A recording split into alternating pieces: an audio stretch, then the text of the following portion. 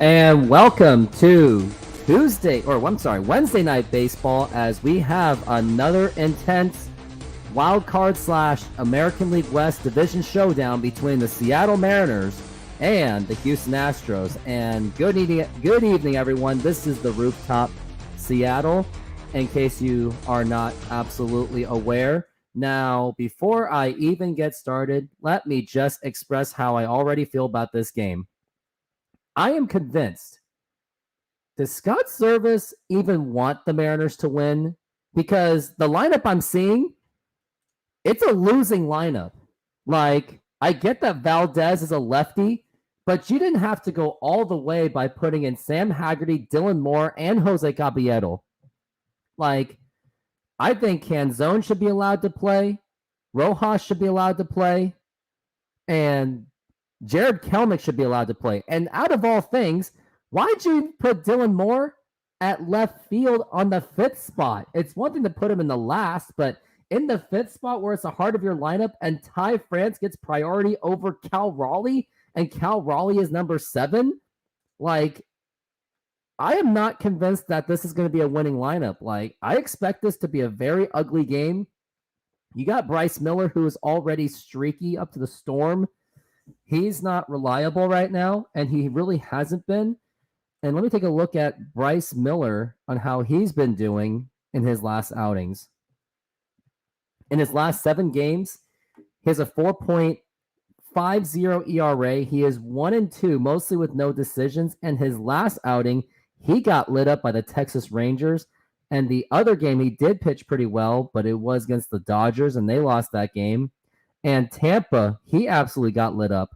And he's not even allowed to even go into inning number 6 because not only how he's been playing, but Scott Service is obsessed with lowering that pitch count, which these analytic approaches is just not working.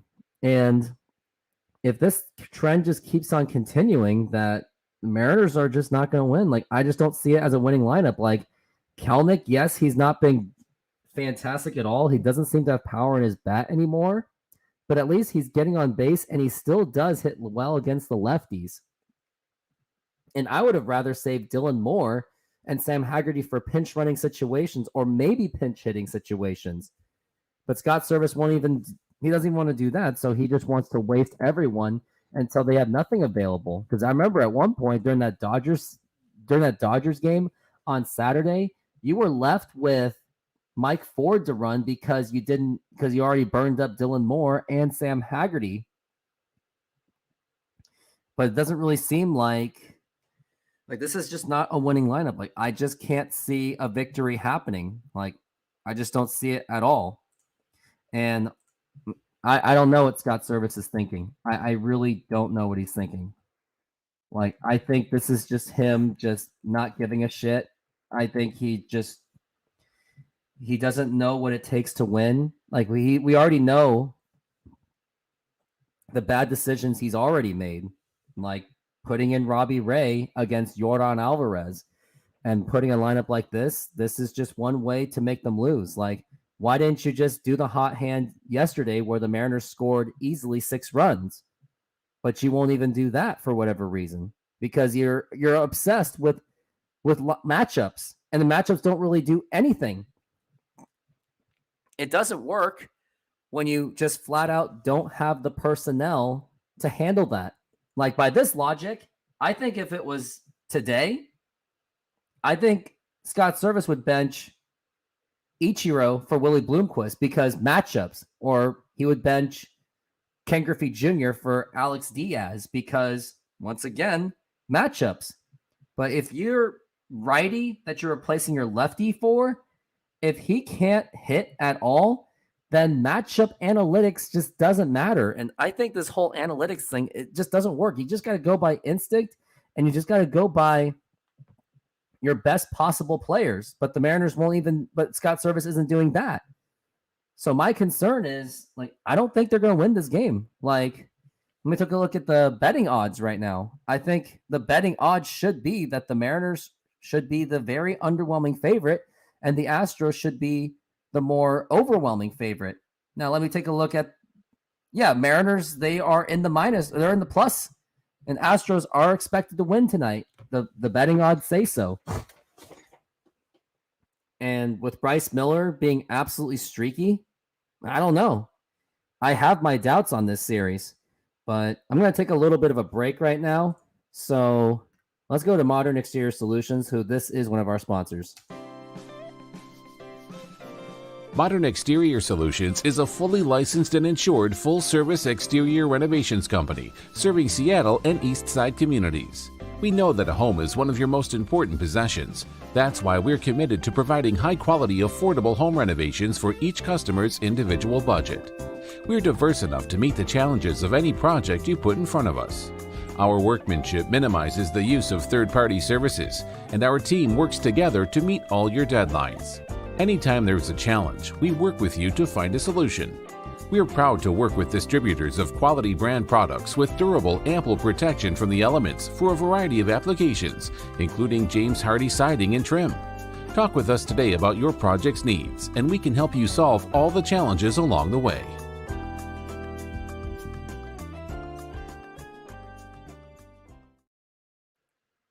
And if you would like that, call 206-992-4465 and use the promo code Modern Rooftop. And I got to play some commercials right now, as looks like I gotta eat some food because I'm hungry as it gets. So let's do that.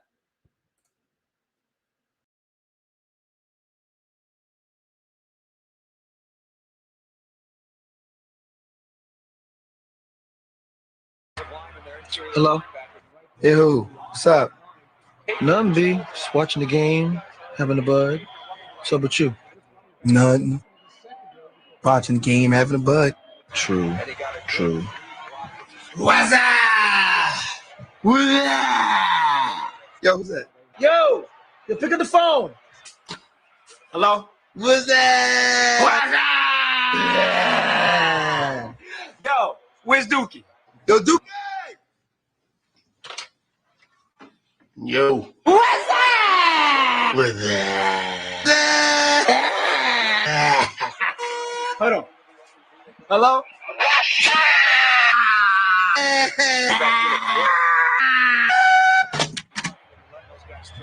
So what's up, B?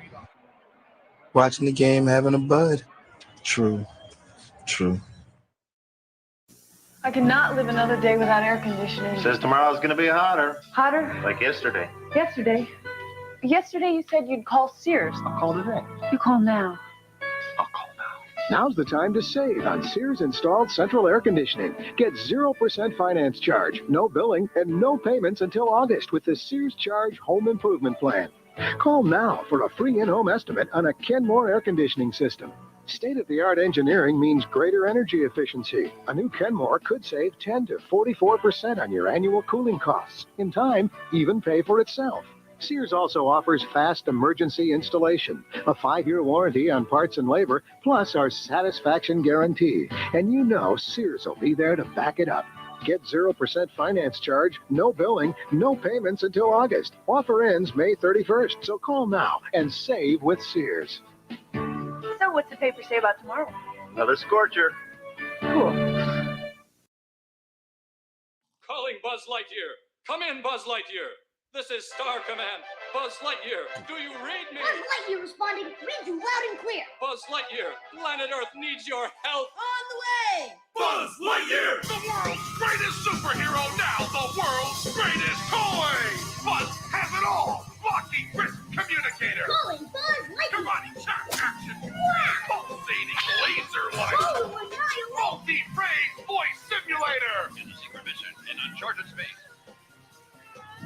And best of all, high-pressure space wings. To infinity and beyond. Not a flying toy. Get your Buzz Lightyear action figure and save a galaxy near you. Buzz Lightyear. Available at all Al's Toy Bound outlets in the Tri-County area.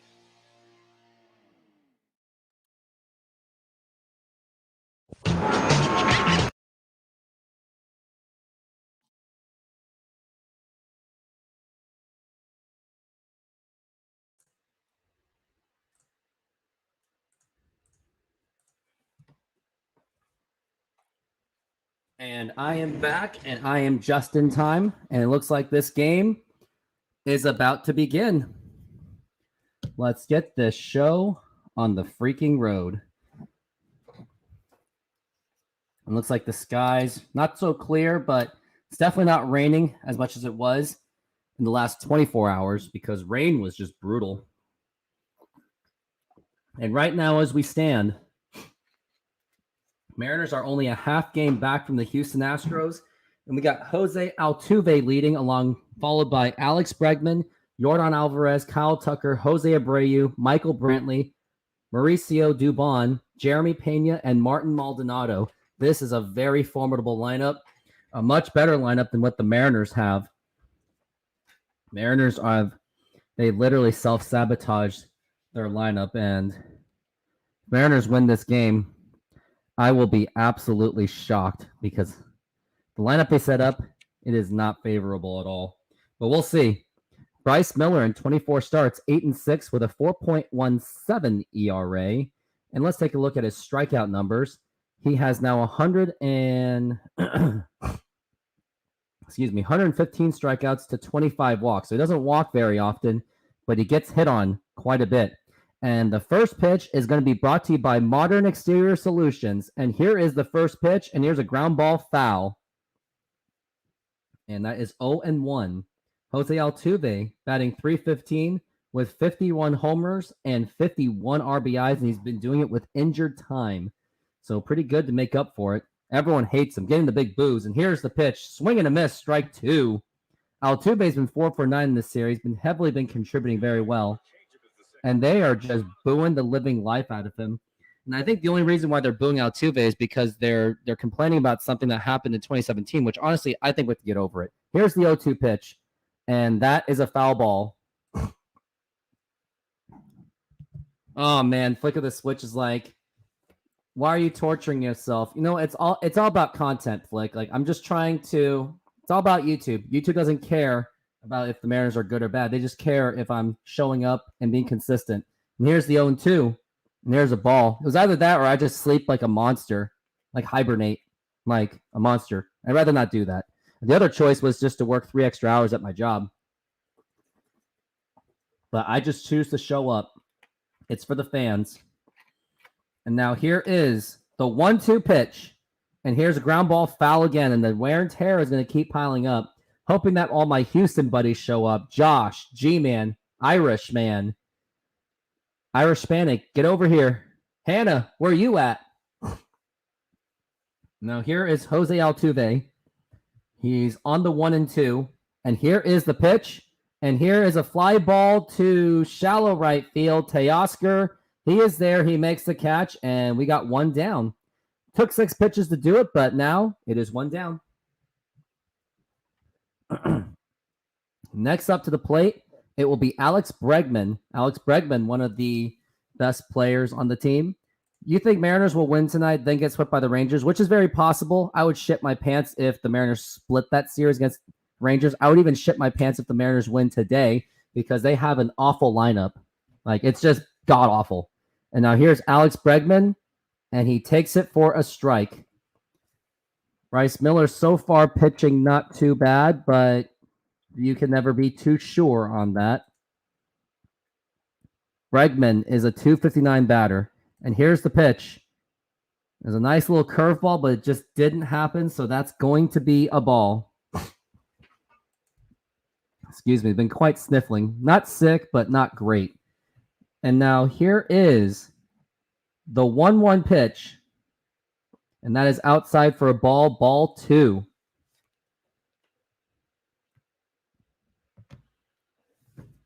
It looks like Alex Bregman, is Bryce Miller having a little blister problem? If he's having a blister problem, then we're really in trouble. I know, Mariners are 1-8. And here's the 2-1. It is low for a ball. That's going to be a 3-1. Bryce Miller is already struggling, but Bregman, good news is he is 0 for 6 in his career against Bryce Miller. So please do not walk the man because you're just giving free passes. And now here is the 3-1 pitch, and that is upside for ball 4. And now You got a man on first base with Yordan Alvarez up to bat, who the Mariners also ferociously hate. And also for a commercial break, I'm going to show and prove to you guys that it was the Mariners' own damn fault that the Mariners got Yordan Alvarez to the Astros. Here is Yordan Alvarez, who the Mariners really hate just because of what happened last year. But it wasn't Yordan's fault. It was Scott Service's dumbass fault for putting Robbie Ray over, against him. So you can't really blame Yordan for that. He took advantage. And that is a strike for Yordan, batting .293 with 30 home runs and 96 RBIs. He's been having another fantastic year. Flick of the switch, too bad for you. 2 for 9 in this series, and one of them was a home run, and the other one was a double, and that was against the La Piedra. But since then, he's been 0 for 7, so tough game that Yordan's been having, but Yordan has a chance against Bryce Miller. He is 1 for 4 against him, however. Bryce Miller the set. And then we got a stolen base job, and the throw to second, and it is out! Alex Bregman tried to steal second, and wow, just like that. I wonder what was that all about. I think Miller did that on purpose. I think Miller tricked the guy. That was really smart. Bryce Miller psyched the guy.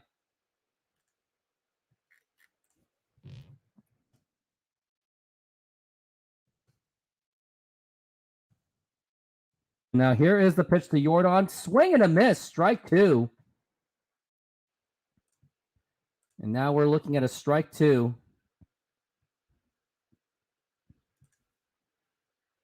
You show highlights of us losing companies that are out of business. How about a positive message? Oh, man. And we got a strike 3 called on Yordan Alvarez, and that will retire the side. And that is 3 up, almost 3 down. And now, Mariners coming up. And now here is Yordan Alvarez video. Yordan Alvarez is the star left fielder for the Houston Astros. You may remember him as the man who hit the game-winning home run in Game 1 of the American League Division Series, which helped the Astros end the Mariners' first playoff run since 2001. But how did we get here? Well, you're not going to believe this. What if I were to tell you the Mariners were the ones that actually got Alvarez on the team? I know it sounds crazy, right? Well, here it is.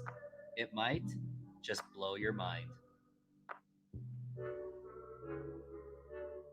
It was 2007 when the Mariners finished the season 88-74 when Felix Hernandez was in his second full season, Richie Sexson and Adrian Beltre were the main offensive power hitters, and Ichiro was the main star of the team. Unfortunately, the Mariners missed the playoffs by 6 games to the New York Yankees for the wildcard spot, and also 6 games to the Los Angeles Angels for the AL West division. The season they had was actually considered a success compared to the last few seasons under their general manager at the time, Bill Bavasi. That guy who was notorious for signing players that were either past their primes or were just not good to begin with, and traded away much of the farm system, such as giving up Asdrubal Cabrera and Shin-Soo Choo. Expectations for the 2008 Mariners were high because of the 2007 season.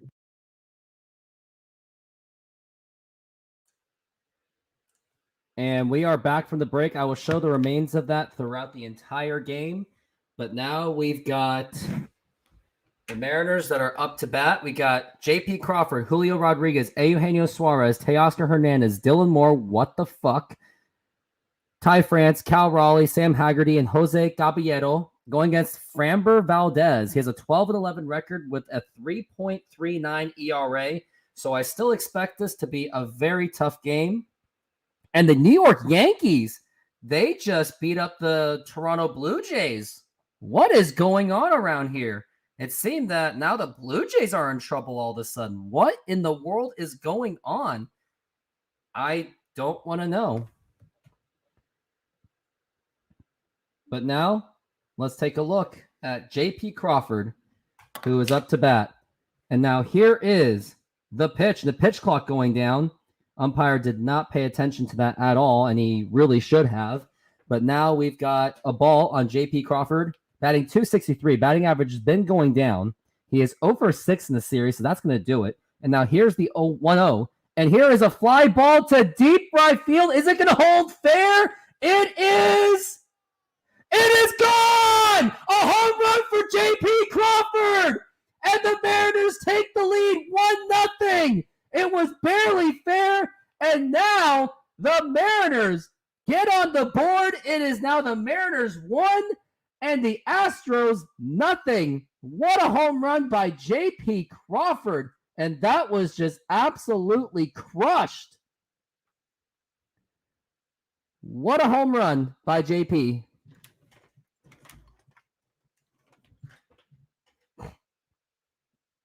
And now they're showing off the trident. And now we're going into Julio Rodriguez. He's having a little bunt attempt. Oh, what was that all about? I don't want to know what it was. Don't even tell me. Am I blowing my mic up? So I better put it like this. All right, how's this? Okay, maybe the gain's a little bit too high, probably. That's probably what it was. Okay, how is this when I scream? Okay, there you go. I had to turn the gain down. And now here's Julio. He's 0 for 5 in the series, by the way. Here's the 2-0. And that's going to be a 3-0 count. Looks like this umpire seems to be on the Mariners side. I'll take it. And by the way, that was J.P. Crawford's 18th home run. Here's the 3-0. Of course, that's a strike. How about Sports Illustrated?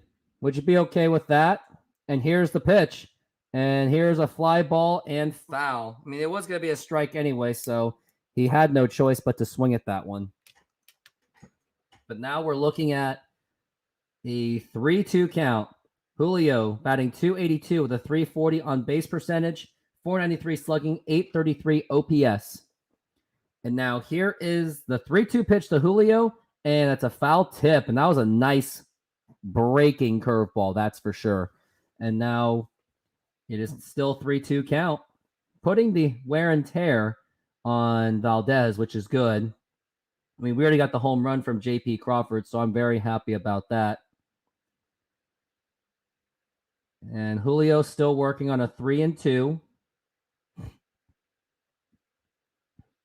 And now here is the 3-2 pitch. And that is low for ball 4. And Julio Rodriguez will get on base with a walk. Why do you like him?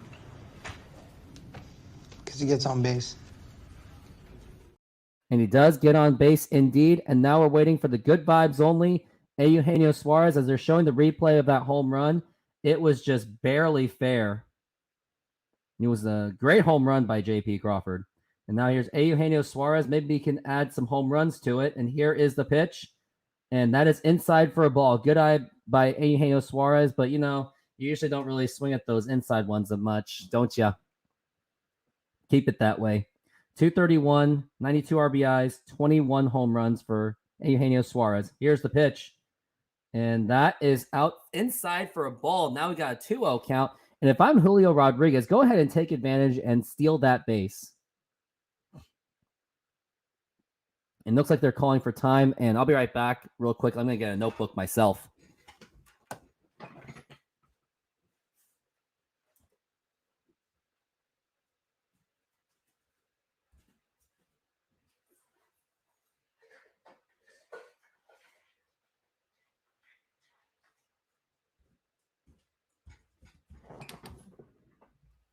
It looks like there is quite a bit of noise going on right now.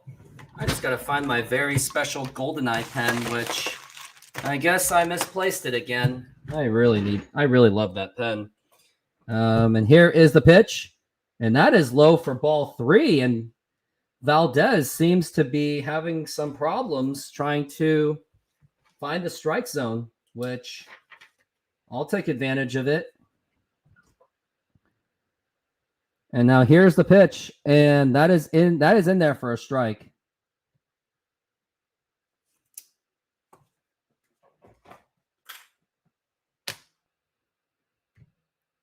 I mean, Eugenio Suarez just randomly stepped back for some reason. I don't even understand what that was. Here's the pitch. And that is ball 4. Take your base as Eugenio Suarez gets on base with a walk. All right, guys. Goodbyes only. Don't forget it. Stop it. Thank you. Why do you like him? Because he gets on base. And now we've got 2 men on with no outs. Also, the Blue Jays lost, so the Mariners could be inching much closer. And here's the pitch to Teoscar, and that is hitting the dirt for ball 1. And Valdez seems to having some control problems. What is going on? Flick of the switch. Get a hit now because bases are... Yep. Let's not load the bases, please. Let's not take a walk, please. Otherwise, we're fucked. And now here is the 1-0 pitch to Teoscar Hernandez. And that is outside for a ball. And Valdez is really having problems. Mariners have got to take advantage. They've got to score 3 runs. More than that, actually, just to be on the safe side. Just to make sure. Score 10-plus runs. And that is in there for a strike. Teoscar does pretty well against him, batting .300 with a home run against Valdez. He has hit 6 safely in 6 of his last 8 games. We got to get a hit. No question about it. Get a hit. And now here's the 2-1. And that is a foul ball. Now you're down to strike 2 already. Would have been useful if Cal Raleigh was on deck, because after this, you got Dylan Moore with... Yeah, imagine the bases loaded with Dylan Moore. Then we're screwed. Like, what's this lineup all about? And now here is, and it looks like we have a stolen base effort happening. It's swing and a miss, strike 3, but Julio Rodriguez gets the third base. And now we've got 1 out. Just don't hit into a double play. Oh, wait. But we got Dylan Moore up there. It really should be Jared Kelnick, shouldn't it? Yep, Julio Rodriguez. Like, he had a really great jump on that one. And it seems that, man, we have some struggles going on with Valdez.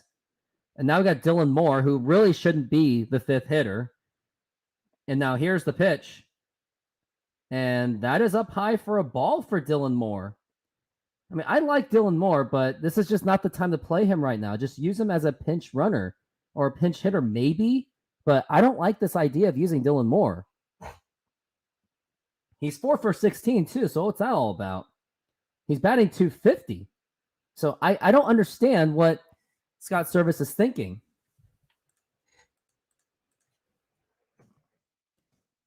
I just don't get it. I really don't. And now here is the 2-0 pitch. And that is a strike. I guess the umpire really feels bad for Valdez, so he just gave it to him for a strike. It was way inside, but they called it a strike anyway. But either way, this is karma for Scott Service putting in Dylan Moore for no reason. And now here's the 2-1. And foul ball. Now you're down to strike 2. You can pretty much guarantee a strikeout from Dylan Moore on this one. Last game, they defeated the Astros 6-2. Ty France with that home run. Cal Raleigh went 2 for 3. But the game was most remembered for a fan throwing the ball at George Kirby. Luckily, George Kirby is okay. And now here is the 2-2 pitch. And that is ball 3. It really should be ball 4 by now. But now we've got a 3-2, and we got Ty France up to bat. Isn't that fantastic? Like this is a poorly constructed lineup. I don't like this lineup.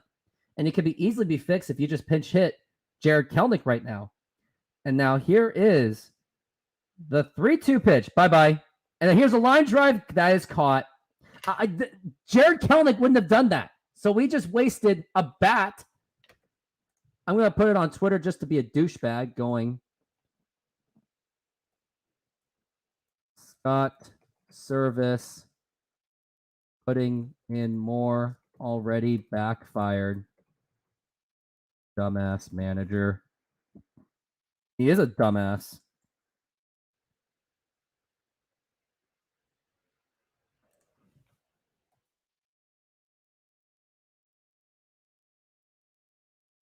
And now here's Ty France up to bat, and you can guarantee he won't do shit. And now it looks like Valdez really is calmed down. I mean, it's kind of easy when you have Teo who strikes out a lot, and you got Dylan Moore, who you put him in the 5th spot, which made absolutely no sense. And now here's the 0-1 pitch, and that's a foul ball, and you're already down to strike 2. You already have 2 men on base, and you're already screwing it up just because of your lineup construction. And we at least putting in.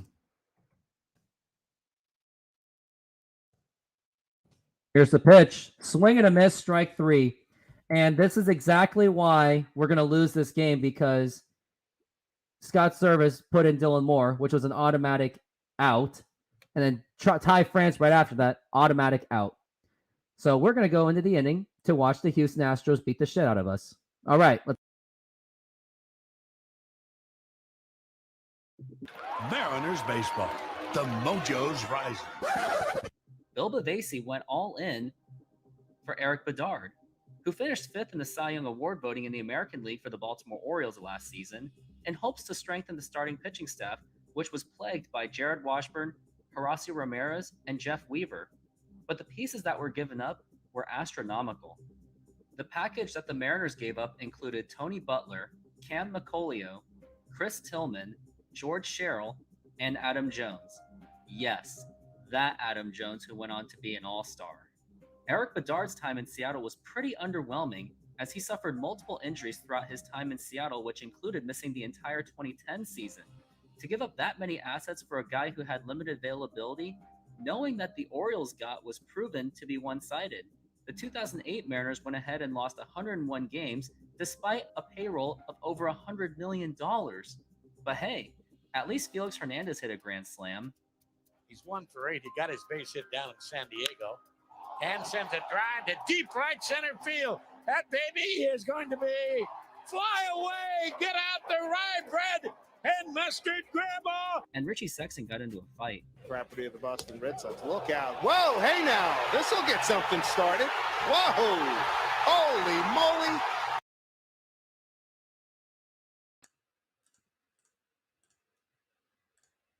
And we are back from the break, and what a wasted opportunity it was for the Mariners, where you had 2 men on, no outs, and you still couldn't score just simply because the lineup was just poorly constructed. Had you had the lineup from yesterday, it'd probably be 4-0 by now.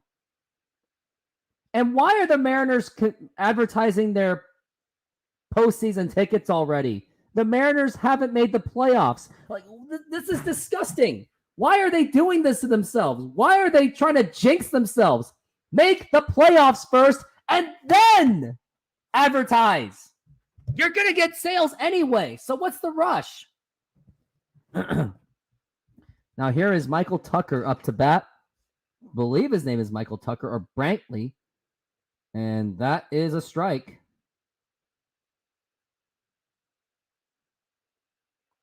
$16 pitches in for Miller already. Kyle Tucker, that is. 283, 29 homers, and 110 RBIs. And here is the pitch. And here's a ground ball right to Caballero. It's going to be a tough one to throw to first, and it's in time to get him out. And now we've got one down so far. Bryce Miller with 17 pitches so far. And all it took was 1 pitch to get him out. Or maybe 2 pitches it was.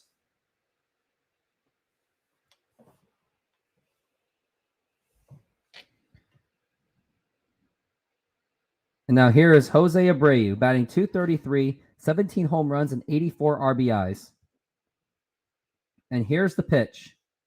And that is a swing and a miss, strike 1. Jose Abreu batting .233, 17 home runs.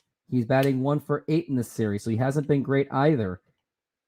The offense for the Astros haven't been great other than ever since the first couple innings of the Astros in Game 1. And here's the pitch. And that is popped up and fouled. And my video still has like 4 minutes left.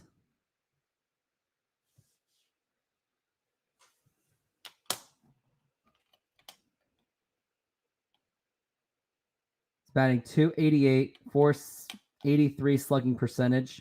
That's for the Astros overall. They're the best average team in the league. And now here is the pitch. And that is fouled again. That wear and tear will just continue to add up.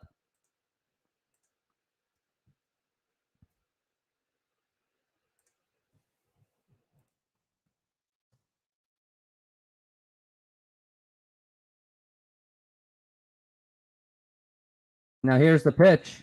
And that is low for a ball.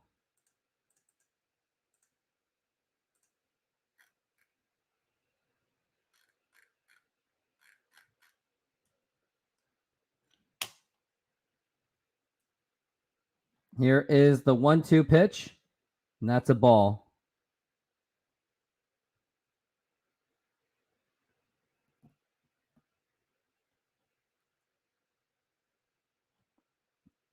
And now here is the 2-2 pitch to Jose Abreu. Swing and a miss, strike 3.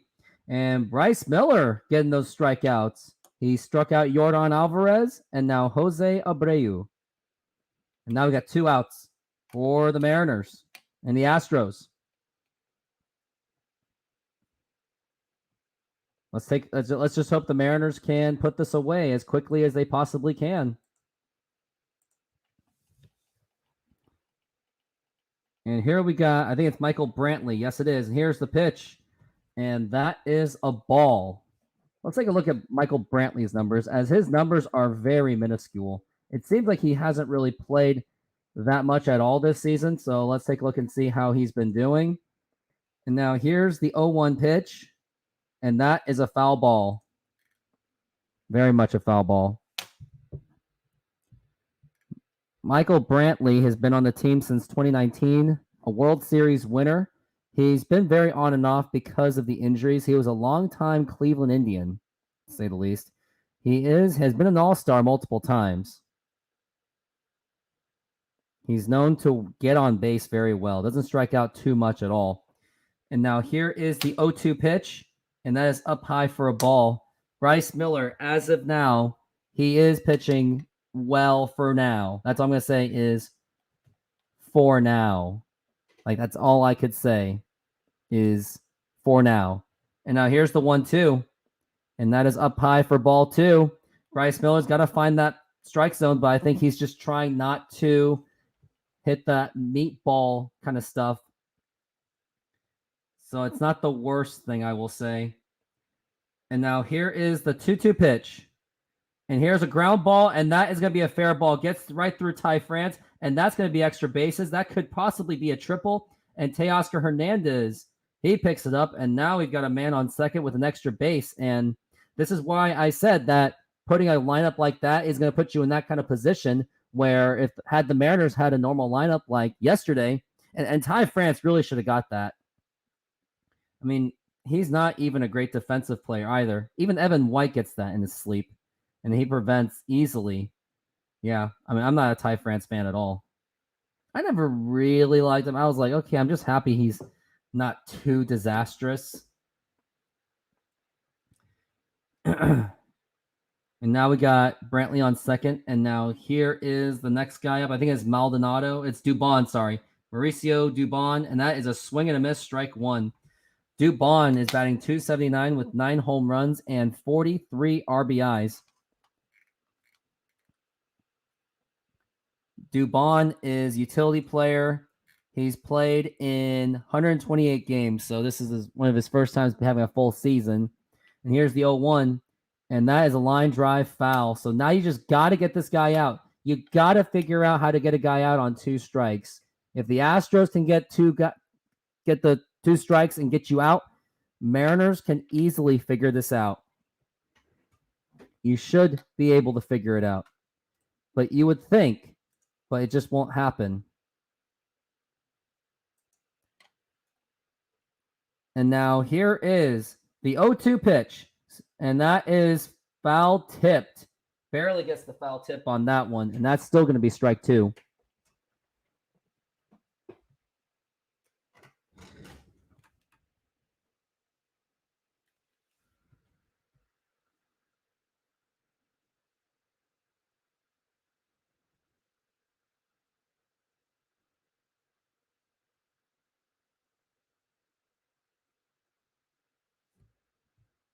And now here is Dubon.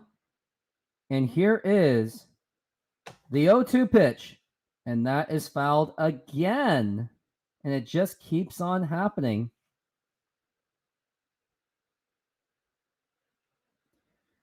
You just got to get him out because it's only a matter of time. If the Mariners if they don't hold Houston, it's only a matter of time they score, and they could easily tie this game. Houston is more than capable of doing so.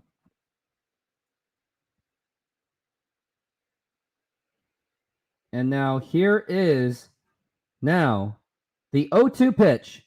Swing and a miss, strike 3, and that will retire the side as the Mariners barely escape from that inning. Not a man left on, and the Mariners still lead it 1-0.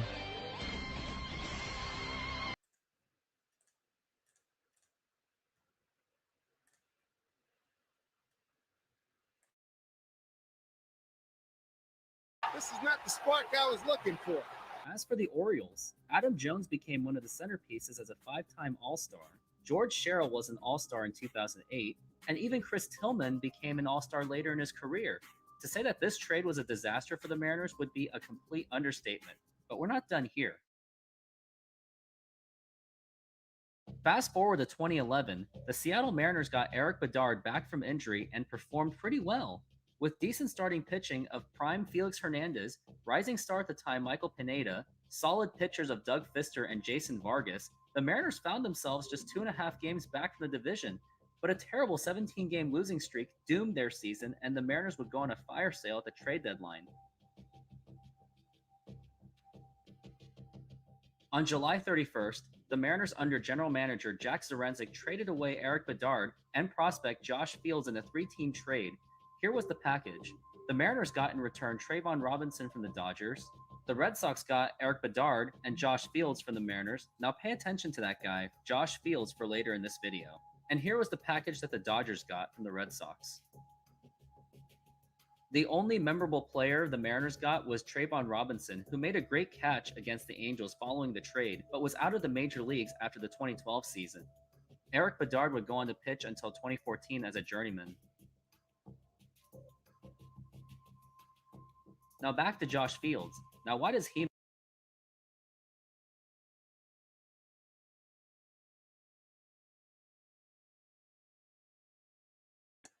And we are back from the break, and they're showing that Aaron Judge contributed to the Yankees destroying the Blue Jays 6-0. So this race is still very much close.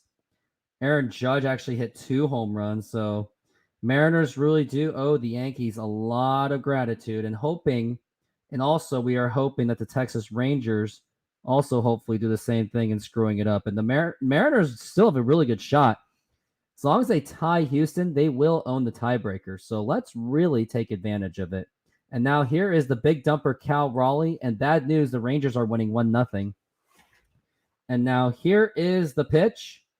And there is a line drive right by Jeremy Pena. And throw the first, and it's in time. It was a nice play by Jeremy Pena. I mean, you just can't take that away from him. I mean, like I said, you should have put Cal Raleigh at like number 3 or 4 or 5. You shouldn't have put him in the 7th spot. And now I believe it's going to be Sam Haggerty up to bat, which another guy I heavily disagree with playing today. They should save him as a pinch runner, but of course they won't do that because they just want to waste their players. Now here is the Sam Haggerty, and that is in there for a strike. Haggerty batting .244 with 1 home run and 5 RBIs. And now here is the 0-1, and that is low for a ball.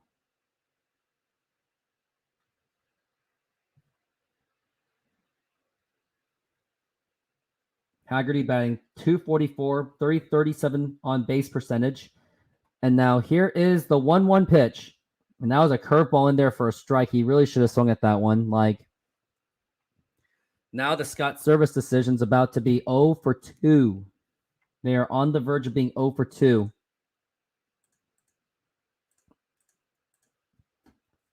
And now here is the 1-2 pitch. And that was a frame job. Wasn't sold enough. So that's going to be a ball.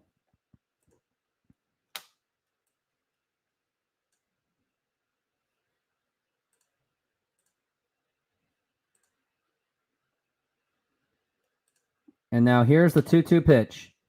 And that is a foul ball once again. Sam Haggerty just cannot hit the curveball. Not so much whatsoever. And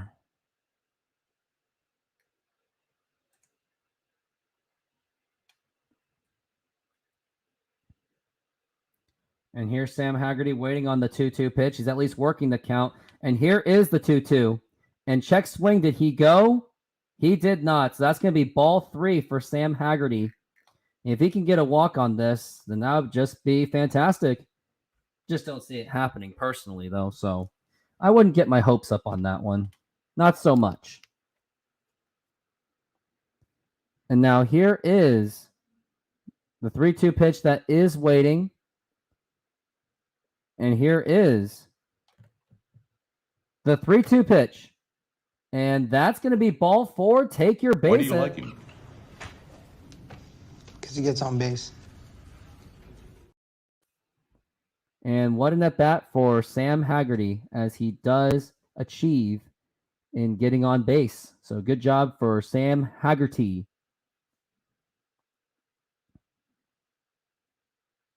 And now we've got Jose Caballero, who's up bat right now. And now here's the pitch to Cabby. And that is in there for a strike.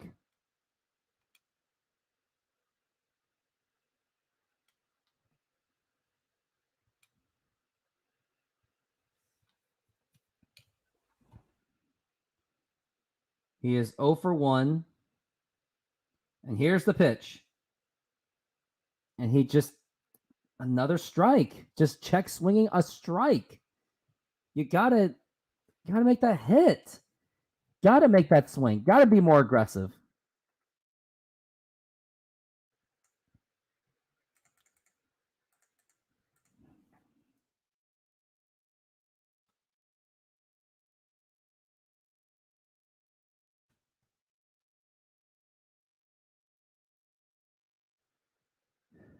Caballero's working on an 0-2 count.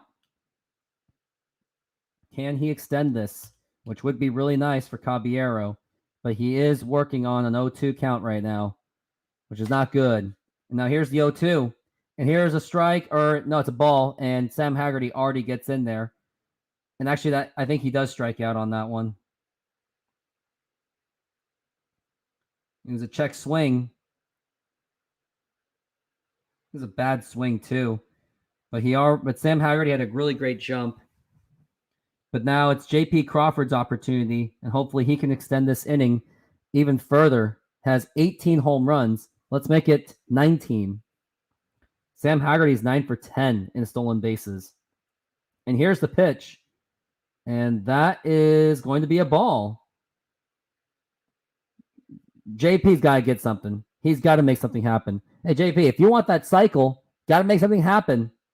We don't need you to hit a home run. Home run would be nice, but at least get something in the gap where if you get something in the gap, you can easily score with Haggerty's feet. Here's the 1-0, and that is outside for a ball, and it looks like Valdez is now struggling to find that strike zone once again. JP is 1 for 1 with that home run to right field, and it was a beautiful shot to right field. Crawford batting .264, 18 home runs and 59 RBIs. Here's the pitch, and that is inside for a ball, ball 3. And Valdez, once again, struggling to find control, which now it makes sense why it was easy for him to strike out Teo, because he swings at basically anything. And now Crawford's waiting. And here is the 3-0 pitch. And that is in there for a strike. It's a 3-1 count, so you still have a very good advantage count. Can JP extend this inning, which would be very nice and ideal? And now here is the 3-1 pitch. And that is ball 4. Take your base. Why do you like him? Because he gets on base. And now we got Julio Rodriguez up to bat, and this is now a grand opportunity for Julio Rodriguez to get something done. And hopefully he will get something done. Come on, Julio. Make something happen.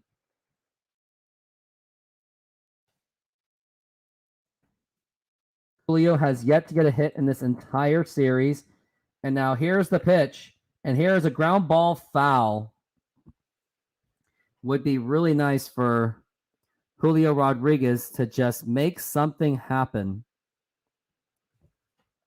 He's batting second in the order. I do like him as a number 2.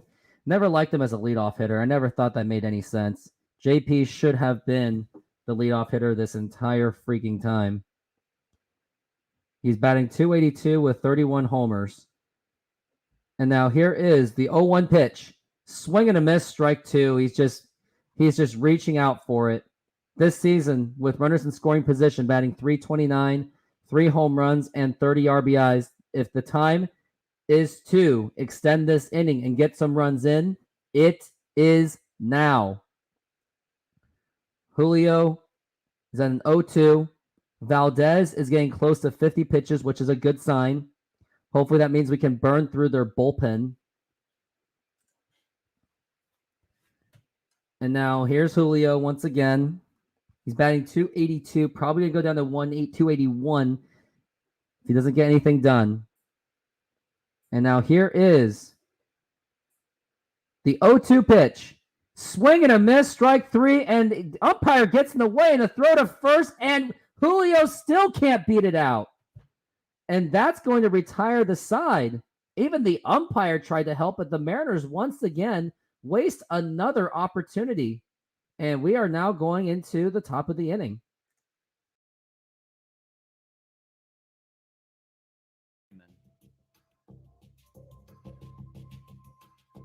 Now back to Josh Fields. Now, why does he matter?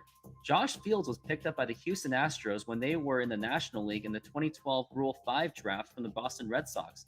Now, if you're wondering what the Rule 5 draft is, check out this video from Out of Here Baseball and the details will be given. Josh Fields would become a regular pitcher in the bullpen during the rebuilding years of the Houston Astros, which did include a 2015 playoff appearance. His time there was up and down, with decent numbers to say the least. In the 2016 trade deadline, the Astros traded Josh Fields to the Dodgers, who were looking to add depth to their bullpen for this prospect. Now, I want you to take a guess. I want you to just take a guess on who this prospect is. Yordan Alvarez. Josh Fields went on to pitch a couple more seasons for the Dodgers. Alvarez blossomed into a star, including his 2019 season, where he hit 27 home runs, 78 RBIs with a .412 on-base percentage in just 87 games. He is now an all-star for the Astros and became the Mariners killer of the 2022 American League Division Series, and that the Mariners have to deal with him in the American League West. And yes, I get it. Mariner fans hate Yordan Alvarez because of his performance against the Mariners, but don't get upset at him for beating the Mariners. And maybe don't even get upset at Scott Service for putting in Robbie Ray against Yordan Alvarez. Maybe you should be upset at the Mariners for their past incompetent general managers for setting up the Mariners for eventual failure in the playoffs because of these awful trades.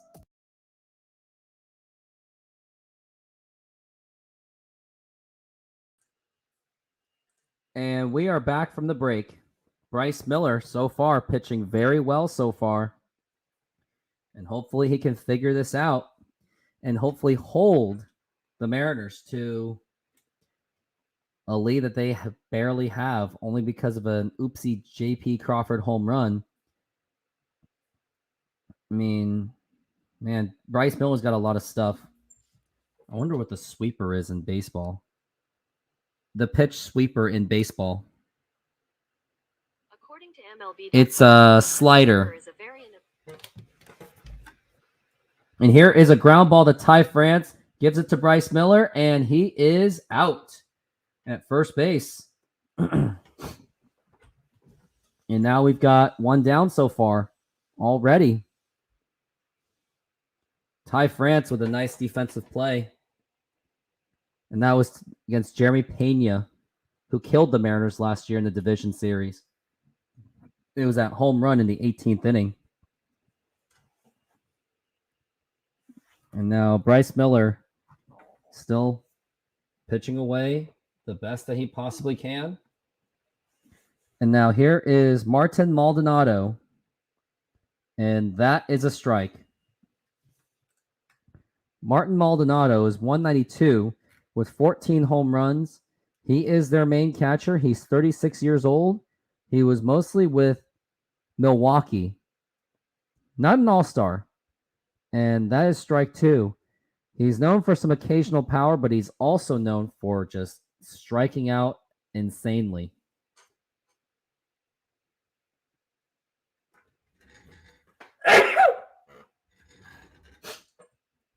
And that was a big sneeze job. I know.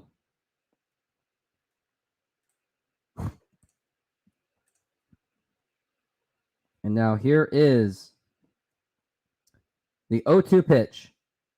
And that was way outside for a ball.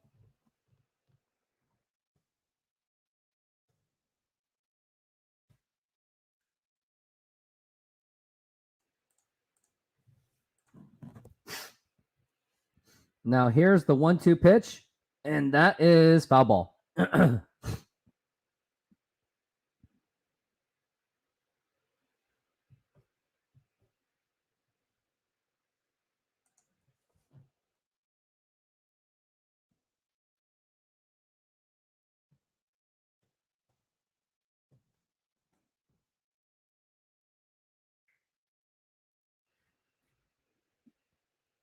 The Rangers are up 2-0, so we can pretty much count on the Rangers winning this game.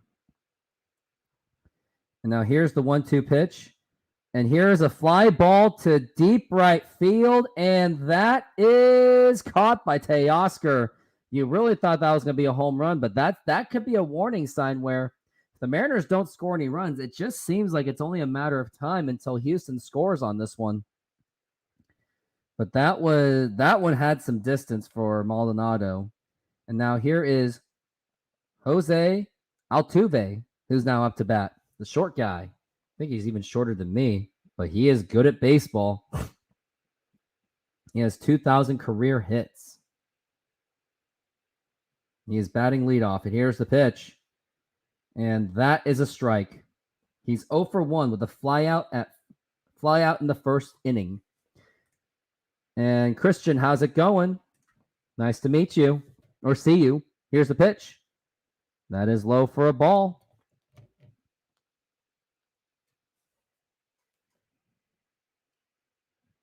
And we are now looking at a 1-1 so far.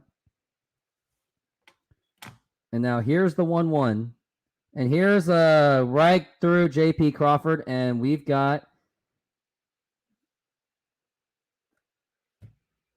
Altuve on base. And looks like J.P. Crawford might be shaken up. And we cannot afford that one bit. That thing was just a laser. And Crawford did not land well on that one.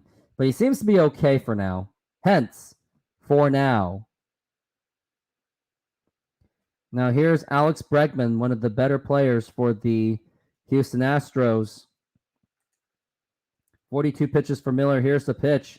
And that is a strike. Bregman, their third baseman. He was an all-star. Hasn't been for a while. But he's been one of the better players. And now here is the 0-1 pitch. And that is a ball. Bregman is a very tough guy to strike out. He has a good on-base percentage, a pretty good strikeout to walk ratio, to say the least. Bregman, part of 2 World Series championships with the Houston Astros. And now here is the 1-1 pitch. And that is in there for a strike. And it's strike 2. And you just absolutely got to get out of this inning fast. Like, no freaking joke about it. Let's see if we can get this guy out. 1-2. Fans should be screaming. And here's the pitch. And here is right to Eugenio Suarez. Throws the second. And it's in time to get him out. All right, guys. Goodbyes only. Don't forget it. Stop it. Thank you. Another kind of easy inning. Now it's time to get to the commercial break.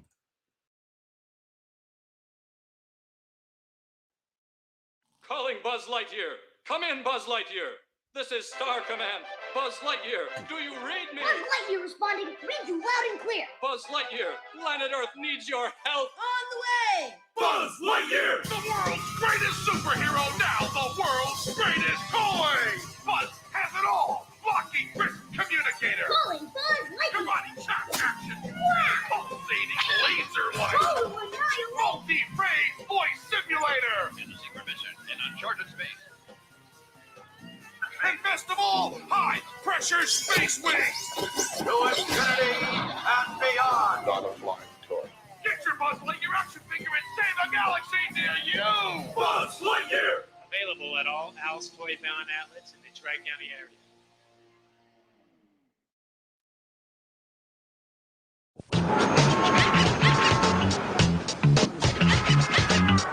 Can I write a check? Yo. Yow. Yo. Yow. Yo. Yo. Can I write a check? Yo. Yow. Yo. Yow. Yow. Yo. Yow. Can I write a check? Yo. Next time, use the Visa check card instead of checks. It'll get you in, out, and on with life. Yo. Gee. Yo, gee. Yo. You ever wonder what's up there? Like what? Maybe someone up there was wondering what it's like here. I guess. Do you think we'll ever meet them? I hope so. Don't you?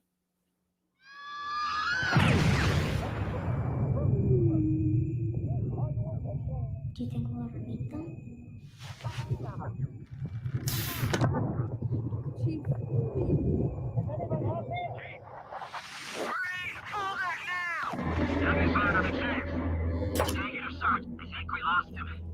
Not yet.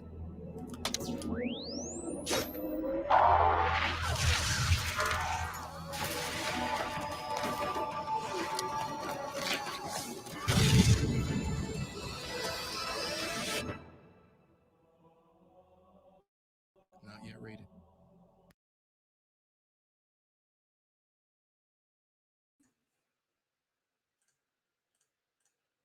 And we are back from the break, and here is Eugenio Suarez up to bat. Here's the 0-1, swing and a miss, and he just takes it. Now he swung at it terribly. It is now 0-2. Last at bat, he did walk, however, so at least he did get on base, but he's got to do something more than that. Here's the 0-2, and that's now going to be a 1-2 as he watches it for a ball.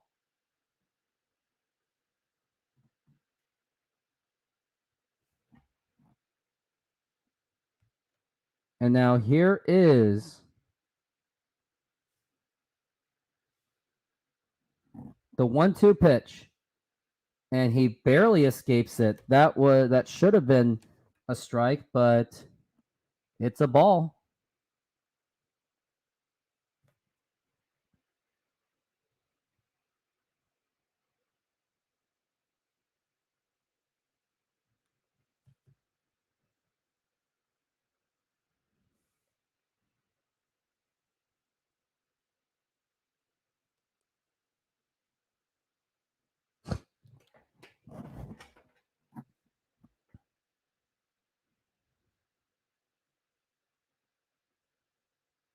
And here it is. Swing and a miss, strike 3.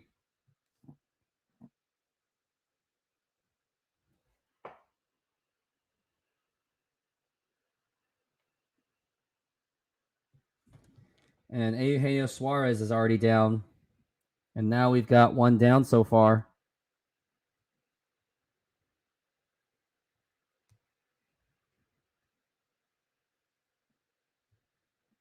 And now here's Teoscar Hernandez up to bat, and here's the pitch. Swing and a miss, strike 1.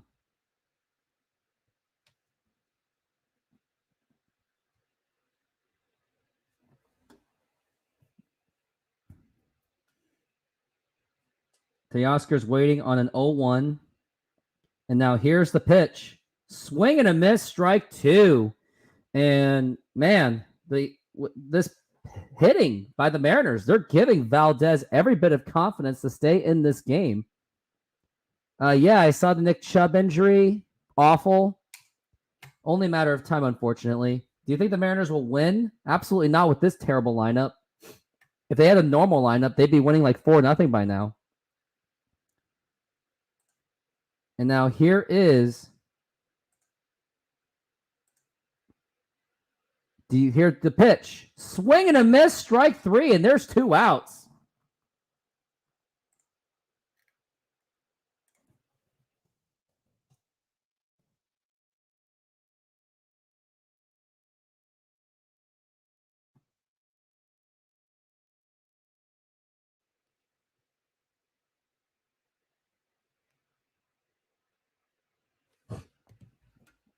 And now here is Dylan Moore.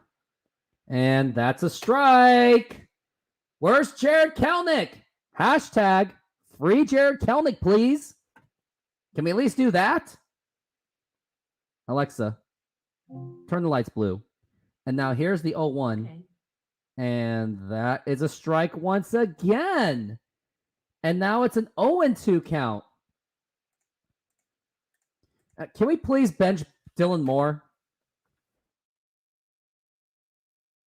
I'm putting it free Kelnick. Here's the 0-2. And here's a line drive. And that's going to be a base hit. And Dylan Moore is going into second base. He is going to get a stand-up double. And I am so excited that I'm going to play a freaking song.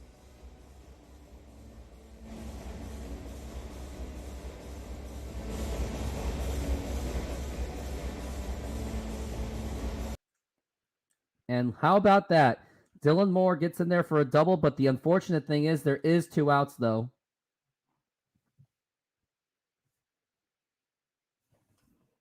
And now here is Ty France up to bat, and that is a foul ball.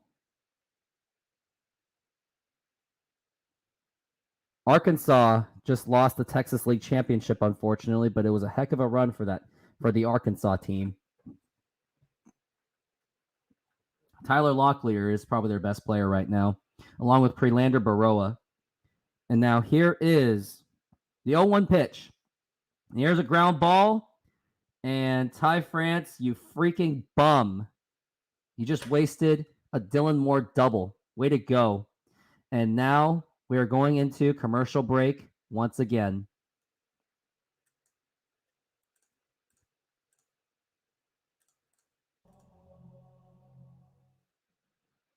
Is it me? Is it you? Who knows? It's you! Can you guess who is a mystery? Does your person wear a hat? No. You're history. But I'm still here. Can you guess who? Does your person have a beard? Uh-huh. You're out of here. Can you guess who? Do you have a clue? Does your person wear glasses? Yes. I'm gone. Me too. Can you guess who? Not you or you. You're Sam. You win. Let's play again. Can you guess who? Guess who? Game cards do not actually talk. Mr. Turtle, how many licks does it take to get to the Tootsie Roll center of a Tootsie Pop? I never made it without biting. Ask Mr. Owl. Mr. Owl, how many licks does it take to get to the Tootsie Roll center of a Tootsie Pop? Let's find out. 1, 2, 3. How many licks does it take to get to the Tootsie Roll center of a Tootsie Pop? The world may never know. The power of the Hulk can be yours when you need it with Hulk Hands. Hulk Hands, hear them roar. With all the thunderous sounds of the Hulk built in. The power of the Hulk is in your hands. I've got the power of the Hulk in my hands. And I like it. Hulk Hands with real Hulk sounds. Is there a Hulk in you? I'm happy.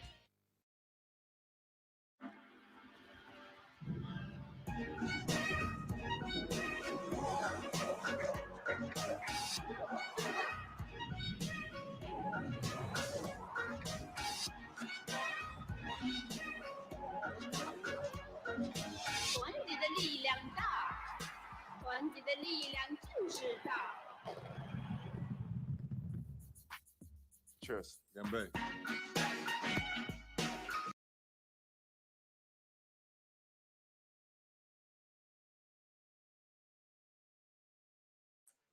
And now we are back from the break. And flick of the switch. Those are better commercials, right? Or are you just going to be critical the entire time? I think that sounds about right. And now here's the pitch. And that is going to be Yordan Alvarez. He takes it for a ball. He's batting third in the order. He is, I would say, their best player on this team. Luckily, we have, and here's the pitch. And that's going to be a strike this time. And Yordan Alvarez, he is actually... Oops, I just lost my scoreboard, so I need that back. And now here is the pitch to Yordan, 1-1. And here is a fly ball drilled to right center field. Forget about that one. Yordan Alvarez just continues to be the absolute Mariner killer. And we all knew that was gone. I mean, here's the thing. What's really killing this team more than Yordan Alvarez is Scott Service himself putting up some dumbass lineups, putting in Dylan Moore over Jared Kelnick and Jose Caballero against over Josh Rojas. You just knew that it was only going to be a matter of time that the Houston Astros score. When you're playing the Houston Astros, your pitching alone is not enough. You have to put up a good offense and a good starting lineup. This is the kind of moves, if Scott Service did this on any other team, he would have been fired the moment he made such a dumbass lineup. And that's why we're handing this game to Houston on a silver platter. If we lose this game, it's going to be because of the lineup. And now here's a fly ball to, I think it's going to be Dylan Moore. He is there. He makes the catch. And now we've got one down so far. Would be 1-0, or it could be 4-0 if Scott Service just put up a better lineup. It was only a matter of time. Yordan smoked that. And Yordan just completely smoked it. And here's the pitch. Would be 4-1 if Scott wasn't obsessed with lefty righty. And here's the pitch. And that's a foul ball for Jose Abreu.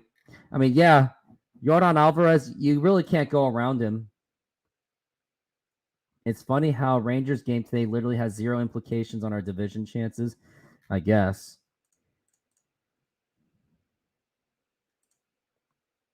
And now here's the pitch.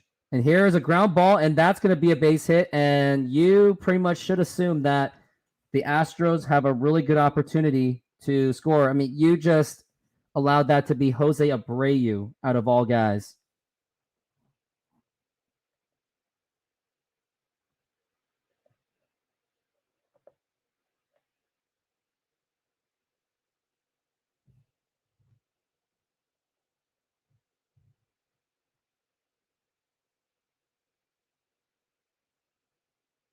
And now here is Woodworth coming out there to have a talk with Bryce Miller. And I'm not, this is not Bryce Miller's fault. This is just absolutely on the offense where lineup was just horribly placed. Like, I'm going to keep saying it until Scott Service puts in Jared Kelnick.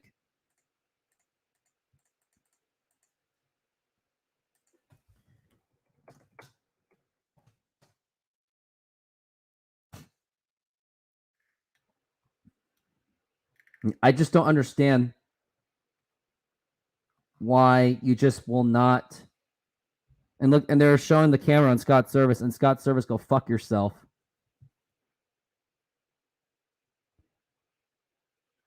Looks like the Trailblazers acquired 3 players and 2029 first round pick, huh?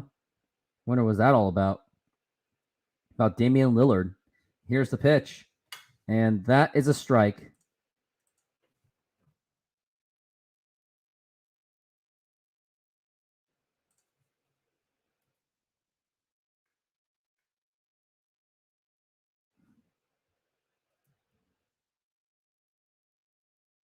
Now here's Brantley waiting on his pitch, and here's the pitch. Low for a ball, and looks like Bryce Miller is struggling. And looks like the Portland Trailblazers, if anyone cares, they just traded Damian Lillard to the Milwaukee Bucks for a 2029 first-round pick and a couple players. Few players, I would say. And now here's the pitch. And here is a ground ball, and that goes right through for a base hit. And because of Julio's lack, Julio, what are you doing? Hustle! Like, why are you just jogging? You know there's a man on first base, and he can run. Julio has absolutely... Yes, it was a 2029 first-round pick.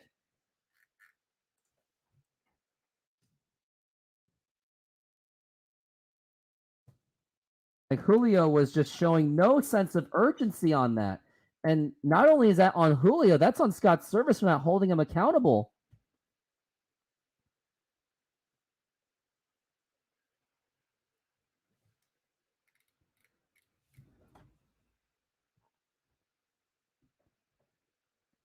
And now here's Dubon. And now here is the pitch. And that is inside for a ball. And looks like Bryce Miller really is losing it right now.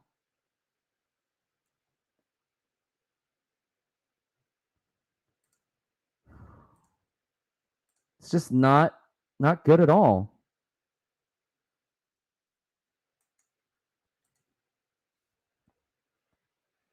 And here is a fly ball to deep left field, and that is gone.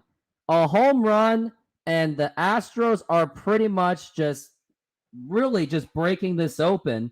And again, this is not on Bryce Miller. This is because of lack of offense. When you put in a really bad lineup where you left two men on base consistently, it's only a matter of time Houston just scores and takes advantage of that. Like, if I was the owner of this team, Scott Service wouldn't even be the manager right now.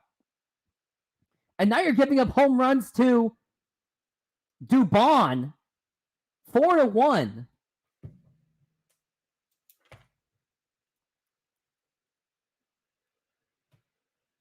And this is the Mariners' last chance to win anything. And if they don't win, they're not going to make the playoffs. You're going to lose all 4 games to the Rangers. So I would just surrender. And now here's Jeremy Pena up to bat. And the frustration just continues. And now here's the pitch. And that's a fly ball, and luckily that's foul.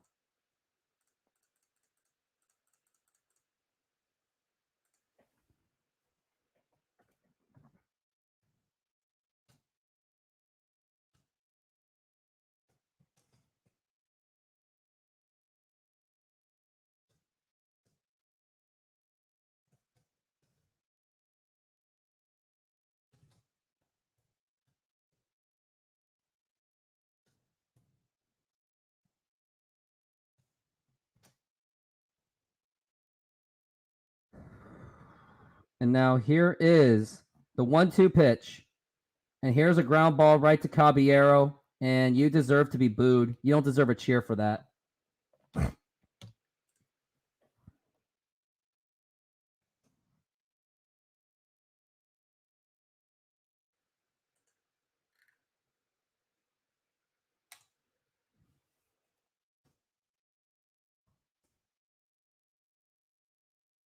And here is Martin Maldonado.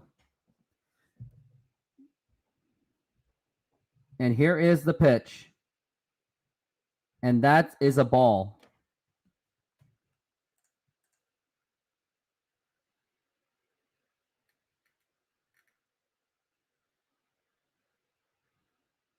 And here's the 1-0. And that is a strike.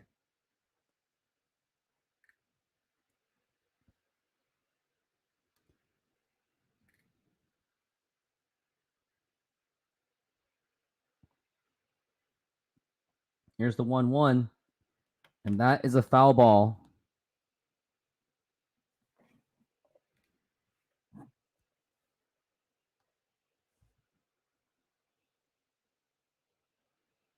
And now the bullpen's already getting busy. Like, the thing is, when Bryce Miller is your pitcher, you have to put up the best possible lineup to offset this offense. Mariners Jay called it. Don't let Bryce Miller go through this lineup. I don't know. Who's Mariner Jay? Mariner Mojo? I don't know.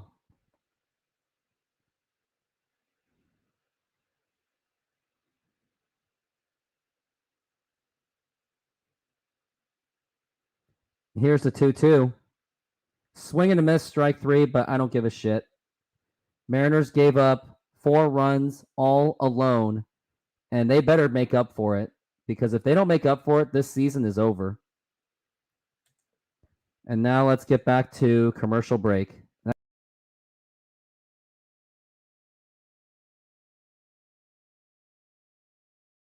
Roll center of a Tootsie Pop? I never made it without biting. Ask Mr. Owl. Mr. Owl, how many licks does it take to get to the Tootsie Roll center of a Tootsie Pop? Let's find out. 1, 2, 3. How many licks does it take to get to the Tootsie Roll center of a Tootsie Pop? The world may never know. The power of the Hulk can be yours when you need it with Hulk Hands. Hulk Hands, hear them roar. With all the thunderous sounds of the Hulk built in. The power of the Hulk is in your hands. I've got the power of the Hulk in my hands, and I like it!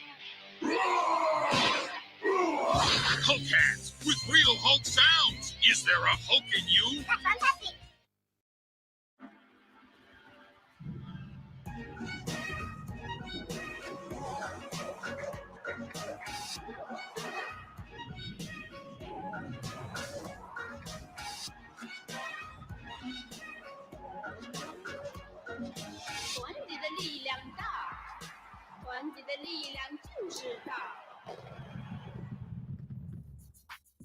Cheers. Gambe.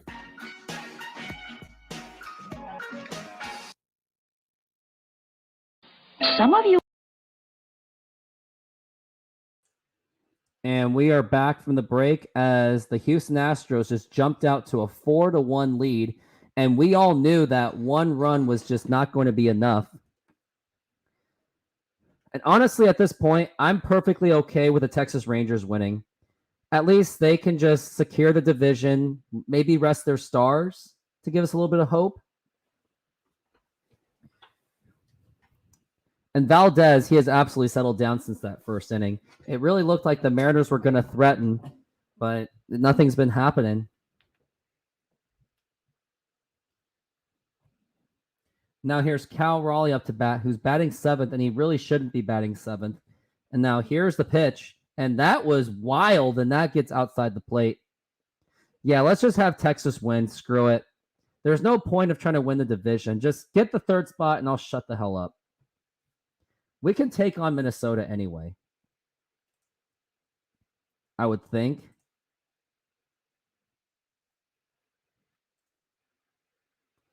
And now here's the pitch to Cal Raleigh, and that's going to be a foul ball. And we're looking at a 1-1 so far. Cal Raleigh batting 7th in the order, which he really shouldn't be doing. And Cal Raleigh swings it, and that's a foul ball.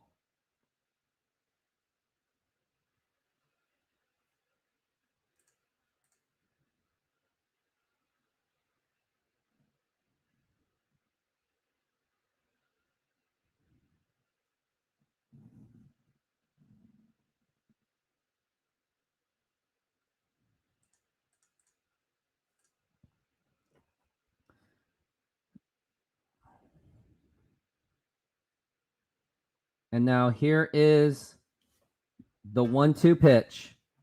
And that's a foul ball. And why is Cal Raleigh even swinging at this? Did this team already just give up already? I think they did, since they gave up those 4 runs. And that was all on Bryce Miller. And that was also on Julio for his lack of hustle.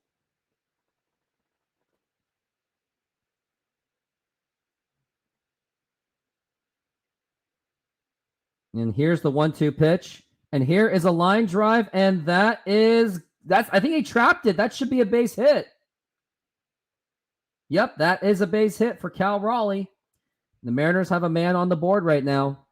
No rallies. Rallies is a jinx. Stop it. Stop. You're done.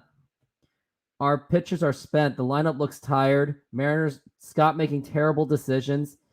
But if you say that you're a bandwagon fan, Mariners Mojo, the way they talk about Scott's service, they talk about him like he's a god. I think they actually believe that he's better than Lou Piniella. And now here's the pitch. And here's a ground ball. And that gets off. And Sam Haggerty's now getting a free base at first base. And now we got runners on first and second with nobody out so far. But does it really matter? Mariners are just going to fuck this up anyway. Oh, it's over, Reflect the Sun. Houston's going to find a way out of it. I mean, it's Houston. They got nothing to worry about. Just like the great Aaron Rodgers once said, relax. You'll be fine. Plus, you got Jose Caballero. It's not like he's going to do anything anyway. And now here's the pitch. See? Swing and a miss. He swings at a ball. And it's a strike one. Batting ninth in the order. It really should be Josh Rojas. Josh Rojas has been hitting a lot better than Caballero at this point, which is a darn fact. And here's the pitch.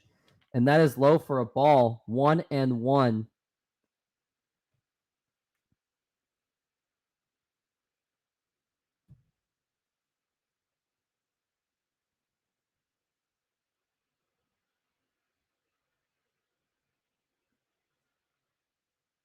And here's Jose Caballero again. And here is the 1-1 pitch. And here's a ground ball broken back. Going to be a double play ball to throw the second, but that is in time. But now we've got Caballero at first base. Again, it's this younger generation that are full of hope. It hasn't beaten them down yet, but it will. 3 to 5 years from now, we will have all the hope. All the hope will move on. Yeah, it will. And here's J.P. Crawford's up to bat. This is a grand opportunity to get this game even. At this point, you just got to blast a home run. You cannot let Julio Rodriguez do anything as he's become really useless. Here's the pitch, and that is a ball. 6 leadoff home runs for J.P. Crawford this season. That's obviously going to be his career high. And now here's J.P. Crawford once again, looking at a 0-1 so far.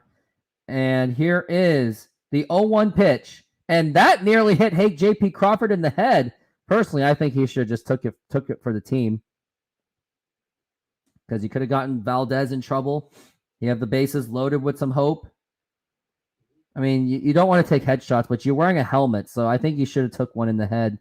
And I think you should have took one for the team. 264, 18 home runs, and 59 RBIs. Here's the pitch. And that is outside for a ball. We're looking at a 2-1 count. No, Framber is doing just fine. He's got his strikeouts. He's going to get out of this jam. I believe in him. J.P. Crawford has 41 RBIs with runners in scoring position. And here, in the throw to first. And is he, I don't know what that was all about. Who knows? And who cares? It's not like Mariners are going to score anyway.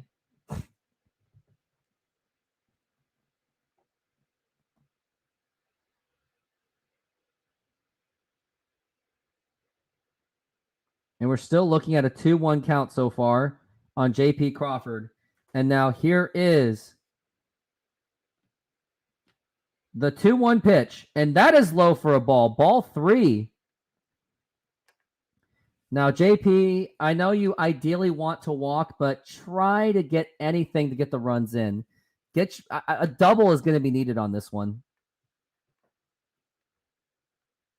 But now we're looking at a 3-1 count.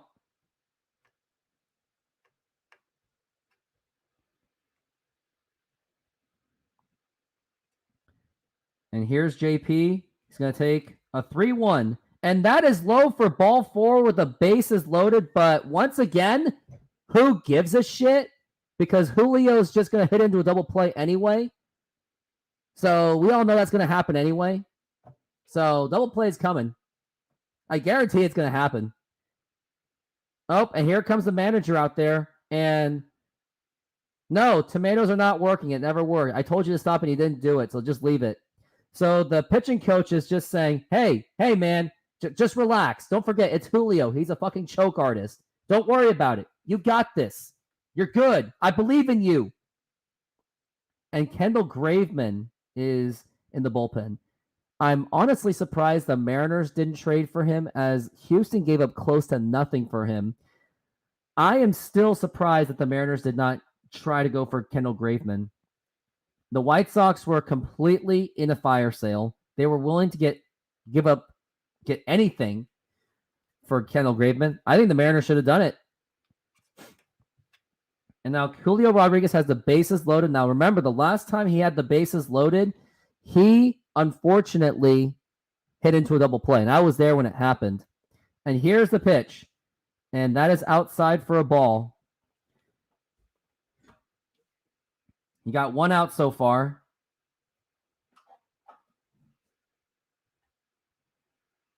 And it looks like we got a time called so far. They called a balk. Did they call a balk? They didn't call a balk. Yeah, but he still has a 13 of 20 chance to get out anyway, so Julio ain't going to do anything. We were hoping for a balk, which we could have used, which would have been useful. And now here's the 1-0, and here's a ground ball foul, and Julio, he's just got nothing. He's an absolute choke artist. I'm going to say it. Julio Rodriguez is slightly overrated. He only gets those hits when it literally does not matter the most. He has one career grand slam. A grand slam right now would be heavily useful. We really need it to happen. Anything less would be disappointment. And now here's the 1-1, and that's foul ball. He just cannot get the barrel on the ball. Now you got a 1-2 count with Eugenio Suarez up to bat, which you're not going to get much out of him either. Like, Valdez doesn't really have to do much. You can just keep pitching meatballs on these guys, and they're not going to do anything. I guarantee it. But now Julio is on a 1-2. He won't get a hit. I will shit my pants if he gets a hit. And now here is the 1-2 pitch, and that is outside for a ball, and that's going to be a 2-2 count. Darth Vader's also watching this game with me, as always.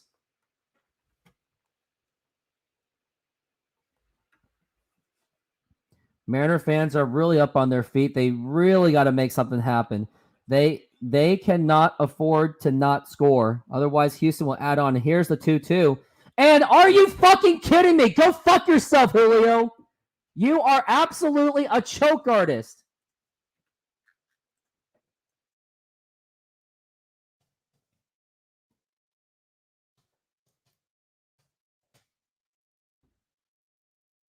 Julio just doesn't have the killer instinct.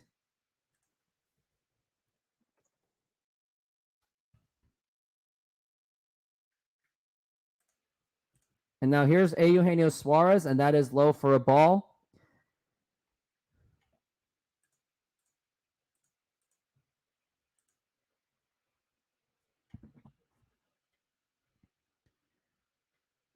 We got 2 outs.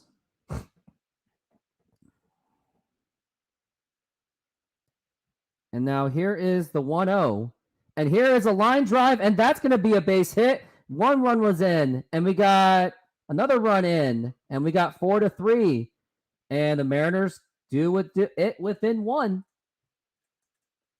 You could tell that I was not excited at all. But here you go. All right, guys. Goodbyes only. Don't forget it. Stop it. Thank you. And now it's a 1-run game. At least it is somewhat close. But I don't know. Who's next up to bat? We've got Teoscar Hernandez, the strikeout king. And good thing we got runners in there.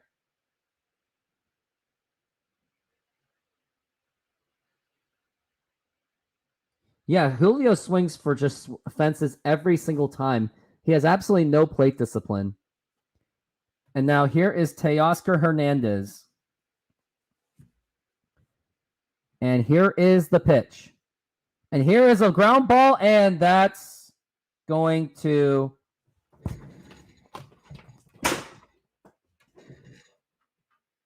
There, I did what I did. And this inning is over. Next one's going to be the Darth Vader helmet.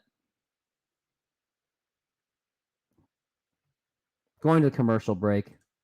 This pisses me off.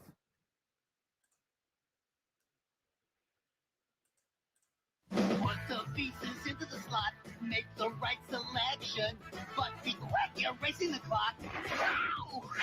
Goes perfection. You race to fit the shapes into the slots, but you better be quick.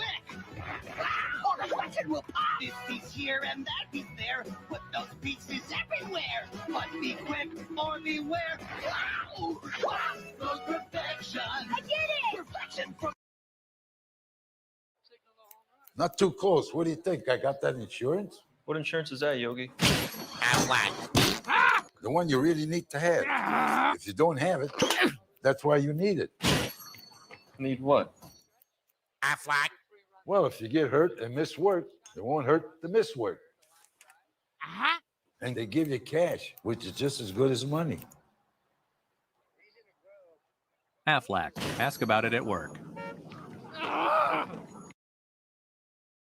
This is Yao's favorite dish. Please enjoy. Hey, Charles, how you like the shrimp? It's moving and it's got eyes on it. That's the best part. It's alive. Don't be like a baby. I told you I don't eat shrimp. Put a waitress on. Hold on. What's the problem? 告诉我们把脑袋吃掉。 No, put them in your pocket. They'll see the napkin. Yao says eat to the head. Eat the head. Eat the head. Who's in your fave buy? My faves. Only from T-Mobile.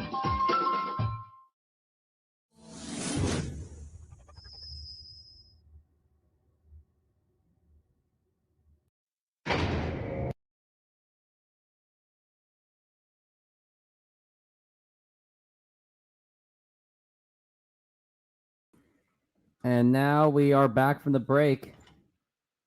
No, it's over. I'm sorry.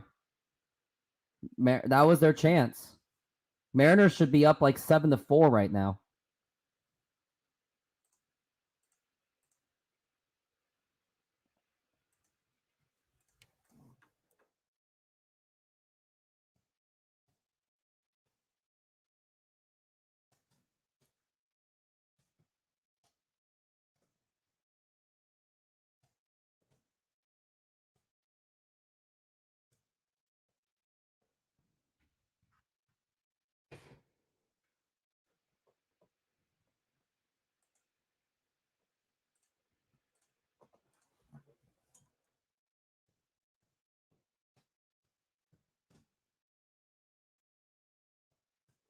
And now we got Gabe Spire. He is...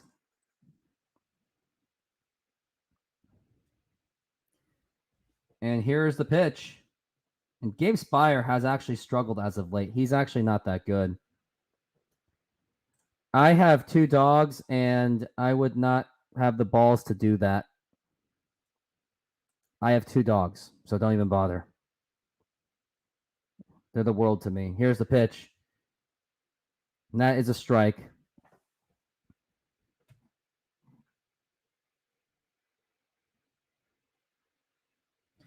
Yeah, you're probably right about this one. And now here's the pitch. That is outside for a ball. 2-1 for Jose Altuve. And at this point, if Yordan Alvarez is up to bat, just intentionally walk him. Or here's 2 options. Either you intentionally walk him or pluck him in the head. I mean, they hit Julio last year, so it's only fair. Equal treatment, equality, right? And now we got strike 2. I mean, with Flick, it was kind of dark humor, and now my camera's kind of shit right now. I've been swearing a lot more. I mean, when you have games like this, of course I'm going to be swearing a lot.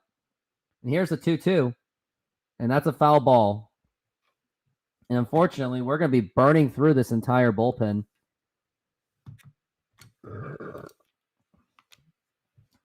Altuve looks like he snorted about 7 ADHD pills before his bat. That's funny.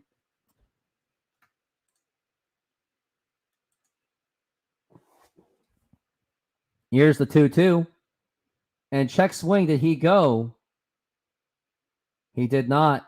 So that's going to be a 3-2. And after that, you got Alex Bregman up to bat. He did not go on that one.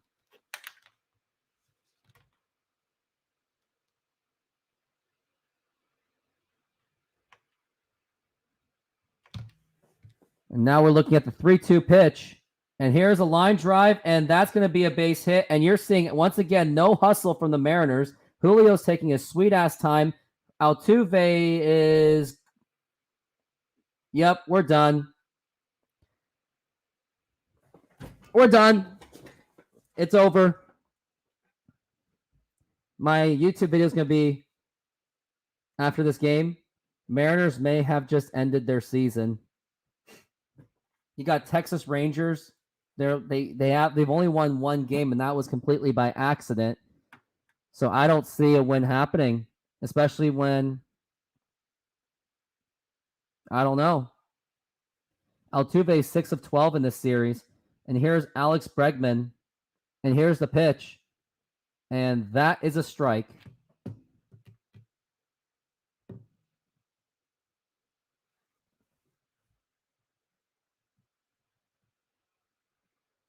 And we're looking at the 0-1 so far.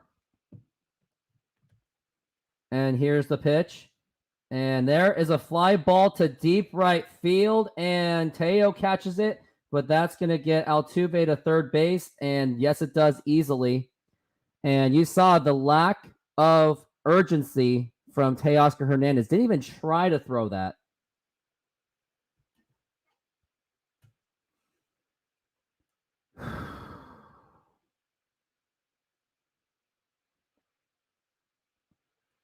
Okay, now Yordan Alvarez is up to bat, and you should just pluck him. Just hit him. Make sure he cannot play for the rest of this season. Hit him right now. What else do you got to lose? You're going to lose this game anyway. And looks like they're intentionally walking him. Well, you should have done that last time, you dumbass.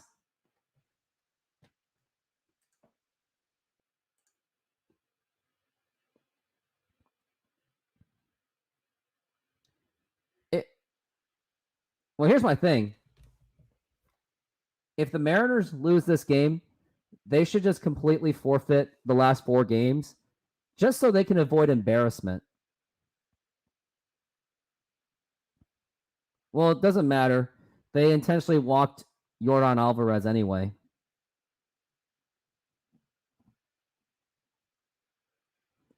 Our bullpen is absolutely awful. Honestly, I think Bryce Miller, after this season, I think he should be demoted down to the bullpen.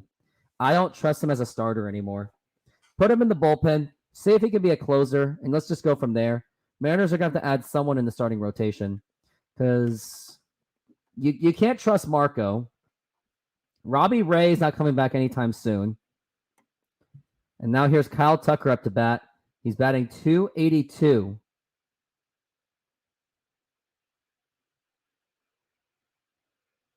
Yeah, Bryce Miller's tired, but even then, I don't know. And here is a pop-up, and looks like there's going to be some communication problems. Here's Dylan Moore makes the catch, and the throw home, and the Suarez, what are you doing? You should be staying at third. Just double, just stupid. No, we don't have a chance at all.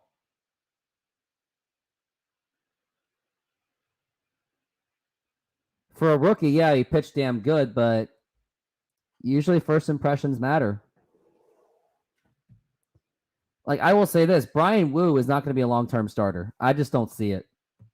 And Scott Service is yanking his bullpen again for Justin Topa because matchups. Yep, this is going to end badly.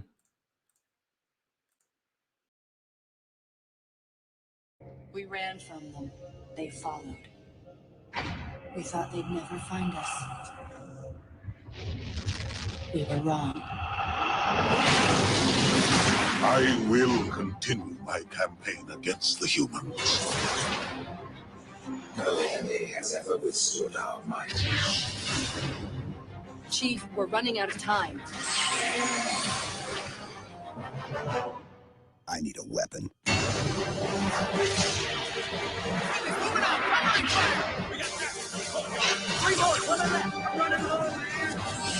are things about Halo even the hierarchs do not understand.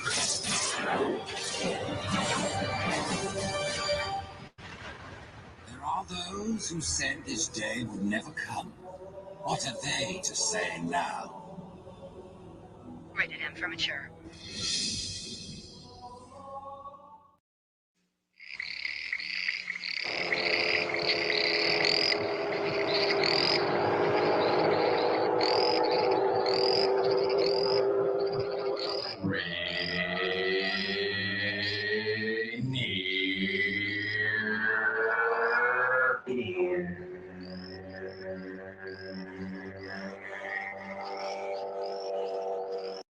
I love the way you've decorated in here.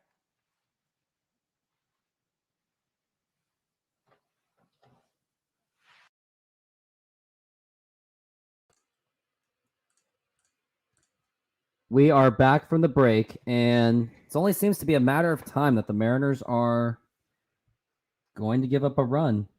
It's going to happen. Just watch. It'll be hilarious.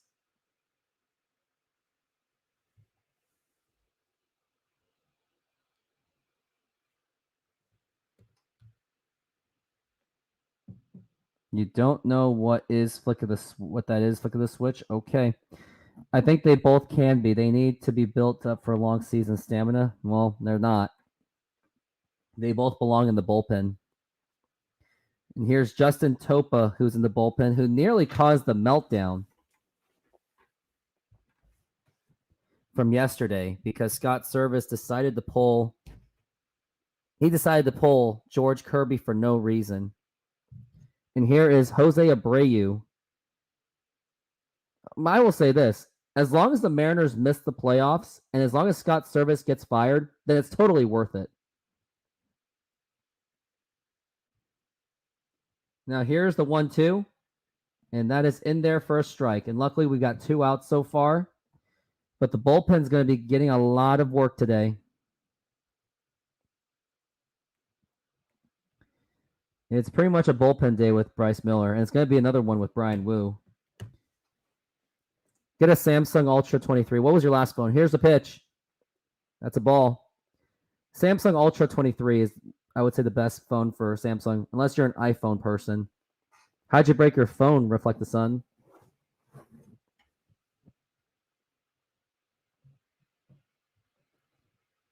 That's 21 Ultra. Get the 22. Get the 22 or the 23. Here's the 1-1. Check swing. Did he go? He absolutely did, and now it's a 1-2. But, you know, the Mariners have their problems of getting guys out on 2 strikes.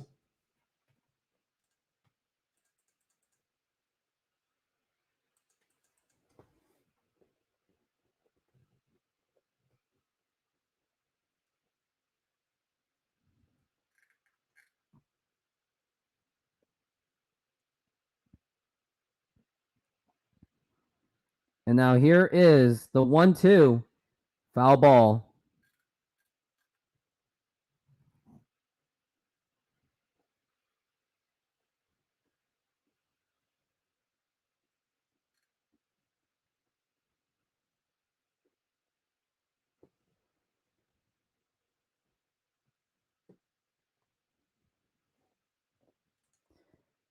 One and two for Jose Abreu. Here's the pitch. And here's a ground ball right to J.P. Crawford. He forces it on Yordan Alvarez, and that will retire the side.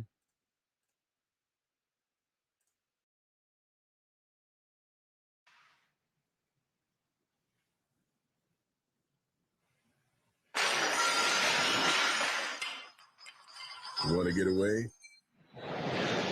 Now you can. Fly on Southwest Airlines from Manchester or Providence to Philadelphia for just $29 one way when you purchase by May 26th. You are now free to move about the country. They'll eat your home! They'll eat your homework! They'll eat you! Excuse me. Yes? Can you tell me how many licks to the center of a Tootsie Pop? Perhaps. Why? At the center of every Tootsie Pop, there's a chocolatey, chewy Tootsie Roll. Begin the count. 1, 2, You bet. You bet. Allow me. 1, 2. How many licks to the center of a Tootsie Pop? 3. The world may never know. We bet.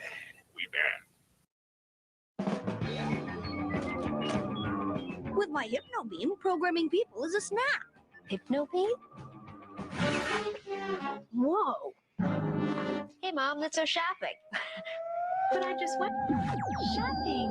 Okay, dear. Great tasting gum that's good for your teeth. Try it for kids, the official gum sponsor of Jimmy Neutron Boy Genius. Hi, I'd like to redeem my credit card.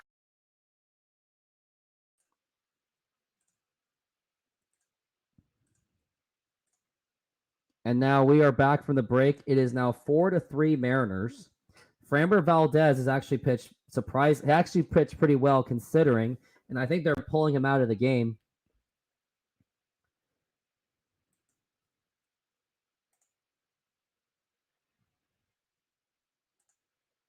Now here's a oh yeah, they already show their strikeout, so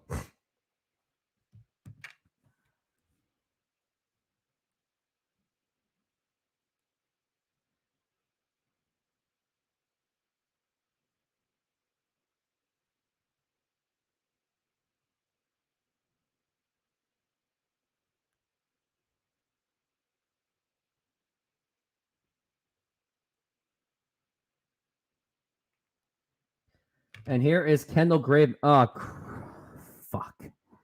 Kendall Graveman. Yeah, we're doomed. And look at Jared Kelnick is actually up to bat.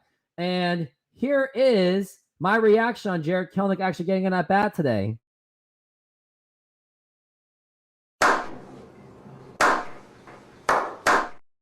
And here's the pitch, and that is a foul ball.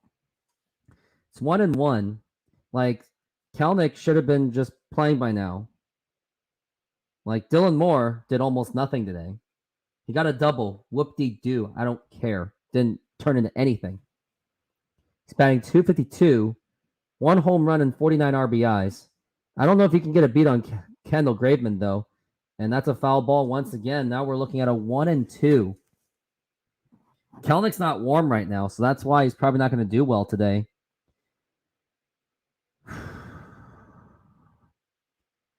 Kendall Graveman, here's the 1-2.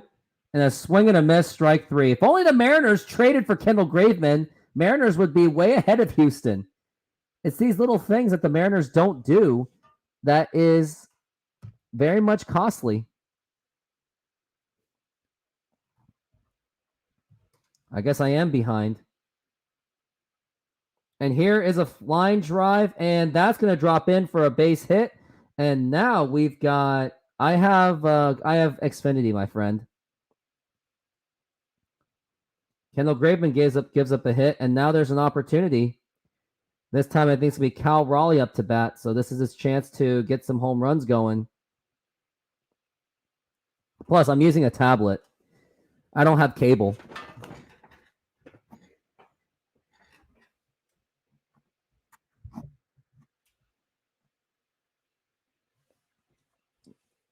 And now here's Cal Raleigh. Here's the pitch. And that is a foul ball.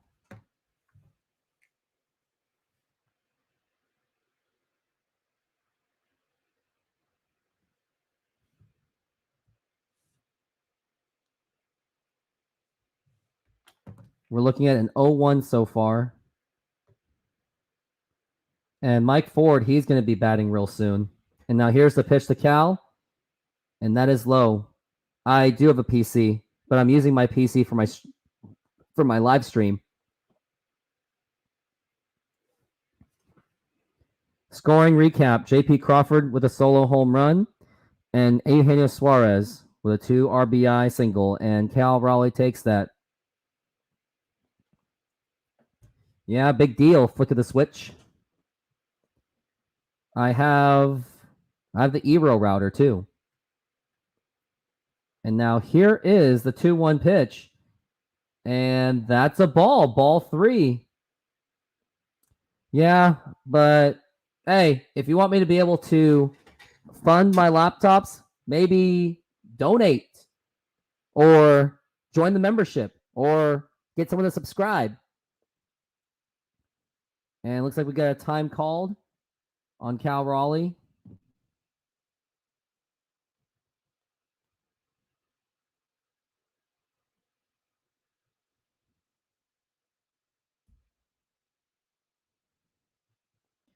We're looking at a 3-1. Here's the pitch. And here's a ground ball that's going to be a double play ball. The throw to second, the throw to first, in time for a double play.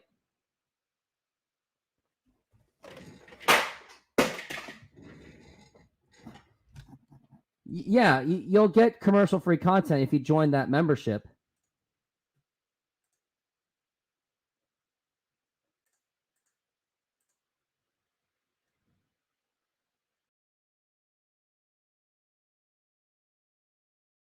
Remember, be very quiet in the museum. I'll take this group.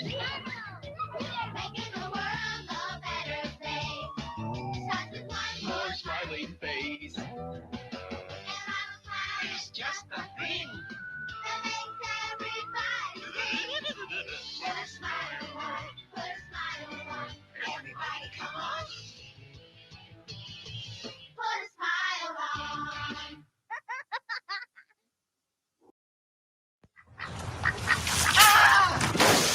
Well, when I got hurt and missed work, glad I had supplemental insurance. Supplemental insurance? What's that? Aflac. Well, even best insurance doesn't give you cash to cover things like lost pay, other expenses. This does. What does? Aflac. Should ask about it at work. Really? And what's it called? Aflac! Aflac. Without it, no insurance is complete. Aflac! Hey kids, today we're gonna get an inside look at new Eggo waffles. All the stuff you love on your Eggo waffle is inside your Eggo waffle. Look, luscious strawberry filling. Whoa! Ah! Look at those choppers. Aren't they beauts? New strawberry Eggo waffles, part of this complete breakfast. Tomorrow we'll explore maple Eggo waffles. At Circuit City, the big names you want are all under one roof, all at unbeatable low prices. Plus, get your choice of 0% interest for 12 months on any computer or 10% off any computer, like this Packard Bell 486SX33 with monitor.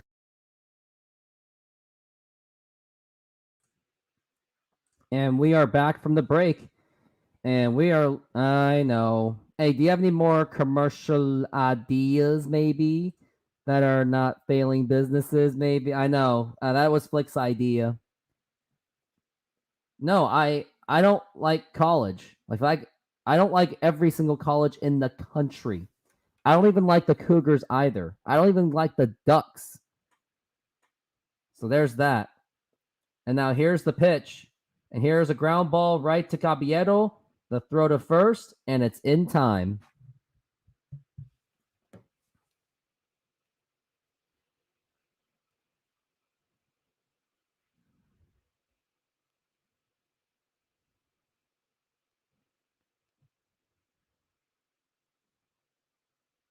Sorry, Flick the Switch. I don't like any colleges. And here's the pitch, and that is a strike. Yeah, college is stupid. Like, I did the worst possible major possible, and I 100% regret it. At least my student loans weren't so bad. And here's the pitch. Here's a ground ball right to Suarez. The throw to first, and it's in time. And let me do this again. All right, guys, good vibes only. Don't forget it. And it is indeed good vibes only.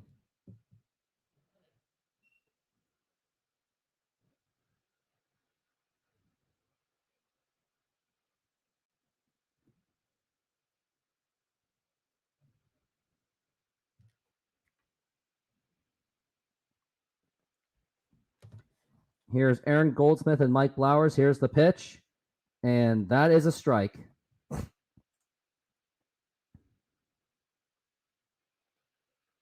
I did communications, which is just as bad as basket weaving. Here's the pitch. Swing and a miss, strike 2 on Jeremy Pena. And also, college has been known for their leftist indoctrination, too. Unfortunately so. Jeremy Pena, 0 for 2 with 2 groundouts, so let's keep it that way.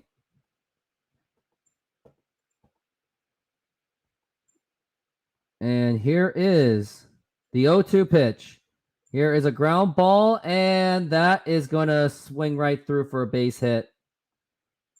And things just go from bad to worse as Jeremy Pena gets on base.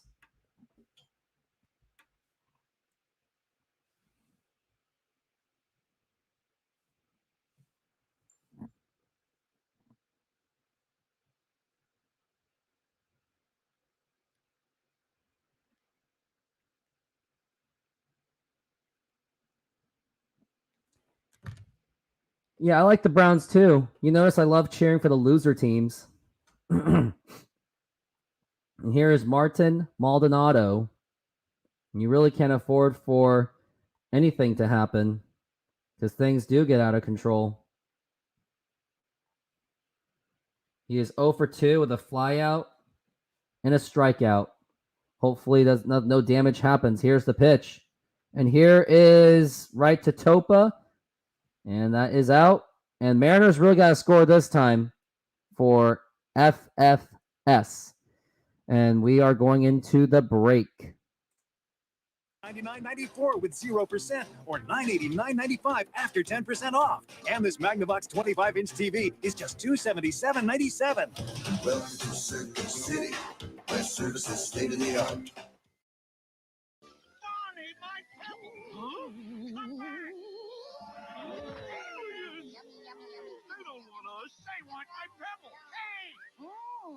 To fruitiness and beyond. Roast Fruity Pebbles cereal, part of this good breakfast. Gotta get us home. I did it, Vaughn. You sure did. Only you can put us together with this free scrambler. I think you lost your head. One Stone Age scrambler free in each month box of Pebbles. We'd give you a hand if we could. This is Brett. What are you doing? What are you doing? Just watching the market recap, drinking an import. That is correct. That is correct. What are you doing? What are you doing? Hey, Brett, who's that? Hey, Chad, pick up the cordless. Chad here. What are you doing? What are you doing? What are you doing?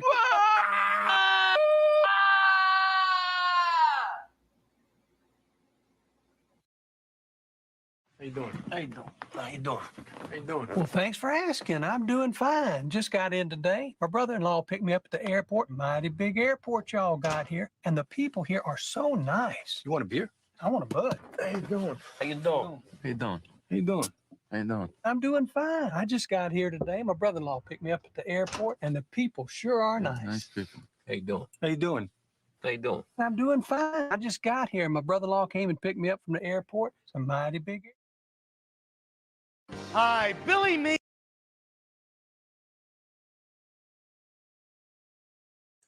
We are back from the break. Brian never heard of him. And I just realized that Megan Rapinoe threw out the Serrano first pitch. Mariners, why are you putting bad luck and bad juju in our team? Megan Rapinoe was bad juju for that U.S. team. Why would you do that to yourselves? You just sold your soul. And also, if you are the 4 others, if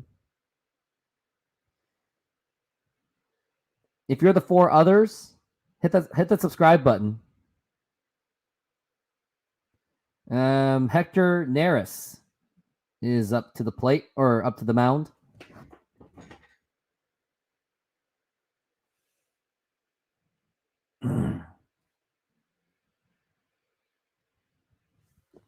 But why would you put in Megan Rapinoe?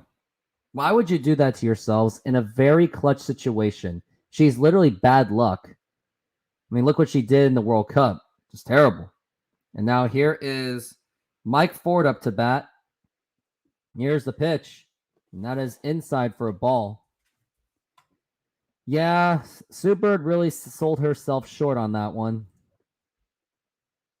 I mean, I'm all for whatever, but Just not with Megan Rapinoe, at least. Here's the 1-0. And check swing did not go. Yeah, Rapinoe didn't care about the United States soccer team. She was just there for the agenda. That was a very worthless agenda. And also, I know how to fix the WNBA, but no one's going to believe me. Here's the 2-0. And that is a strike. The best way the WNBA can fix themselves is if they lower their rims. So we can have women dunking. Elena Deladon was actually a proponent of that. Here's a 2-1. And Mike Ford's just not swinging at it. Is there any urgency on this team at all? I don't know. I don't feel it.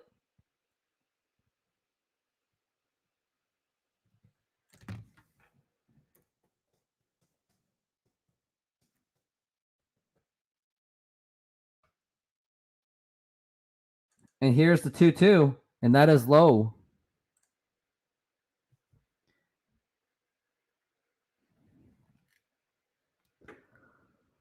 Man, what a long game this is. No, actually, it's been breezing along. Mariners are 1-8 in Texas against Texas. It's about to be 1-12, unfortunately. Mike Ford is working on a 3-2. He's at least working the count, so I do like that so far. Would like to have a forward build tough situation. Would be really nice.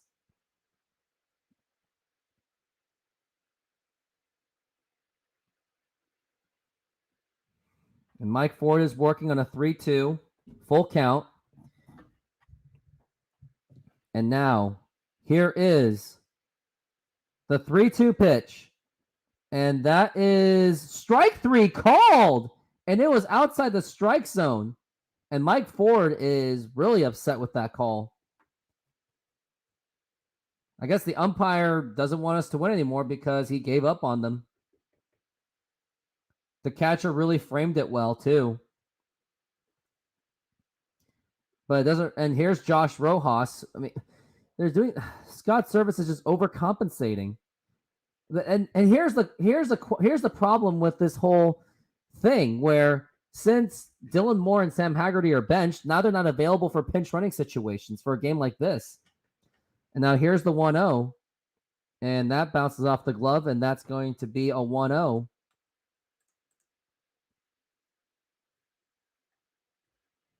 This team would have to lose a pitcher of beer with a handle on the left side.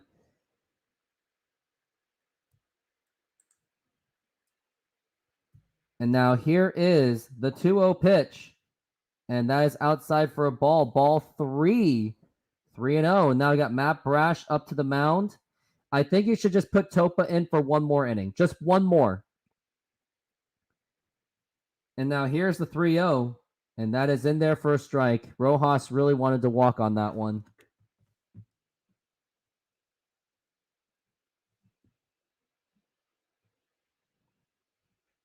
Here's the 3-1. Swing and a miss, strike 2. Didn't have to swing at that. I think he was trying to go for the home run on that upper hand of that plate.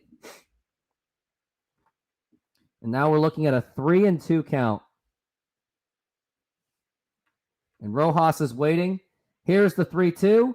And a swing and a miss, strike 3. And it was right down the middle, and Josh Rojas just could not get the barrel on that ball. That is all on Rojas. How did he not get that? That was his pitch. It was literally just right there, right snap, dab in the middle. And now here's J.P. Crawford up the bat. I mean, 2 home runs is probably not going to happen, but this is the only way you can really get yourself back into this game. So we really need a home run. Here's the pitch, and that's going to be a ball.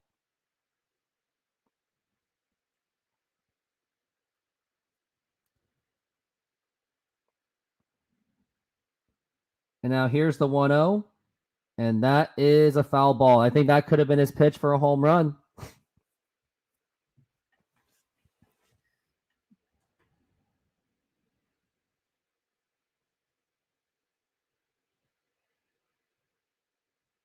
Here's the 1-1. Fuck. Now it's a 1-2. Looks like you know what? I'm just going to play the commercials right now. I'm done with this shit.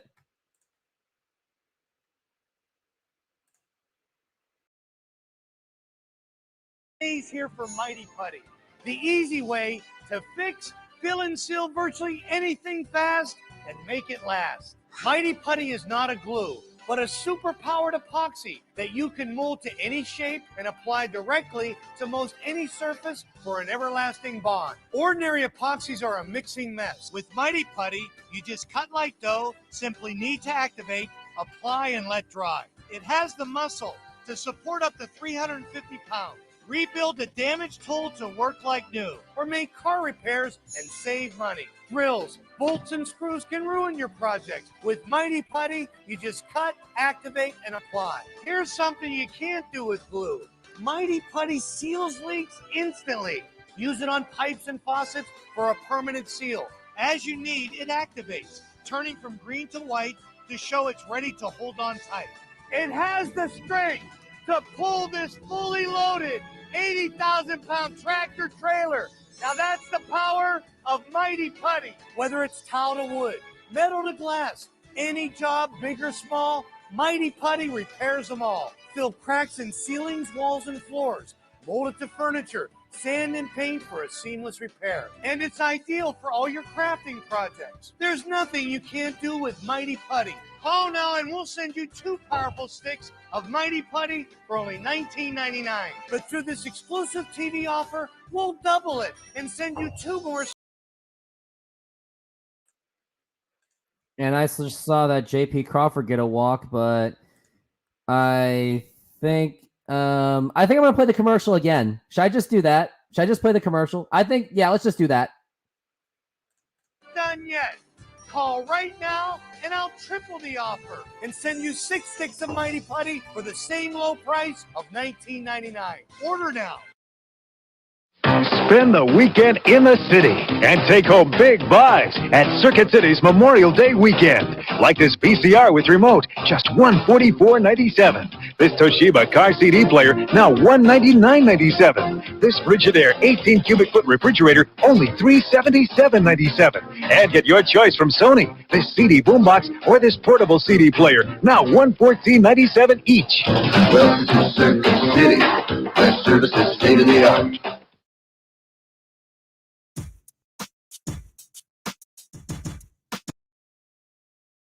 Can I turn in my credit card miles? No. Okay. Oh, Chubsy, come on. The answer's always No! that's right. Oh. No! I'm not hearing it. No! No! No!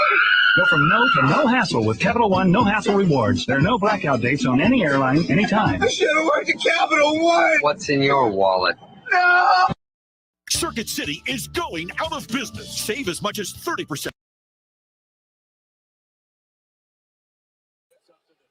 Wait, what did I miss? It looks like there's some kind of an altercation going on. Looks like I did miss something on that one.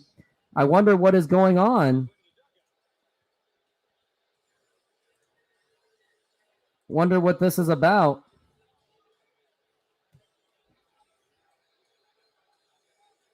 I'm gonna do the replay on this one.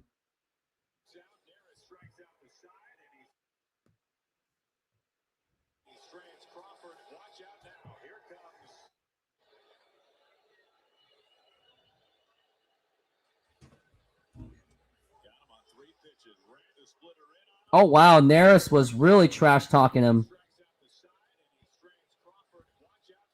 And Julio responded to it. That's what it was. I think Neris should be ejected for that. He's the one that provoked it.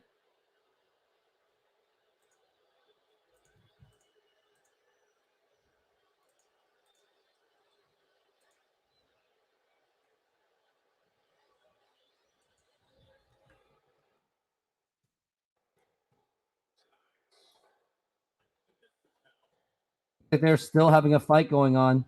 And these two teams, of course, don't like each other. Neris really went after him, and Julio was like, hey, you want a piece of me? Neris better be ejected for that.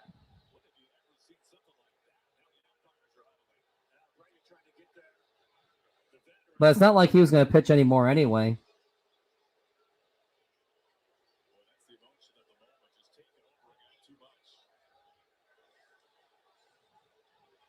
You had Abreu just trying to calm him down.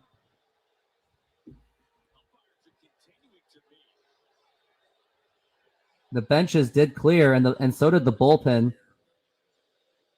And the umpire wonder what kind of decision they're going to make.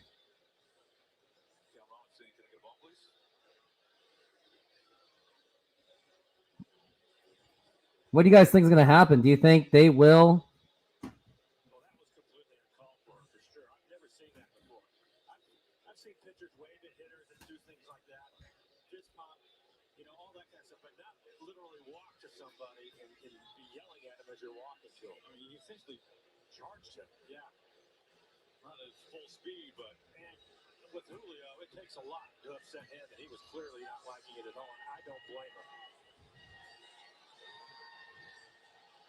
Julio really is on fire. Umpires are wasting their time. The easy call is just to eject. Eject Neris.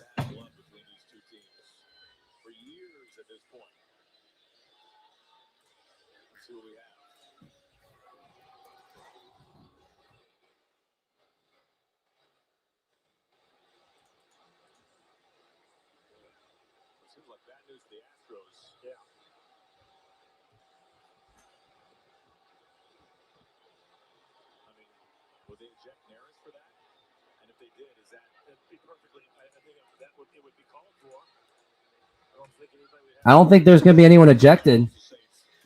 I mean, look what happened last year when Rafael Montero, he plunked. He plunked him. He plunked Julio Rodriguez and got away with it.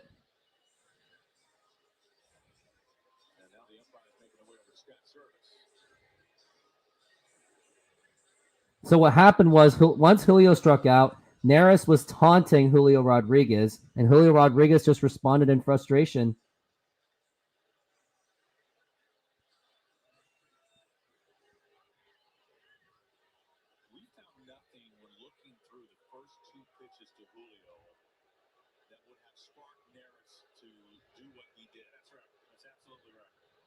I think it was just a way of just provoking.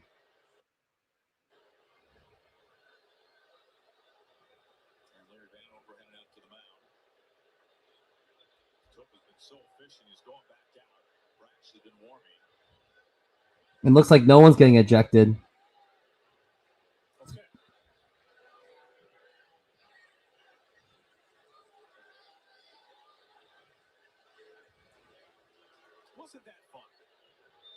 And no one's getting ejected on this. And now here's Altuve. And here is a fly ball right to Julio Rodriguez. And hopefully maybe this will be the turning point, but I don't know.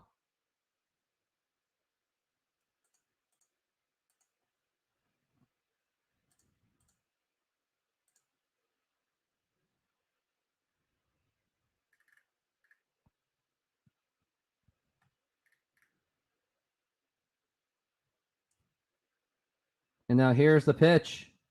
And that is a ball. And somehow Julio really did keep his composure on that one.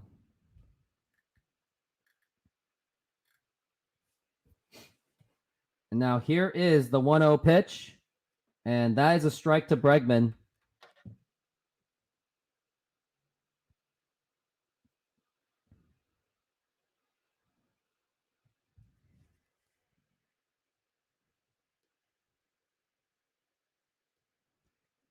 And that is going to be inside.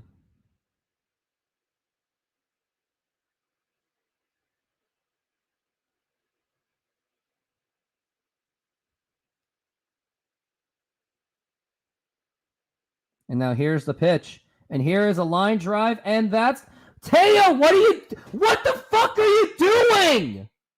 You just not only let that drop and now you just let it go by you? What the fuck was that?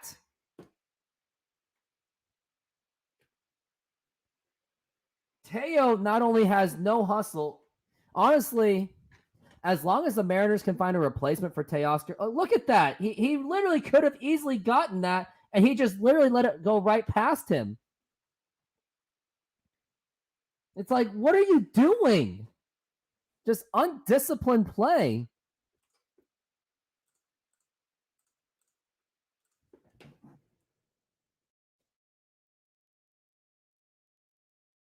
And of course, you're gonna walk Yordan Alvarez, of course, and now Scott Service is gonna pull and waste Matt Brash.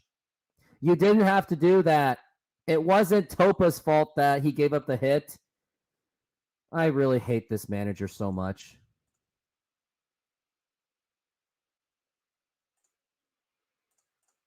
Off our entire $1.8 billion inventory. This is the largest consumer electronics total liquidation in history. While quantities last, get ready for the big game with discounts on your dream HD TV. This is a sale of epic proportions with discounts on everything, including all home audio video, computers, digital cameras, portable electronics, and more. All 567 stores are closing. Save as much as 30% off everything during the Circuit City going out of business sale.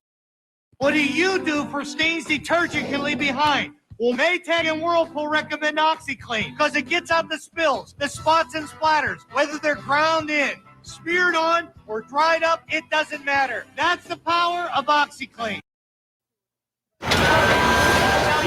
Stuart, can I see you in my office, please? That kid is sick. That hinge is squeaky. He's very sick. Stuart, get in here. Sure thing, Mr. P.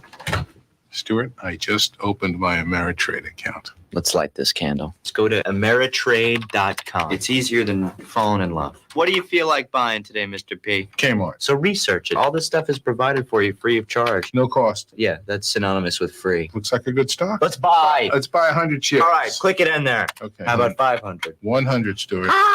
Feel the excitement? You're about to buy a stock Okay. online. Oh! Fabulous. I'm thrilled. What did that cost me? $8, my man. Mike Broker charges me $200 for this. Riding the wave of the future, my man. I gotta get a soda. All right. I'm sorry, Mr. P. I'm having a party on Saturday night. If you really want to go, I'm going to try and get there. Thank happy you, Stuart. trading. Thank you. Rock on. All right, Stuart. Ameritrade. Believe in yourself. Hi, I'd like to.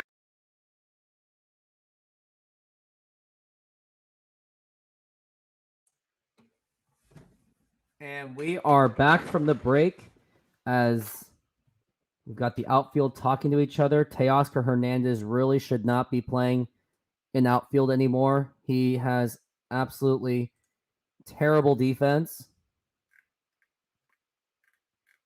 That's all I can say.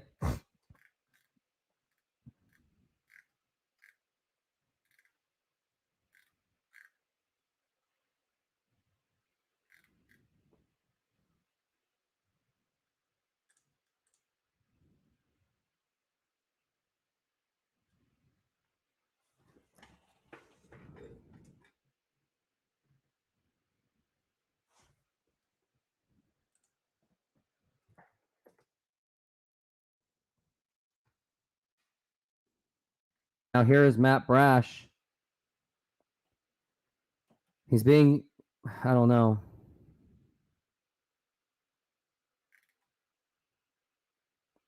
Yeah, Teo's defense is absolutely terrible. And that was a strike, but it was a ball called by the umpire. Hey, Chris, how's it going? Roof, Flick, photocopy yourselves on anything on any of the body part? I don't know. I mean, it doesn't matter. The Mariners, they deserve this to happen because they did this to themselves. And here's a line drive, and that's going to be a base hit. And this game is pretty much over. And you see the lack of hustle from Teoscar Hernandez once again. And that's actually a double. No, the umpire's not paid. The Mariners just suck ass.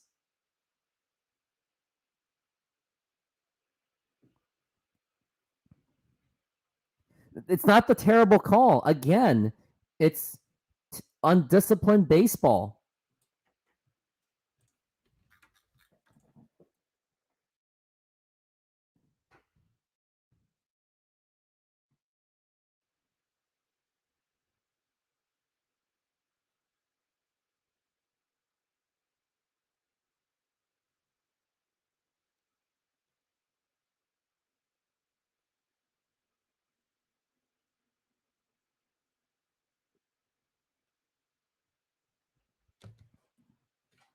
And now here's the 0-1 count. And that's a ball. I mean, I know I'm not acting like as professional as I normally would, but when you have a must-win game, everything on the line, and shit like this happens, what the hell do you expect? Me to be calm about this and take it like a bitch? And we've got a base hit, and honestly, I think I'm just going to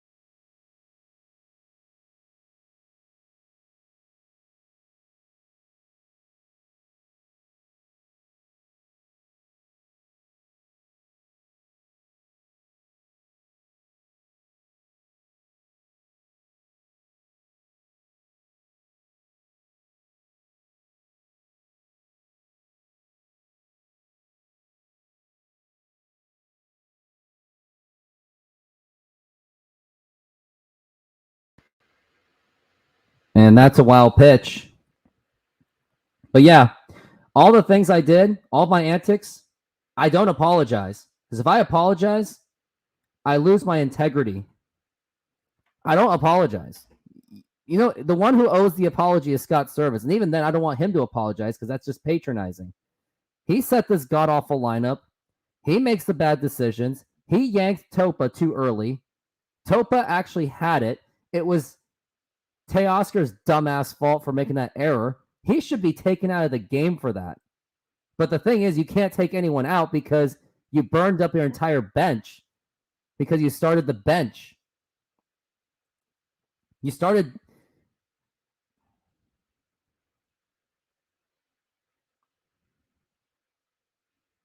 well, Kirby didn't have to apologize either, but what he did was idiotic when he was crying to the media about his pitching stuff. Ball 4, but seriously, who gives a flying fuck? Like, the problem is we're gonna not see. There's gonna be no accountability on this. There's gonna be zero accountability. No accountability. John Stanton just doesn't give a fuck about this team. Now here's Teoscar Hernandez. Why the hell is Teoscar still playing? No, he should not be playing at all. Teoscar should not be playing. I have no idea why he's still playing right now. He should have been benched for that. I would have benched him. I would have just pulled him immediately. Because and he's still swinging at this pitch. If I was outside, I'd be burning my Mariners hat right now. But I'm not going to burn because I don't want to burn my own house down.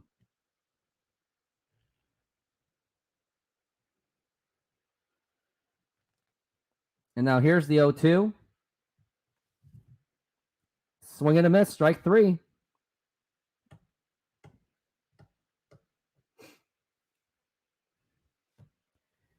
I said it throughout the... You know, I'm going to show you a video. Wait, well, the video's too long. Actually, you know what? I'm going to play this video throughout the entire thing because I don't want to even cover the game while Houston is literally raping the shit out of us. Here's Jared Kelnick. And that's a strike.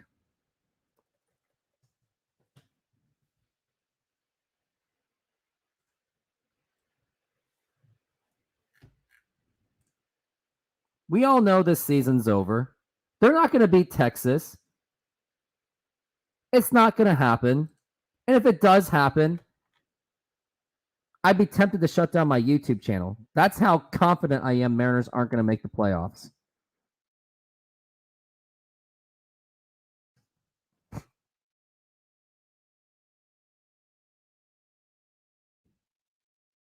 Jared Kelnick is working on a 1-1 count. And here is the pitch. That is outside for a ball.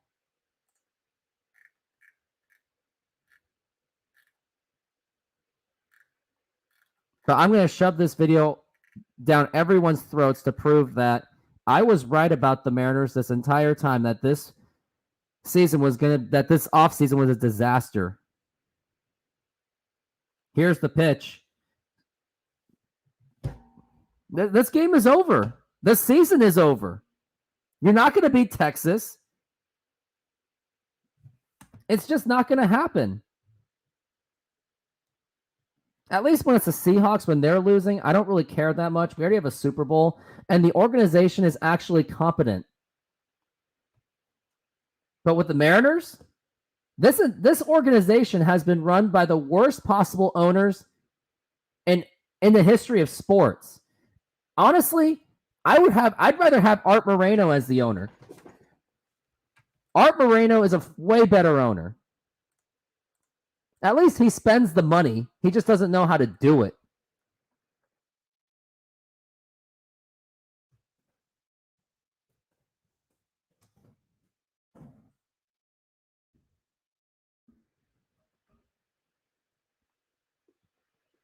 And here's the pitch. Up high for ball 3.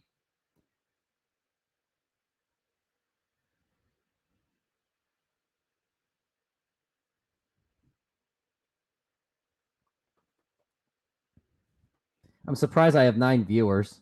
If I had 0 viewers, I would have shut this off. And now here is the 3-2 pitch. Okay, I'm done. I'm not even gonna bother. I'm gonna shove this video down your guys' throats to prove how right I was about this offseason being a disaster. All right, let's just do that. This video was made in I think it was December. I'm gonna take a look and see it when it was. It was December 5th, 2022. And here's the video. I'm gonna make sure that you guys get my message on how incompetent this management is. And when this happened, I was called a bandwagon fan, not true fan, probably lost subs over it. But here it is.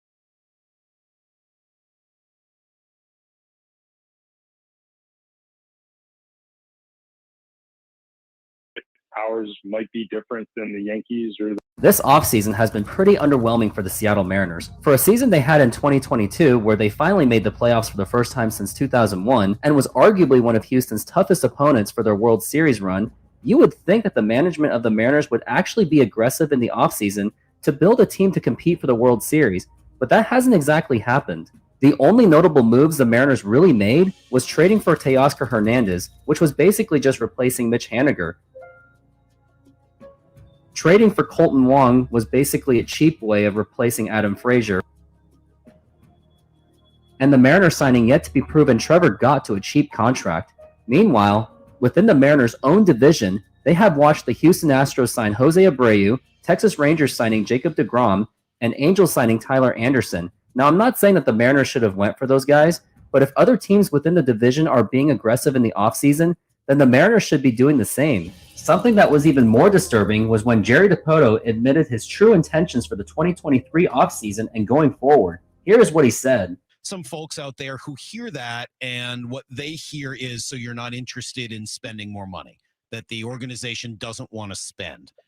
Can you just take us through it again a little bit in a little bit more depth? How does that blend with the organization's payroll and ability to go out and bring in free agents?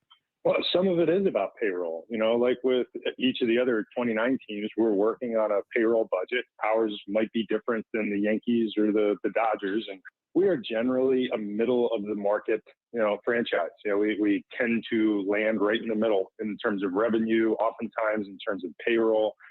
With some of the escalating player costs that we anticipate with the coming arbitration of guys like Logan Gilbert and George Kirby and Cal Raleigh, we have more future commitments, 2024 and beyond, than all but 2 teams in baseball. So we have spent our money. 1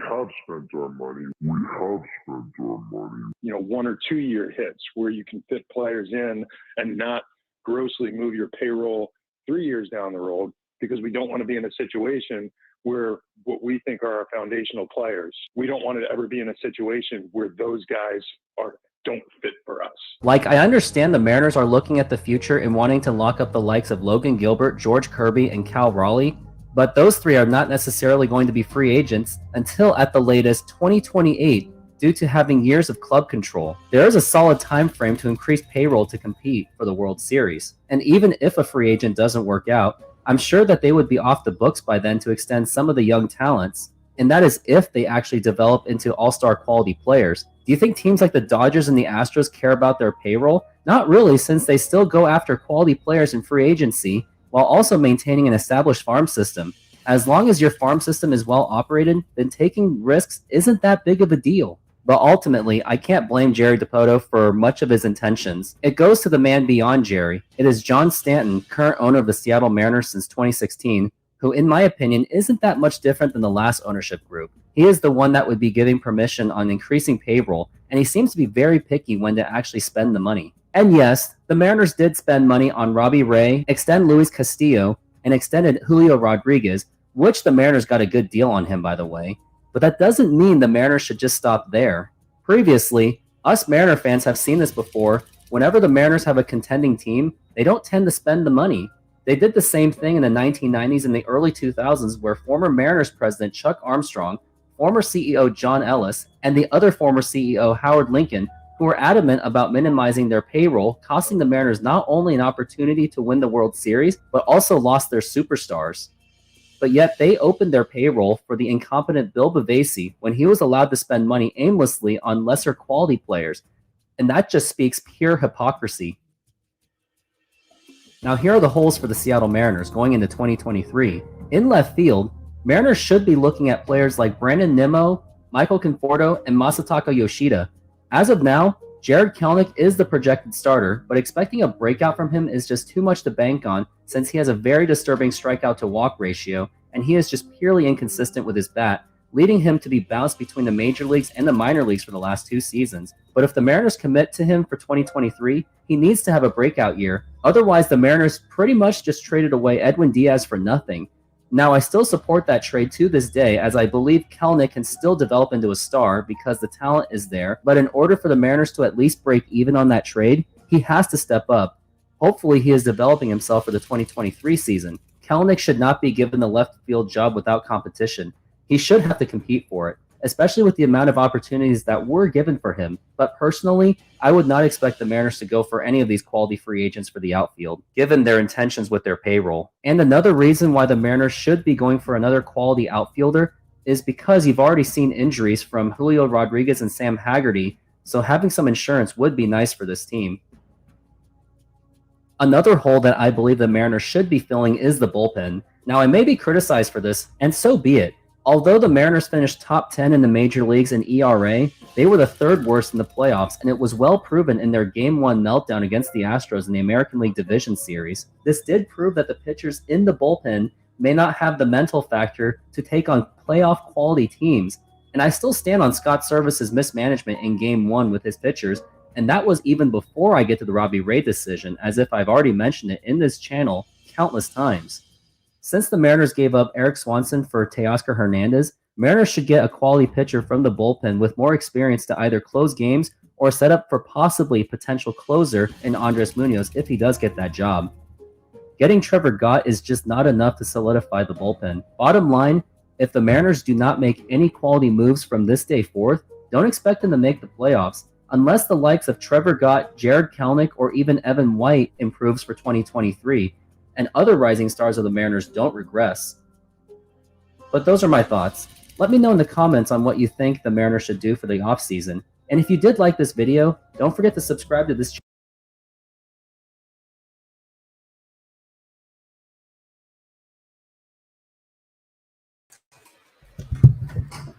We are back from the break. And William Larson, have a good night. And yep, I know. Maybe I humiliated myself, but honestly, I don't care. People humiliate themselves on YouTube all the time. It's not like I said anything stupid off the camera like Tom Brenneman did when he said things that he really is not supposed to say in public, but he just happened to put his button on the mic. So, I mean, what do you expect? Oh, yeah, I'd rather have Brian Cashman. At least Brian Cashman has a World Series on his resume, and he has the resources. Yankees are allowed to spend however much they want. And yeah, Josh, Congratulations. Like, here's my thing. I don't hate Houston. I don't hate Neris for being a punk at Julio Rodriguez. It was a total mental move. Like, Astros, do you think they really give a shit of what the Mariners think of them or what anyone thinks of them? Just like how much I don't give a shit what people think of me. Like, I don't care that Mariner fans don't like me. I say my opinions as it is. Just like how Houston, they just play baseball. But you got the Mariners dancing off with their stupid Trident celebrations, and you got them doing a bunch of stupid dances, but Mariners or the Astros, they totally earned this. Like, I'm not hating them one bit for that. Like, and I don't care about the whole Houston cheated with their trash can. Like, I'm tired of the jokes. I think it's really stupid that we're still complaining about something from 2017. And then, of course, the fans accuse Houston of cheating in 2022 when the Mariners cheated themselves. I don't think it has anything to do with that.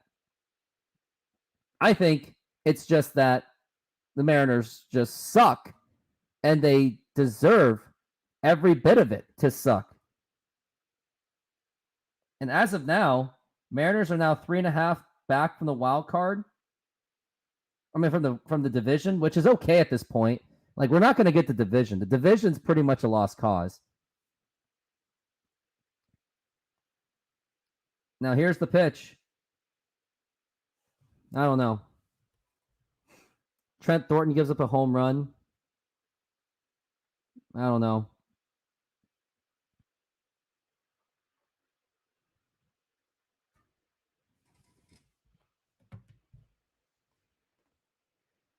Like, honestly, I want this game to be over. Just get it over with. I had better things to do, and I squandered it for this. I'm not saying I'm not asking for a pity party or anything like that. It's just what it is. I chose to do this game. I could have done a bunch of other things, but I did this for the love of the team and my channel.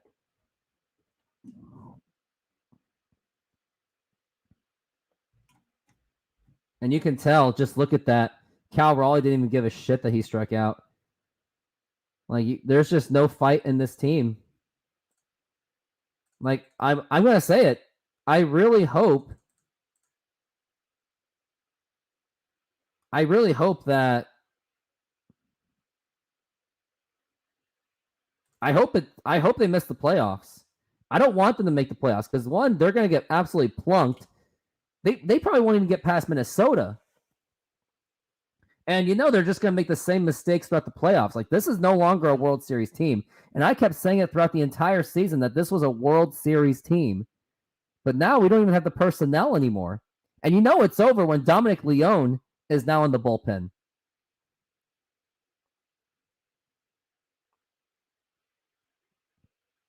Yeah, that Evan White contract was terrible. I don't think I didn't regret the Robbie Ray that much. It was just injuries. Injuries happen. It's part of the game. It doesn't matter. The Mariners make miracles happen. The Mariners were the ones that built the Yankees dynasty of the 90s when they didn't even win a World Series for almost 20 years. And they single-handedly ended the Boston curse that was there for almost 100 years. Mariners make miracles happen for other teams. Mariners also helped Houston win a World Series. Well, look at the Astros. They're one of the few teams that hasn't done a home run celebration. And I like that. I think the Mariners should stop doing the Trident celebration. I think it's the most childish kind of celebration. And no, I don't care if majority of the league does it. This is about winning, not about entertaining yourselves to cover up your own insecurities. But unlike last year where I saw the Houston team as, this team can win a World Series, this one is, Like, I don't hate any Houston fans. I know Houston fans on Twitter that try to pick a fight with me, but I'm like, dude, you're the better team. You don't even have to try to trash talk with me. I literally cannot defend this team. I'm more likely to defend honestly, I'm going to go as far as to say this. The Astros did absolutely nothing wrong with the sign stealing. I think the sign stealing was a stupid scandal. I think it was only blown up because the Dodgers were just jealous they didn't win a World Series. So they just wanted to find a way to sabotage the Astros. But we all know that There's no such thing as vacating a World Series champion. And honestly, even if a team got their World Series vacated, do you want a World Series in that kind of tainted way? You'd rather get the World Series because you won and you earned it. But I think the Houston cheating thing is just really just overblown. I'm going to tweet this right now. At this point, Mariner fans need to stop bitching about the sign stealing shit. Mariners can't even take care of themselves.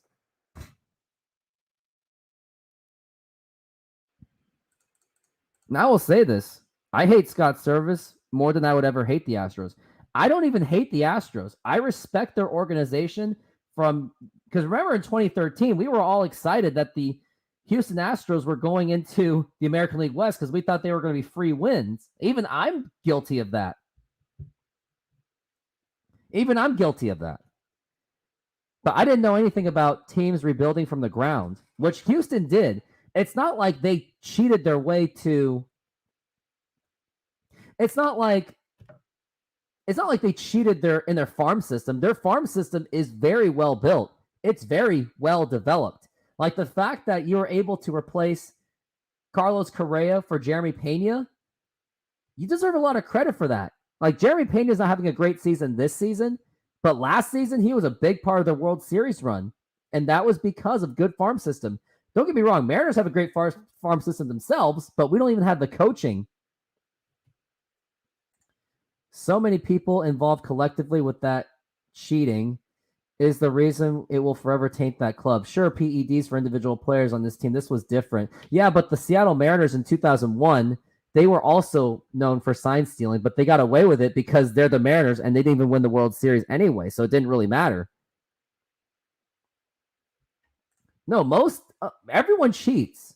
It's just that it's whoever does a better job not getting caught. And when you're Houston and you win championships and you're in a big state of Texas, of course you're going to get caught. It's easy. I think, and I don't even like Boston either. I actually don't like Boston more than I don't like the Yankees. I don't even care about the Yankees. So I think this whole sign stealing, I think everyone needs to just shut up. Just move on. It was in 2017. It was 6 years ago. I mean, Mariner fans have no right to complain about that when, one, it didn't even affect them, and two, Mariners came and take care of their own business, which they were supposed to do today, and they failed miserably. They did not show up today. You had terrible game plan, terrible lineups, terrible mismanagement of the bullpen.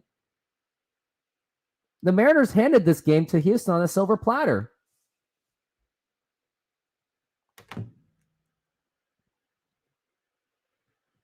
I mean, I don't even remember the last time I saw.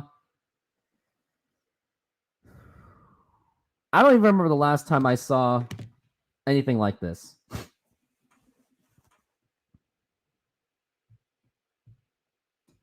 Josh, you don't have to feel bad for me. You just don't have to. If you want to feel bad for me, the only way I'll acknowledge it is if you give me some donations and join. But here's my thing. I will say this. When the Mariners miss the playoffs, I will actually cover the Houston Astros. And why is that? Because I have a pretty strong fan base of Houston fans. I have Josh. I have the G-Man. I have Hannah that will always be texting about it. And I also have the Irish, the man, who's even subscribed to my membership. So I will be happy. I'll be very happy to cover the Astros.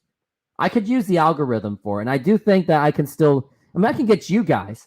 And if you can get your other fans to join, because here's the thing, I'm the Mariners fan that does not hate Houston. I guarantee I'm the only Mariners fan in this entire state of Washington that does not hate Houston at all. I don't envy them, not at all. Because if the Mariners can build a better team, there's literally nothing to envy. The only reason why people hate the Houston Astros is because they're just jealous that they are not a great organization if they are. At one point, don't forget, the Houston Astros were a joke back then. And even during their good days, they were never taken seriously. Even with a team with Richard Hidalgo, Craig Biggio, Jeff Bagwell, Lance Berkman, they always choked at the very end. And then at one point, they had Roger Clemens and Andy Pettit, but they were not taken seriously. And now this team is a force to be reckoned with. And once again, I would say I'm not going to apologize for how I acted.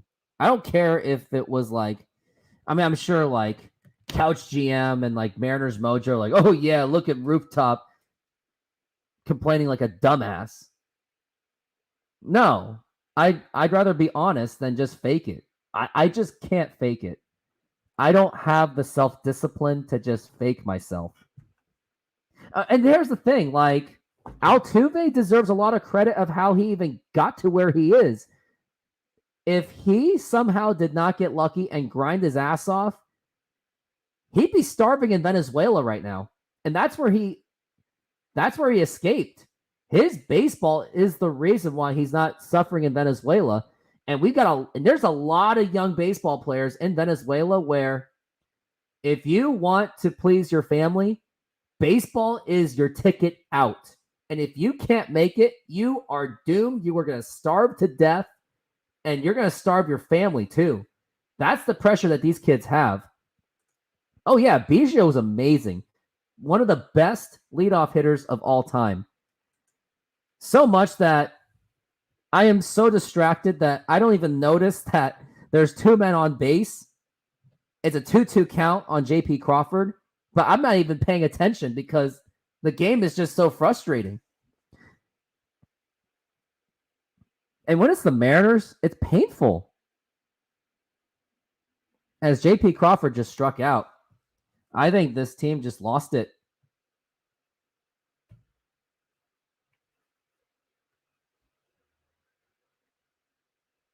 And I just lost a sub, and I think I know who it was.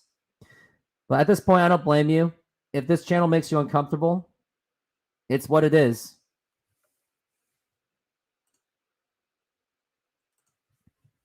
But here's where I'm at.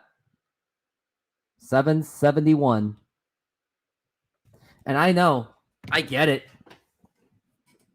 It's just a game. This doesn't affect my life at all. My life doesn't get better if the Mariners win a World Series or lose a World Series. It's just something that I grew up with when I was a kid, and I just happen to be so invested in it, even though that I don't own this team. I'm not even working for the team. It is what it is. Yeah, so. But once Houston makes the playoffs, I will be interested in covering Houston games since I do have a fan base from Houston. So Josh, G-Man, Irish, Hispanic, if you're seeing this, tune into my games because I will be happy to cover you guys. I won't give you the energy of excitement, though, because I just don't care about Houston, but I'll be happy to cover the game objectively. And I expect you guys to make a deep run. You guys have Verlander. You have Kendall Graveman, who the Mariners should have gotten.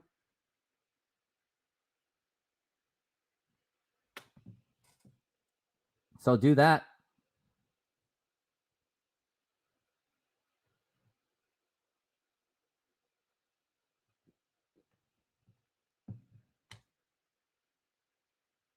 And they're talking about last year when Ty France was hit by Neris, and then Scott Service was upset. So that's when the benches cleared last year because so there's a lot of bad blood between this team. But the problem is Mariners got the last laugh. Mariners got the last laugh. I'm sorry. Astros absolutely got the last laugh.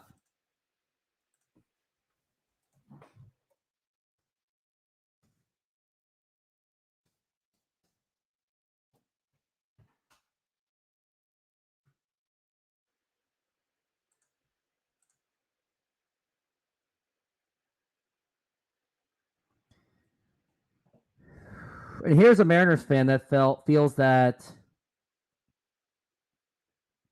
that they feel that should not be on this team. Suarez, France, Bryce Miller, Josh Rojas, Jose Caballero, Sam Haggerty, Ford, the entire bullpen, O'Keefe, and Marco. And I had no idea. And yeah, they're showing the at bats with Neris. People forgot that when Craig Biggio retired, most people were like, "Oh my, how are we going to replace that?" Little did they know, had they signed a guy in 2007, the same year Biggio retired, and that turned out to be Jose Altuve. I think that was Jose Altuve who they signed in 2007. It's also kind of a crime, I think, that Bagwell did not get there. He didn't get the Hall of Fame. I think Bagwell should have been voted Hall of Fame, to be honest with you. He was an amazing player. Here's the pitch. And Julio just keeps swinging and missing.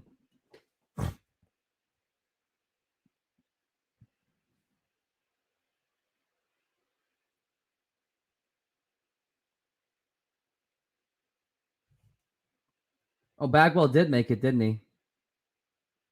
And look at that.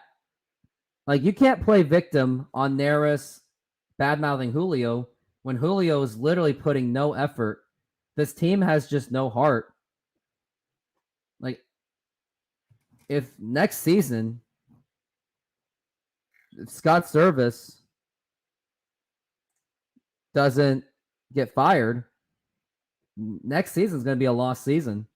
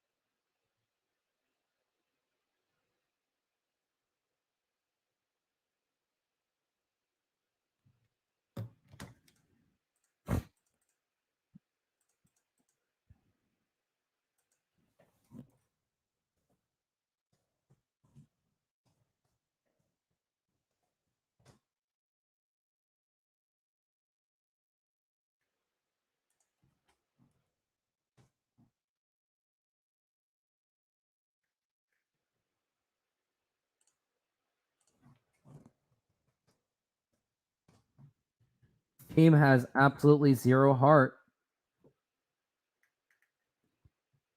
And there's this Mariner fan saying Mariners have a 9-3 record against the Astros this season. Well, guess what? Most of those wins have an asterisk. Astros were banged up most of the season, and now they are back and primed. Mariners were unprepared for this.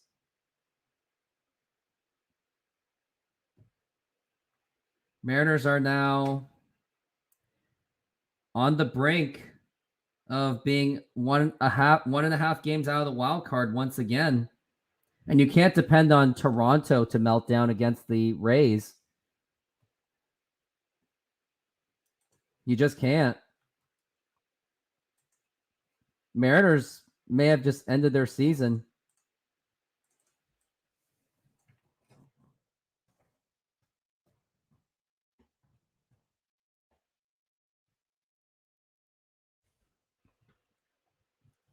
Luke Weaver is now a big part of the Yankees organization. Logan Gilbert starting for the Mariners tomorrow. Astros are not easily sweepable. It doesn't matter. Even if the Astros sweep, we already know that the Mariners are going to get swept by the Texas Rangers. And by the way, guys, I appreciate the 8 of you that are still on this show. It doesn't matter. I don't care what Astros do. I care what the Mariners do. And the chances of them getting a game out of the Texas Rangers, you're more likely to get struck by lightning. Mariners were unprepared for this. They kept setting up bad lineups. Like, honestly, I'm going to watch the Scott Service press conference just to see how much of a dumbass he is. Like, I don't care about this game. The game is out of reach.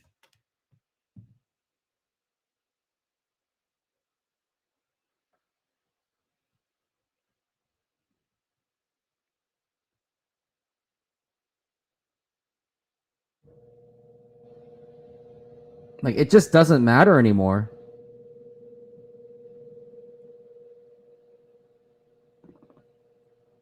Whoop-de-doo. Abreu struck out. I don't care. But yes, I appreciate the rest of you being on this show.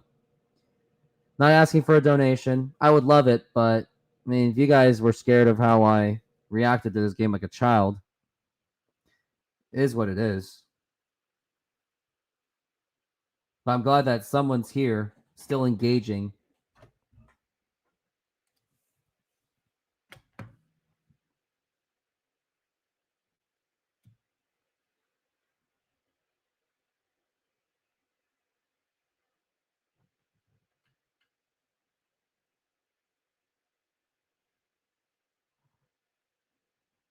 Here's the 0-1.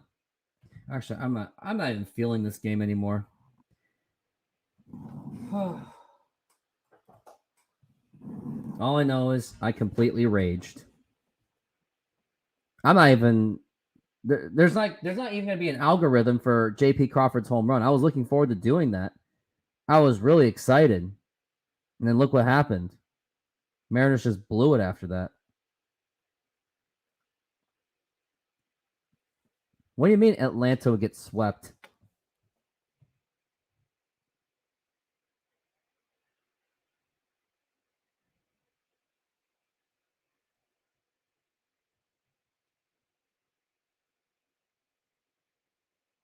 Like, you're not going to beat the Texas Rangers. Like, I'm sorry. I just happen to have a reality check.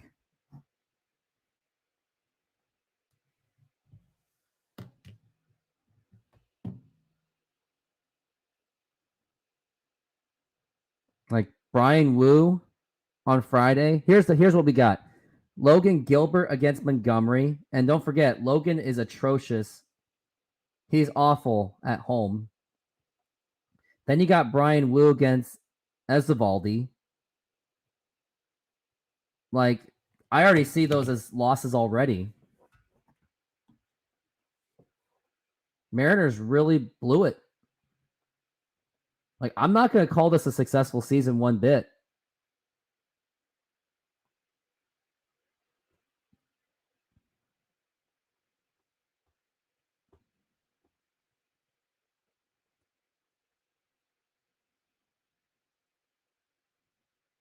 It's been 2 awful games I've seen this series.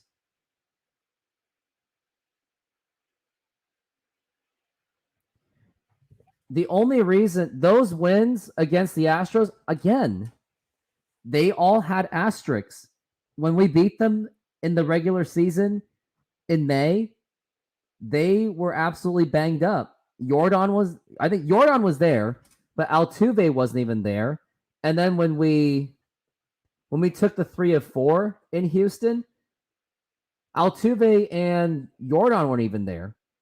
And then when we swept them, I don't think Jordan was even there either. And the team was banged up. And we played their low-end starters. And then this time we played a fully loaded Astros team. So that if we played a fully loaded Astros team, we would have been just as bad as we are against Texas.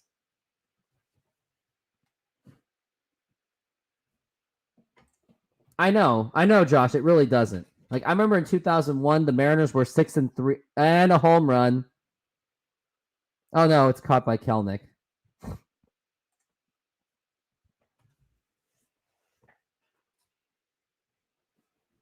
Like, now, low key, I regret not working the extra 3 hours at work. Okay, but Houston had their low-end starters. We didn't have to play Verlander. Verlander really set the tone. And I hate to say it, Mariners should have went for him.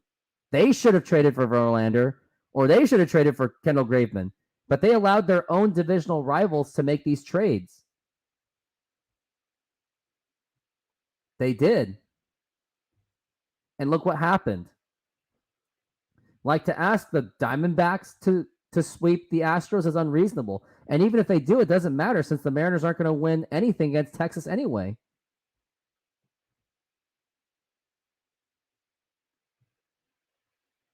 Robbie Ray is awful against the Astros. So that doesn't matter. But Mariners should have at least went for Graveman.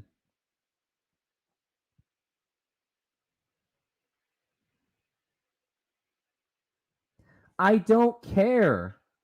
9-4 was all asterisks. The first series, no Altuve. Second series, Altuve and Jordan were gone. Third series, no Verlander. So of course we were going to win those games. You have to try really hard to not win those games. I'm not impressed by the 9-4.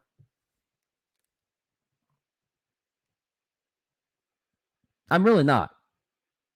Just being honest.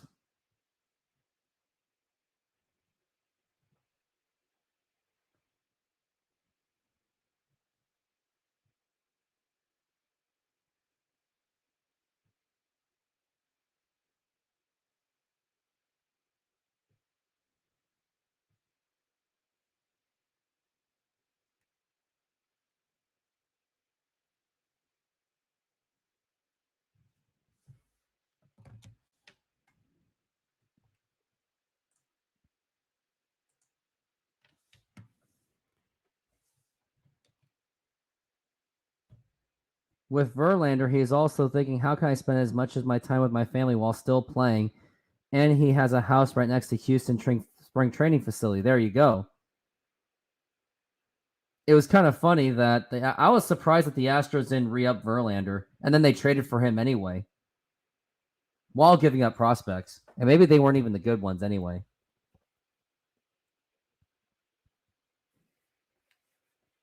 Like, this game was over the moment I saw that lineup. That lineup was insulting.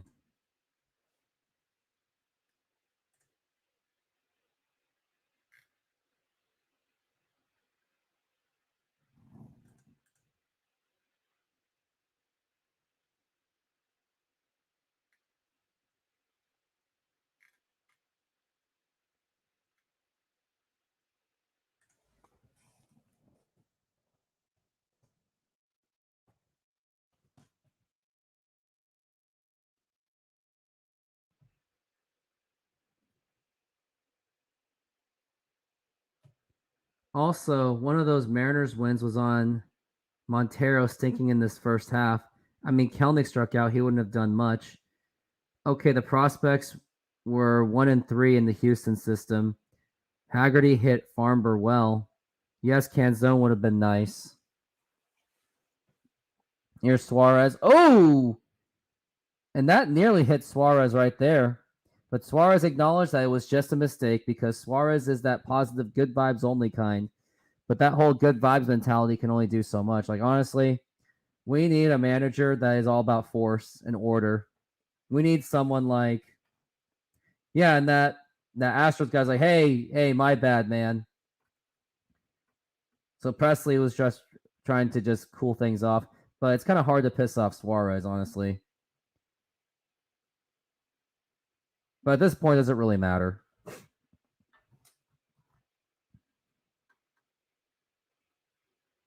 Like I said, if the Mariners can't take care of business against Texas, it doesn't matter what Houston does.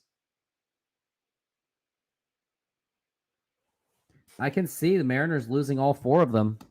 I would actually go to the casino and bet my money that if there's a slot where will the Rangers sweep the Mariners, I will say absolutely 100%.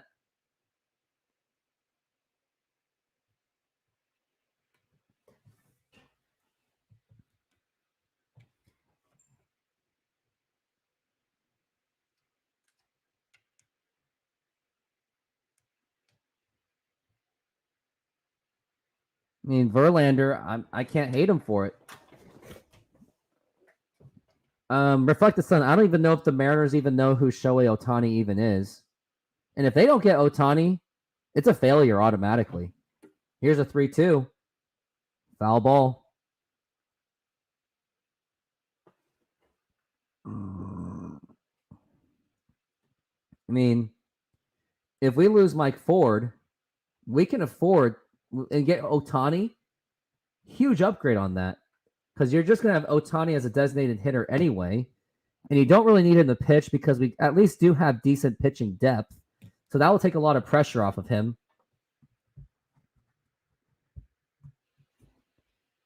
And here's Teoscar Hernandez. He is up to bat. Not like he's going to do anything anyway.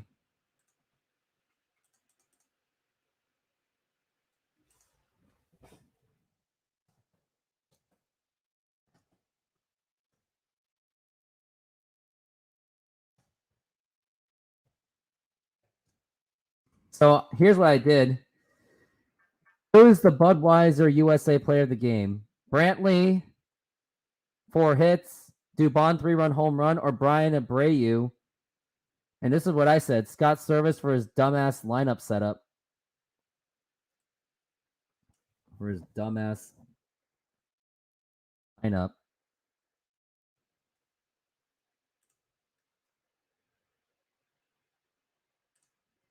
And here's Teoscar.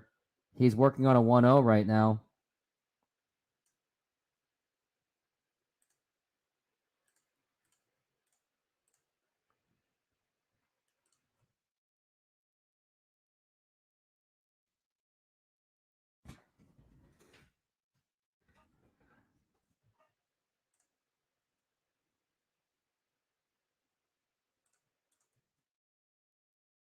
I will say it. This game, the way that they played this, it's just unacceptable. It's absolutely unacceptable. Like, you can say how much Houston cheated over those years.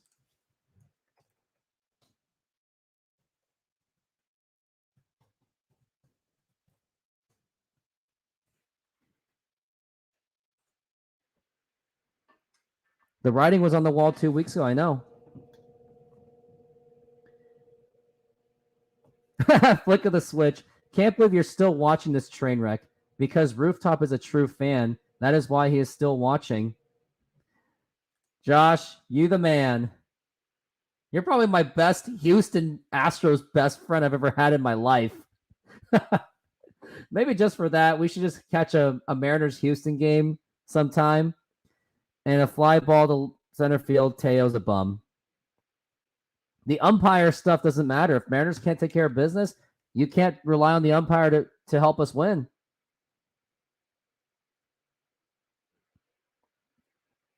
I do like that a Houston fan actually acknowledges that I'm an actual true Mariners fan. Yeah, I popped off on the TV, but I never ended the stream.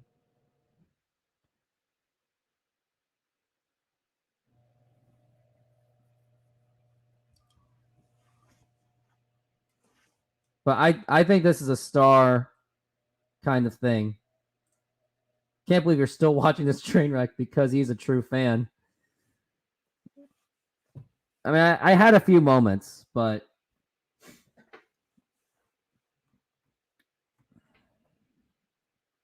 after the miracle, yeah, August was a fluke. I will say that. It was an absolute fluke. Like, anyone that believes it was actually a legitimate month, it was not. You played Oakland, you played Houston without Verlander, you played Kansas City, and you played Chicago, and you should have won that series. And Jared Kelenic gets a base hit, and that's probably the most exciting thing I saw in this entire game after the J.P. Crawford home run.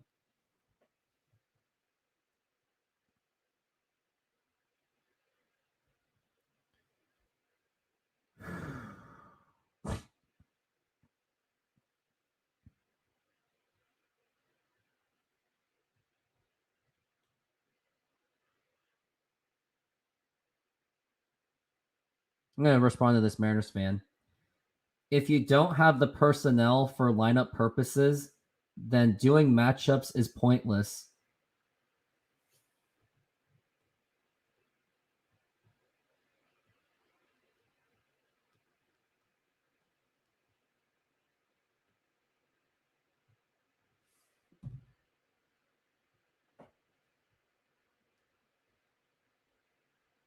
And a check swing.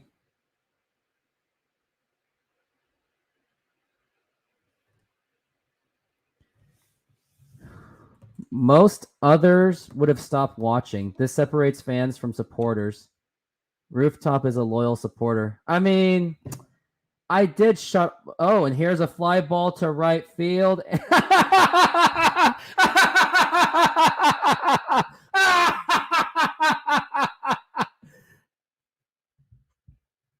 Did Ty France throw his helmet? I think he did. I'm going to take a look at it. I almost got a heart attack just by laughing. I don't even know if I should even cover this game tomorrow. It's probably not even worth my health. No, Ty France didn't throw anything. I thought he did. Ty France has been terrible since that injury, but even then, I don't think that's a legitimate excuse. And somehow the Mariners still end up managed to have 2 men on base. And they still somehow screw that up. Mariners left a lot of men on base, I will say that. I mean, Dylan Moore had a good game, but I still don't think it was a lineup to have. I didn't like the lineup choices. Haggerty didn't like it, even though he was perfect today. And you can just say the writing on the wall. And that is the end of the game. And guys, I think I'm going to film. So here's what I'm going to do, guys. So with this game over and season probably over, I'm going to see if Scott Service actually does have a press conference. And I just want to know exactly what he says.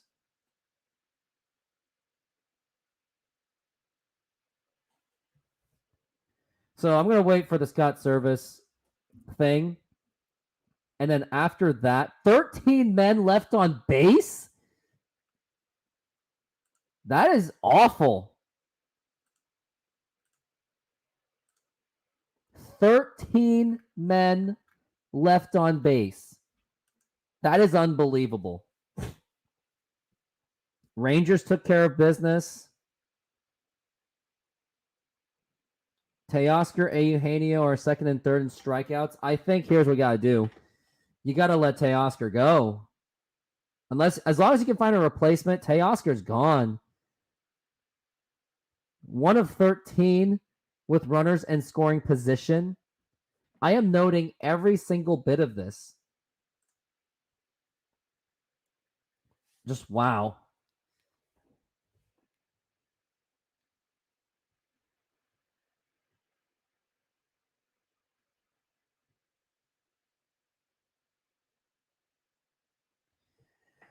So I'm going to wait until that press conference arrives. And then we'll go from there.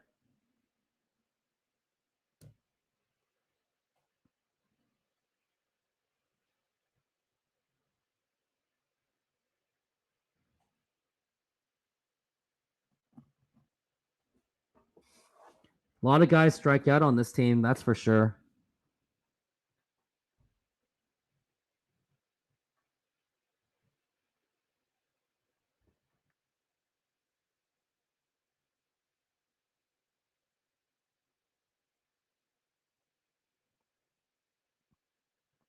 Funny thing is, I actually got 85. Oh wait, no, that was from the other game. But that Mariners game that I went to got 85 views. This game is the culmination of a horribly underachieving year. No discipline, very little grit. It is absolutely correct. Altuve might take over McCutchen. Well, yeah. If we don't make it, a couple of pieces, they're not gonna improve the team.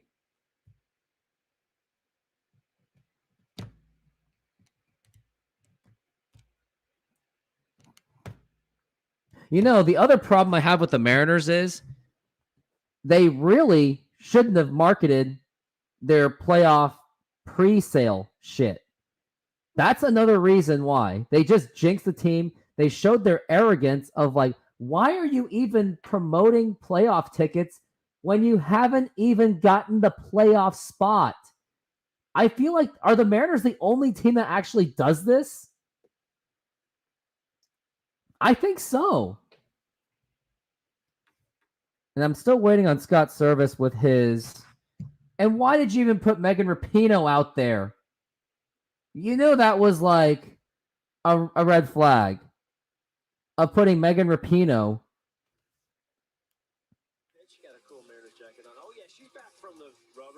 Why are they kissing her ass so much? Yeah, putting in Megan Rapinoe was a horrible idea. And, oh my God, she looks like a woman version of a douchebag with that trident. At least Dusty Baker is respectable. I don't trust him still because he's not clutch of a manager, but with the team he has, at least okay, if you put Scott Service on the Astros, he would screw that up profusely. Dusty Baker could whip this team to shape. Now to think of it, Dusty Baker's a good man. I never liked him as a manager for clutch situational reasons like the Giants of 2002 and the Cubs of 2003. But Dusty Baker is a great manager, and he deserves a hell of a lot of credit. And also Tom Murphy. And why are they showing all these hit by pitches stuff? They just got to get over it. They're talking about something that's like, wow.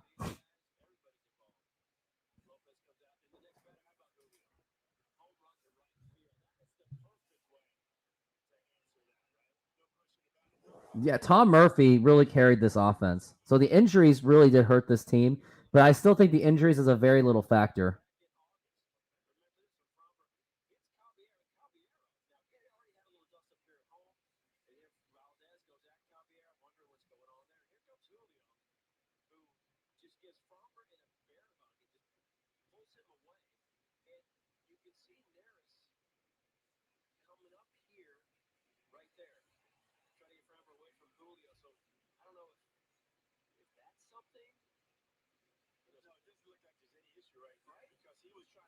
They're just trying to.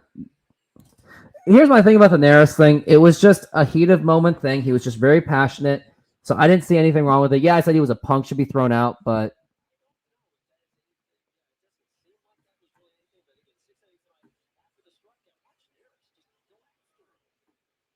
no, Neris was just passionate. I don't think it was just because it was it was a heat of moment. It's a competitive game. There's no surprise.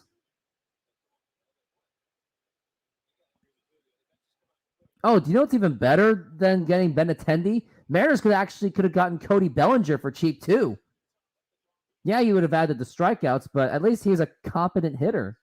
And he's having a much better season than he was with the Dodgers. Dodgers, he just had this weird fallout, which made no sense.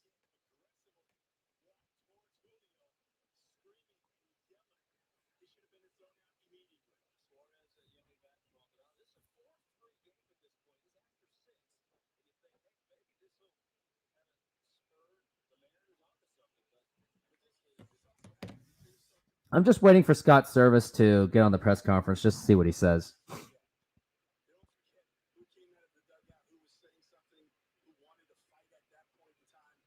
We should be talking about the whole fighting. That's what the media is talking about. Brad Adam and Dave Valley, they're wasting precious time talking about how the fighting happened. What really is the real issue is why did the Mariners lose this game? They're not talking about bad lineup decisions. They're not talking about lack of discipline. They're just saying how basically a bunch of bad guys Houston are.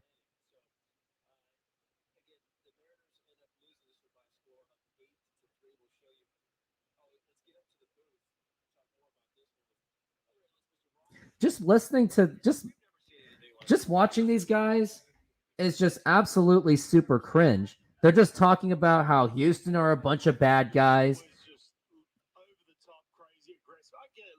I agree with Val. I mean, when you have, everything just starts to boil over and there's this chain of events. Obviously, you went back to last year when there is... Again, they're just talking about altercations. They're not talking about what went wrong with the Mariners. They're not continuing that. They're just talking about, oh, Houston is a bunch of bad guys that hit Caballero and made Julio whatever. I don't know. Maybe Altuve, if he still has the longevity.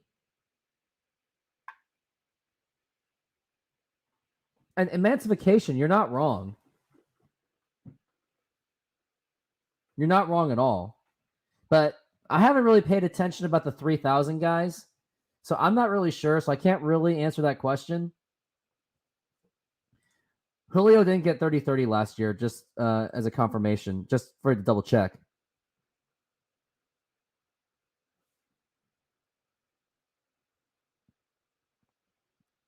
But what is frustrating? Because they strike out 16 times. And now they're talking about how the Mariners lost badly. But they spent so much time talking about how bad guys Houston are. No, Julio deserves that criticism. He needs that criticism.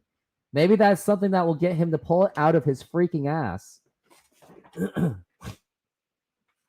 I think that is something that will get him to pull it out of his ass. And man, that Yordan exit velocity was insane. It was 116 mile an hour exit velocity.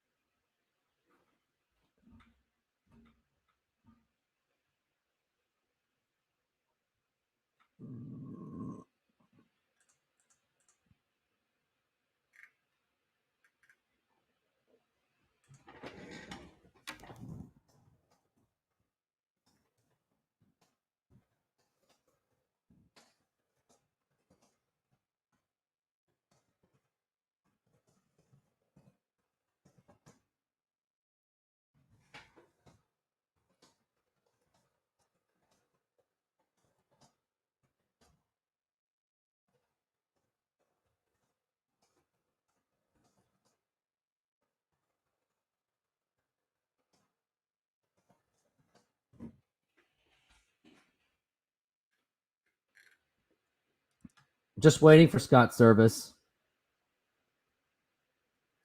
But it doesn't matter. This is not about what happened in August. This is about what is going on right now.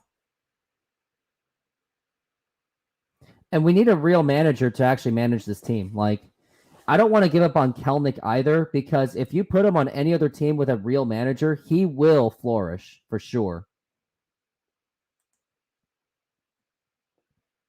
Mariners just didn't show up.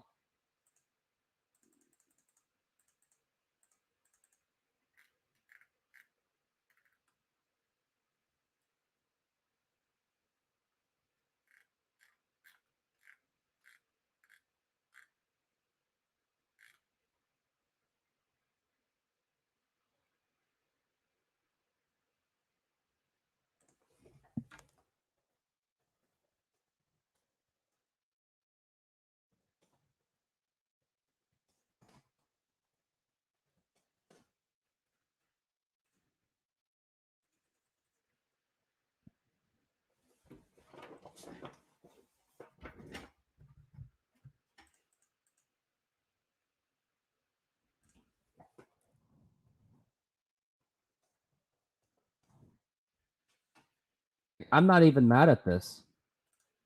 I'm still waiting. No, reflect the sun. That's not the point. Julio is just not clutch. That's what they're talking about. They're not talking about that he's bad. He's just not clutch. There's a difference. That's why he's getting the whole overrated talk. He deserves that. And he needs to hear that. He needs to be criticized. You respond better with criticism. Like, you don't respond better with being coddled at. Yeah, I can see that happening if the Mariners do that, or if the Mariners allow that to happen. They can kiss another season goodbye.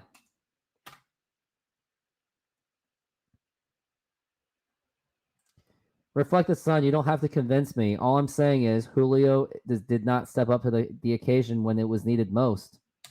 He's just not clutch.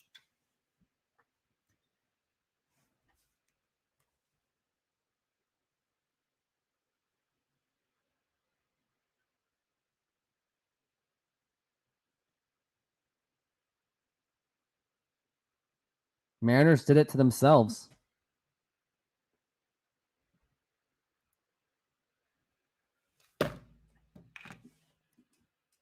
It looks like there's not going to be a Scott Service thing, so maybe I'll just go straight to the post-game show, but I'm just waiting for it. And here's the news tomorrow as well. As of now, I'm planning to return tomorrow for the Mariners-Rangers game with the Trident. So at least the workload would be a little bit less for me. Honestly, I'm looking forward to the end of the Mariners season. That way I can just enjoy the playoffs because I do plan to cover all the Houston games because I do have Houston fans. Why would the A's even be in contention for Ohtani? What about the Yankees? So you think he'll stay Northwest? I would say the Mariners really got to go get Shohei. I don't care if he can't pitch anymore, but we need bats. We need bats.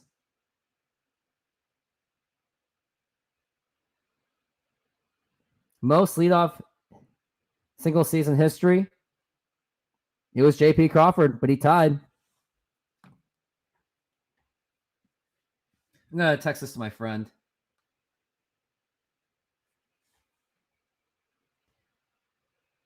Honestly, I don't give a shit about 2017. Mariners just didn't show up. Yes, he is the most dumbass manager ever. He's a lot worse than Dave Roberts.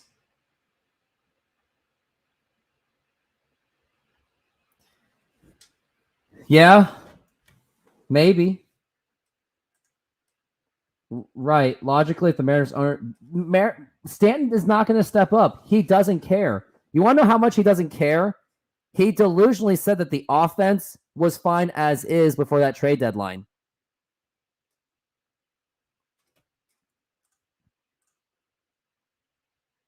Yeah, the idea of West Coast, yeah, money, rings. Maybe not the Yankees because Yankees are in terrible shape. And at this point, I think I'm just going to skip even watching Scott Service at this point. Or I'm going to wait till the commercials are over and see if it does happen because I just want to hear what he's saying. I just want to know what he says.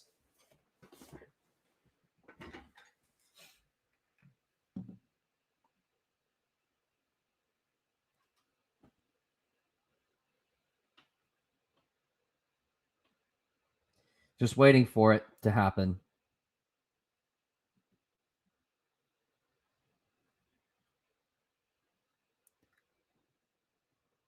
It's been a long night. I said my day at work was long. This one felt even longer than that, just in a day of work. Can't say the Yankees or the Mets doing it. Let's go over every team, shall we? Let's go over every single team.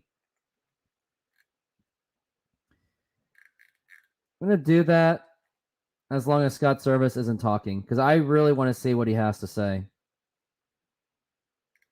Baltimore, no. Tampa, no. Toronto, no. Yankees, no. Boston? Do you think Boston would go for Ohtani? He can team up with Yoshida. What do you guys think? What do you think, Josh? Yoshida and Ohtani together with the Boston Red Sox? That's another maybe.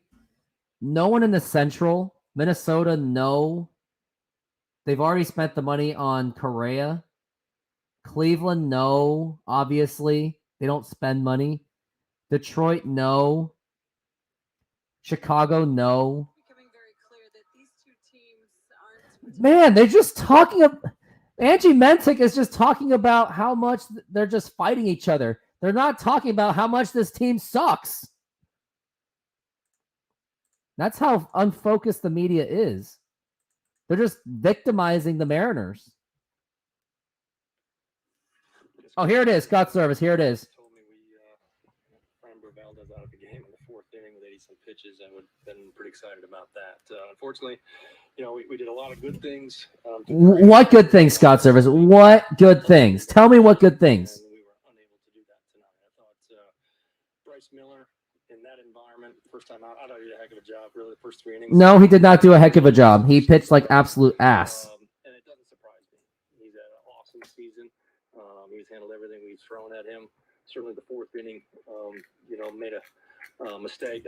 Jordan's going to hit home runs. We've seen it. No, you why are you being so lackadaisical about this? This is ridiculous. I say all that. We're still in the game. Put some pressure on them right after that. Get a huge hit from Gino. Get right back in it. Unfortunately, couldn't get on top of them, and they had it on. Late. I thought, where our guys are, bullpen guys right now, we've asked a lot out of Matt Brash. No, yeah, because you, on previous games, you just keep burning through your bullpen, so they're tired. Of course they are. I'm gonna crank up the volume just so you guys can hear it. Killed us tonight. You got to put the ball in play.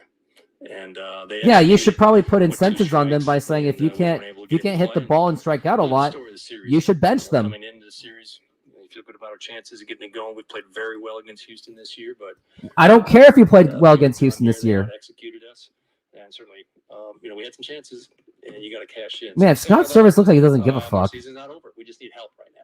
So, help yourself. We're gonna go home tonight. We're gonna wash it off. We're gonna come back tomorrow and figure out a way to win. You're going up against Texas. You're pretty freaking delusional. Which is unfortunate because you look back and we did it here just a few days ago, kind of control our destiny, but.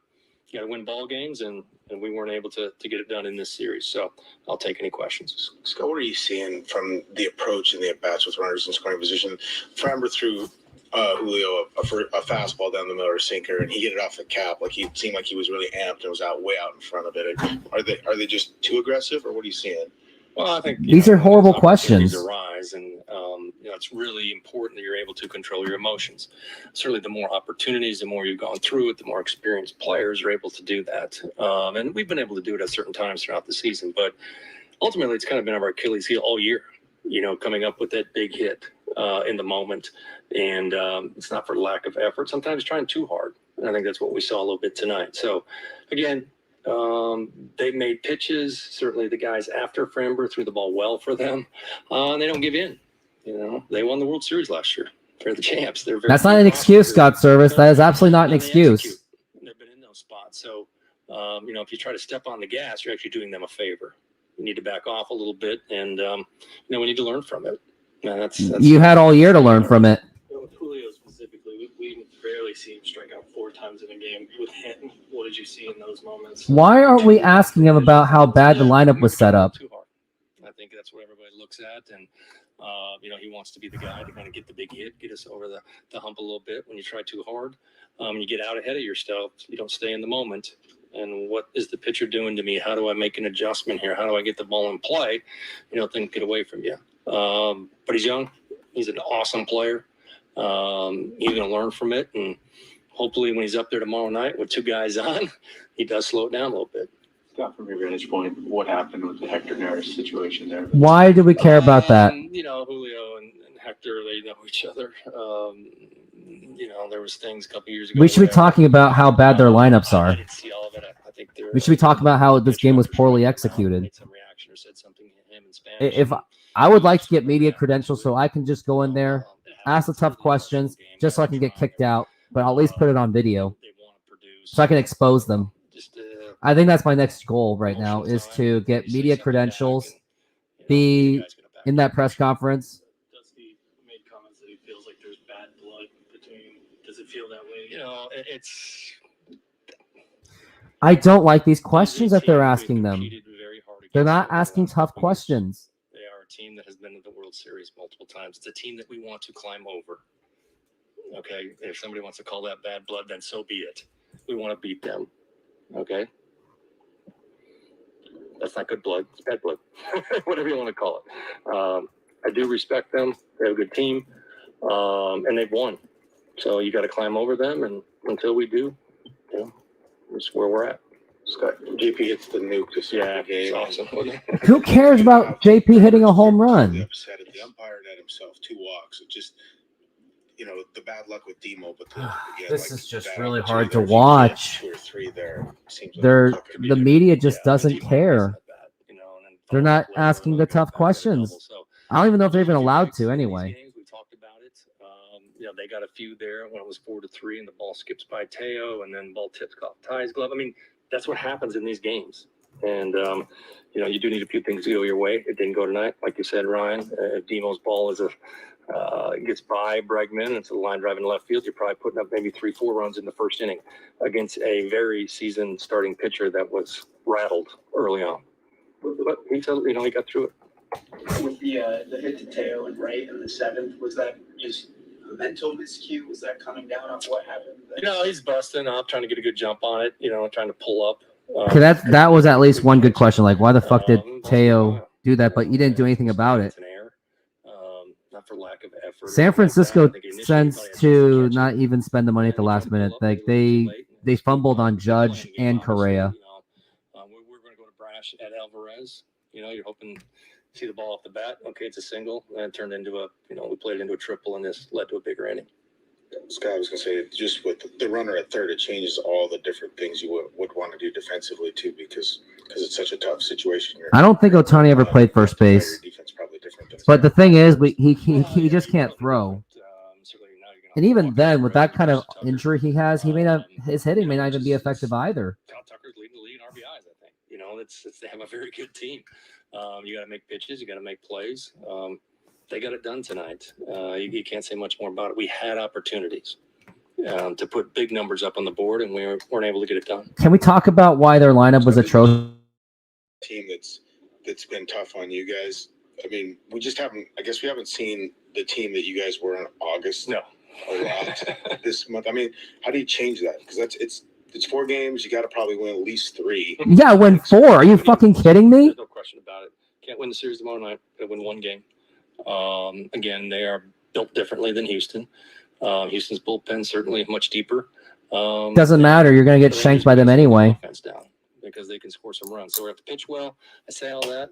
We have a couple guys that we went for tonight with Matt Brash. You probably won't see Matt Brash out there tomorrow. We'll see how he feels. Yeah, because you wasted him. And you wasted him the night before, too. We got some other guys. We got Spire. Campbell be available. And Logan takes them out. So Logan's terrible at home, don't forget. And we got to score runs. You got to score to win. You're not going to win these games scoring 2 or 3 runs. And make better bullpen decisions. Yeah, but your guys are. They've said they've been resilient all year. But this was a kind of a gut punch. Also, San Francisco's kind of a garbage city too, with people pooping on the streets too. I mean, I went there, but I got lucky. I think tonight you kind of have to let it simmer, let the guys work through some things. They're frustrated. They're disappointed. We've had an awesome year. We really have to put ourselves. I don't care if you had an awesome. No, you have not had an awesome year at all. Going, but we have not been the same offensive club in September. We've slowed down, and I don't know if we ever could have kept up the pace we had in August. If you made better lineups, then maybe you had a better chance. It really comes down to getting those hits in the runner scoring position. He's not taking accountability for himself. He's just making excuses. And again, the Mariners 1 for 13 with runners in scoring position. Yeah, they were.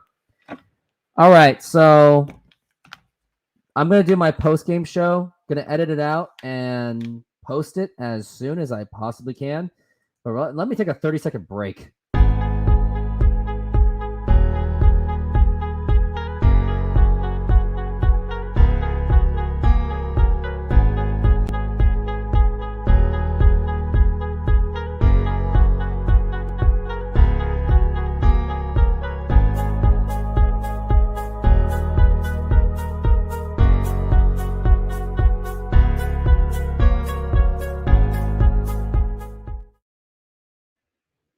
Oh my God. The Mariners are just an absolute, just freaking disappointment. Now, before I get into this hell of a rant of a video that I'm going to do, if you could just do me a favor, hit that subscribe button. Please do it. It would make me feel a lot better after this monstrosity of just an atrocity of a game. So let's get into it. So, honestly, this game where the Astros won 8-3, this game was over the moment I saw the lineup.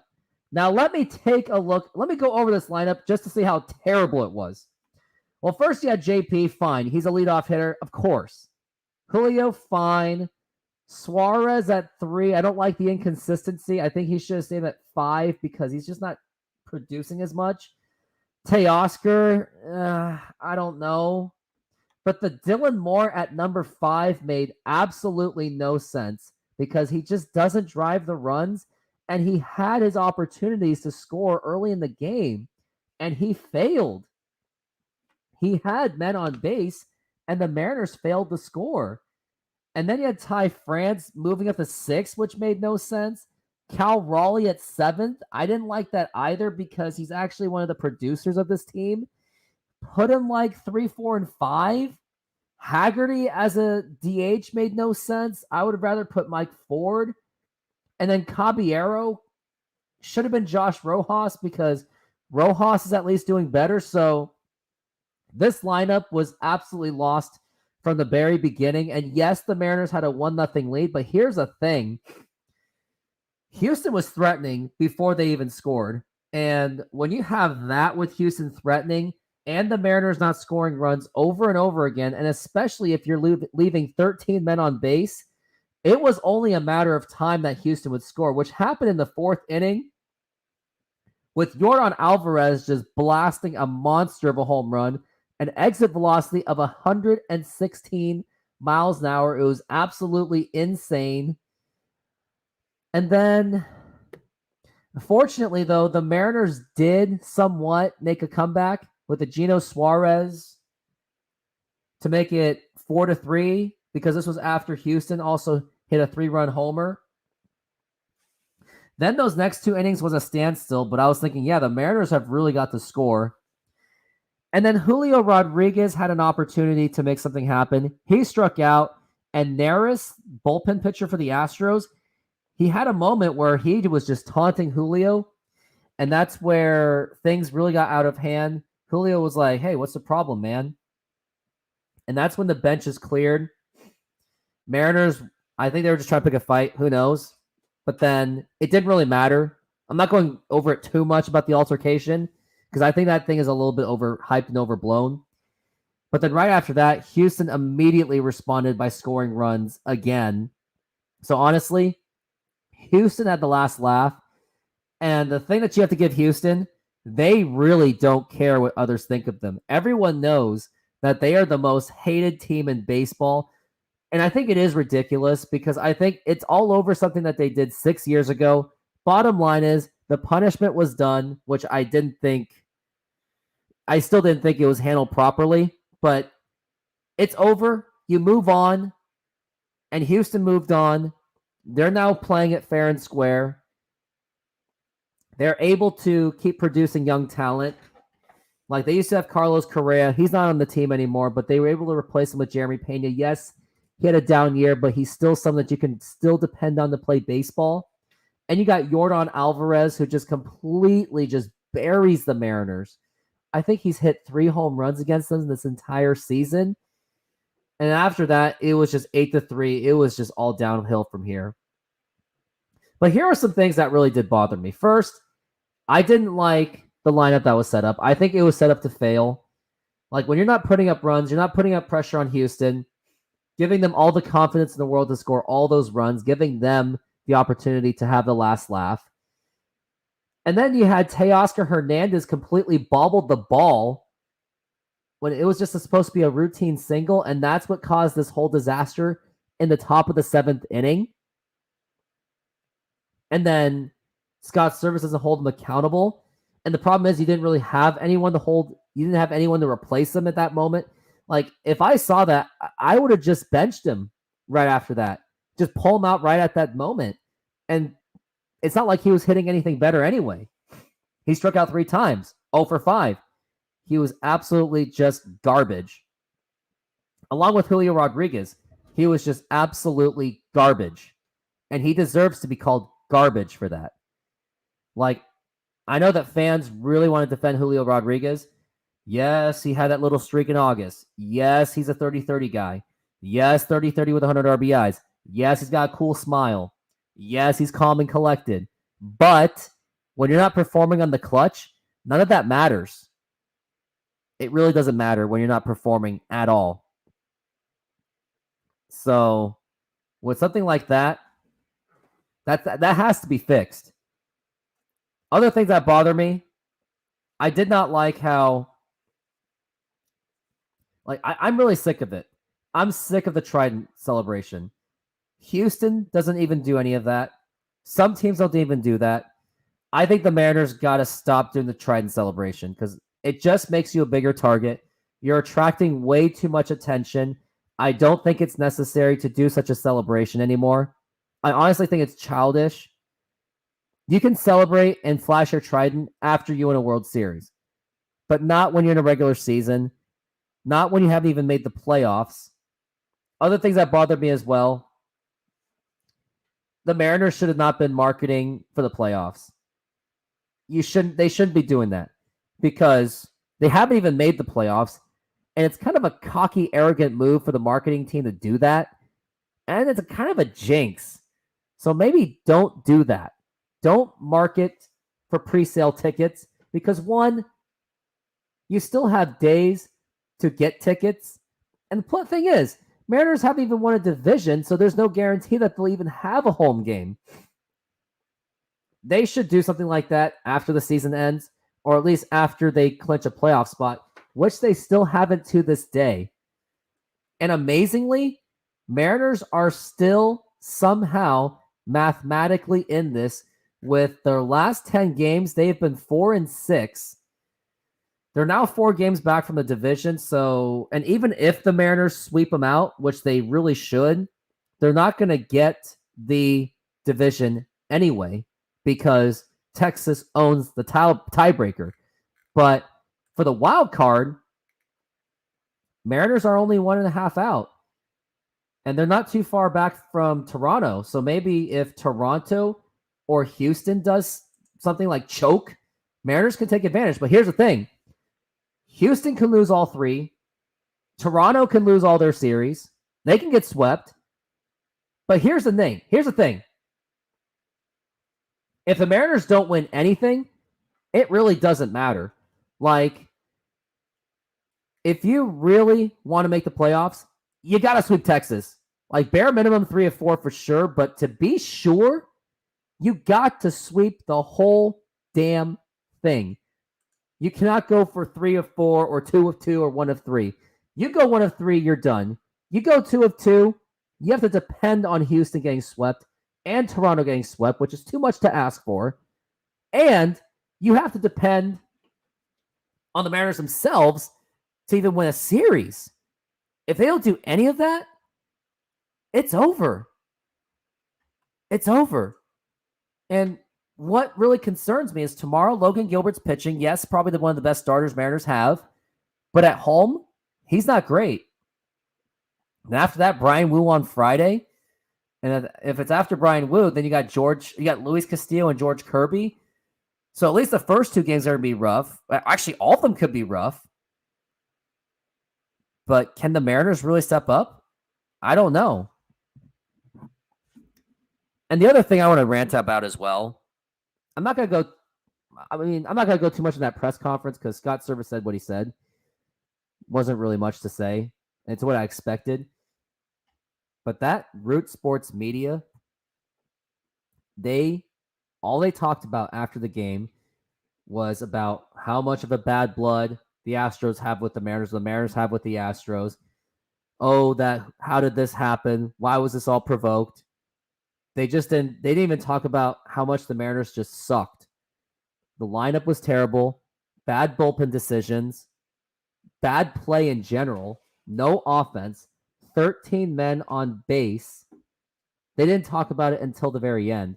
they spent majority of the time talking about this whole fight and how much they have a rivalry. The thing is, in order to make it a rivalry, Mariners have to win. And they failed this series miserably. It doesn't matter how cool the rivalry is. If you ain't winning games, it doesn't matter.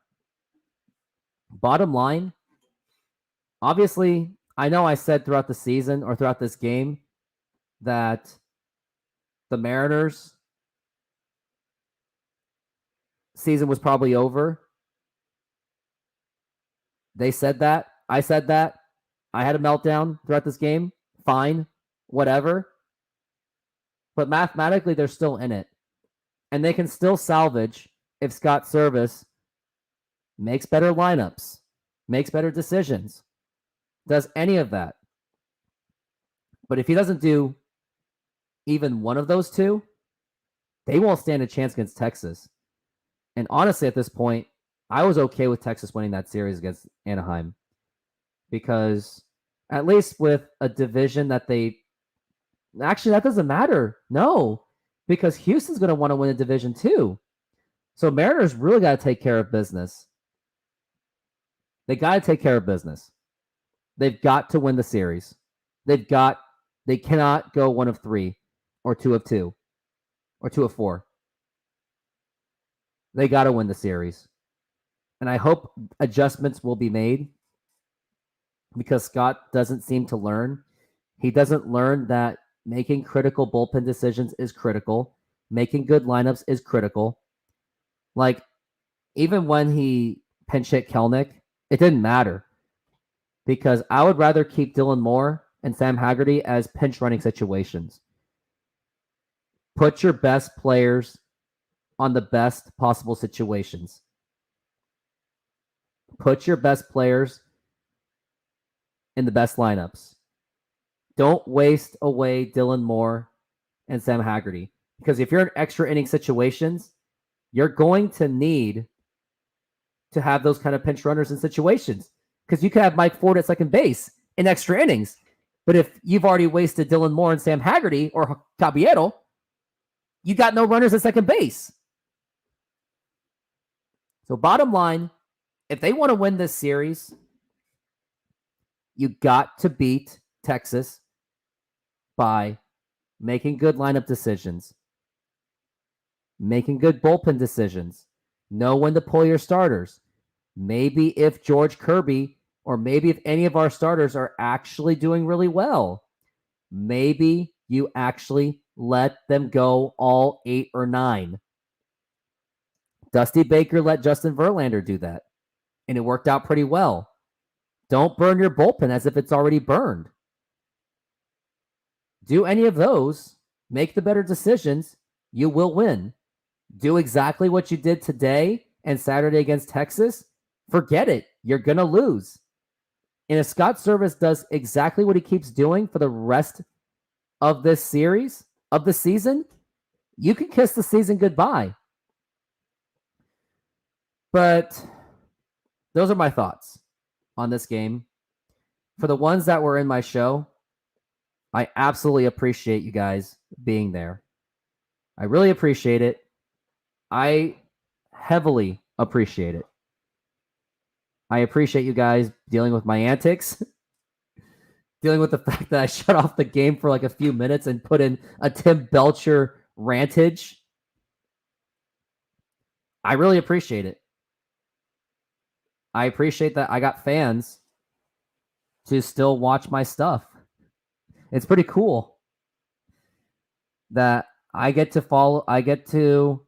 do a YouTube channel based on a team that I love, no matter what they have done to disappoint me. But anyways, that is it for my post-game show.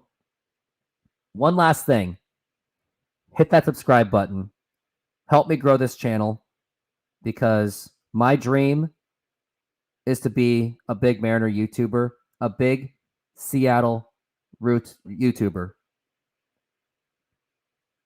It's my dream. So let's keep that happening. And those are my thoughts on the rest of this game. And thanks for watching. Now let's get to the comments. And there was a lot, and I think I really did miss a lot. Ohtani playing at first base, I don't know. We have deep starting pitching, sure, but a lot of work to be done. Mariners are the worst strikeout team. Miller, I don't like Miller that much as a starter right now.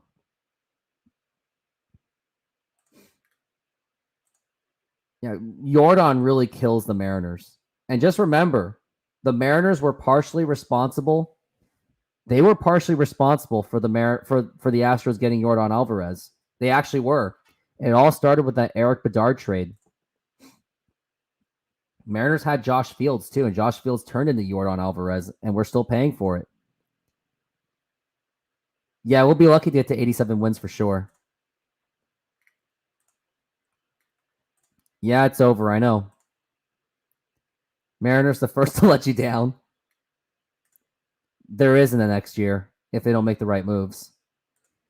I really want to do an R-rated rant, but it's kind of not healthy. I already kind of R-rated it this show, so I'm good. Dreams don't always come true. Yeah.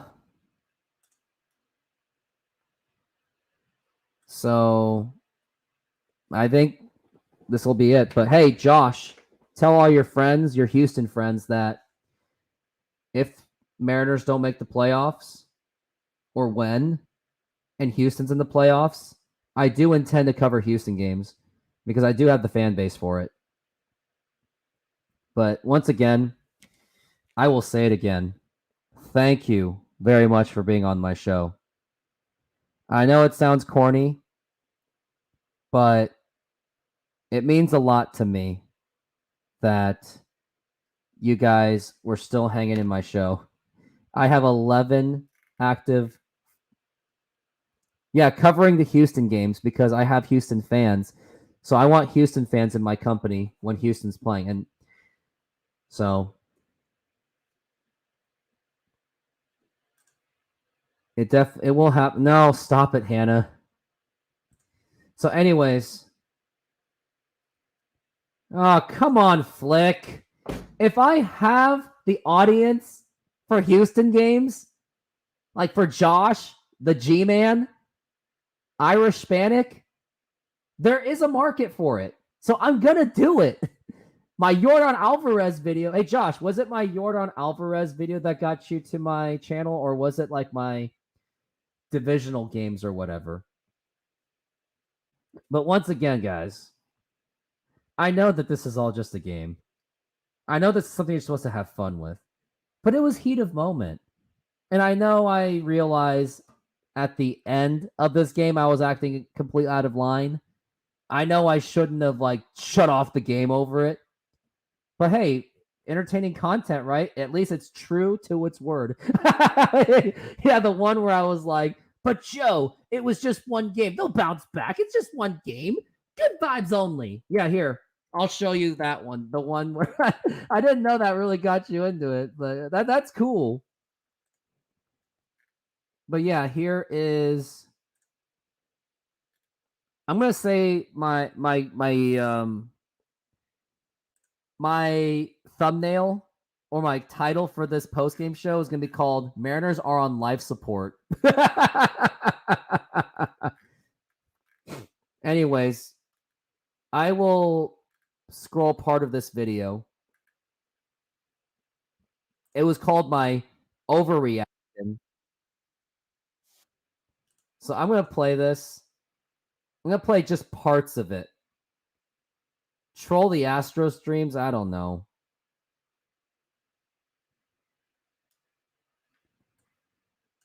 But here it is. I will play parts of it. That's me. Yeah, of course you did. I'm going to see where it was, my friend. Let's see where we met. No, you didn't make a comment. You didn't. I think it was some other video. But I don't know. But here's how this video started. Scott Service handed the Astros a game on a silver platter. You what? Here are my reactions to game 2. Yeah, I meant game 1. And now here's my other favorite part.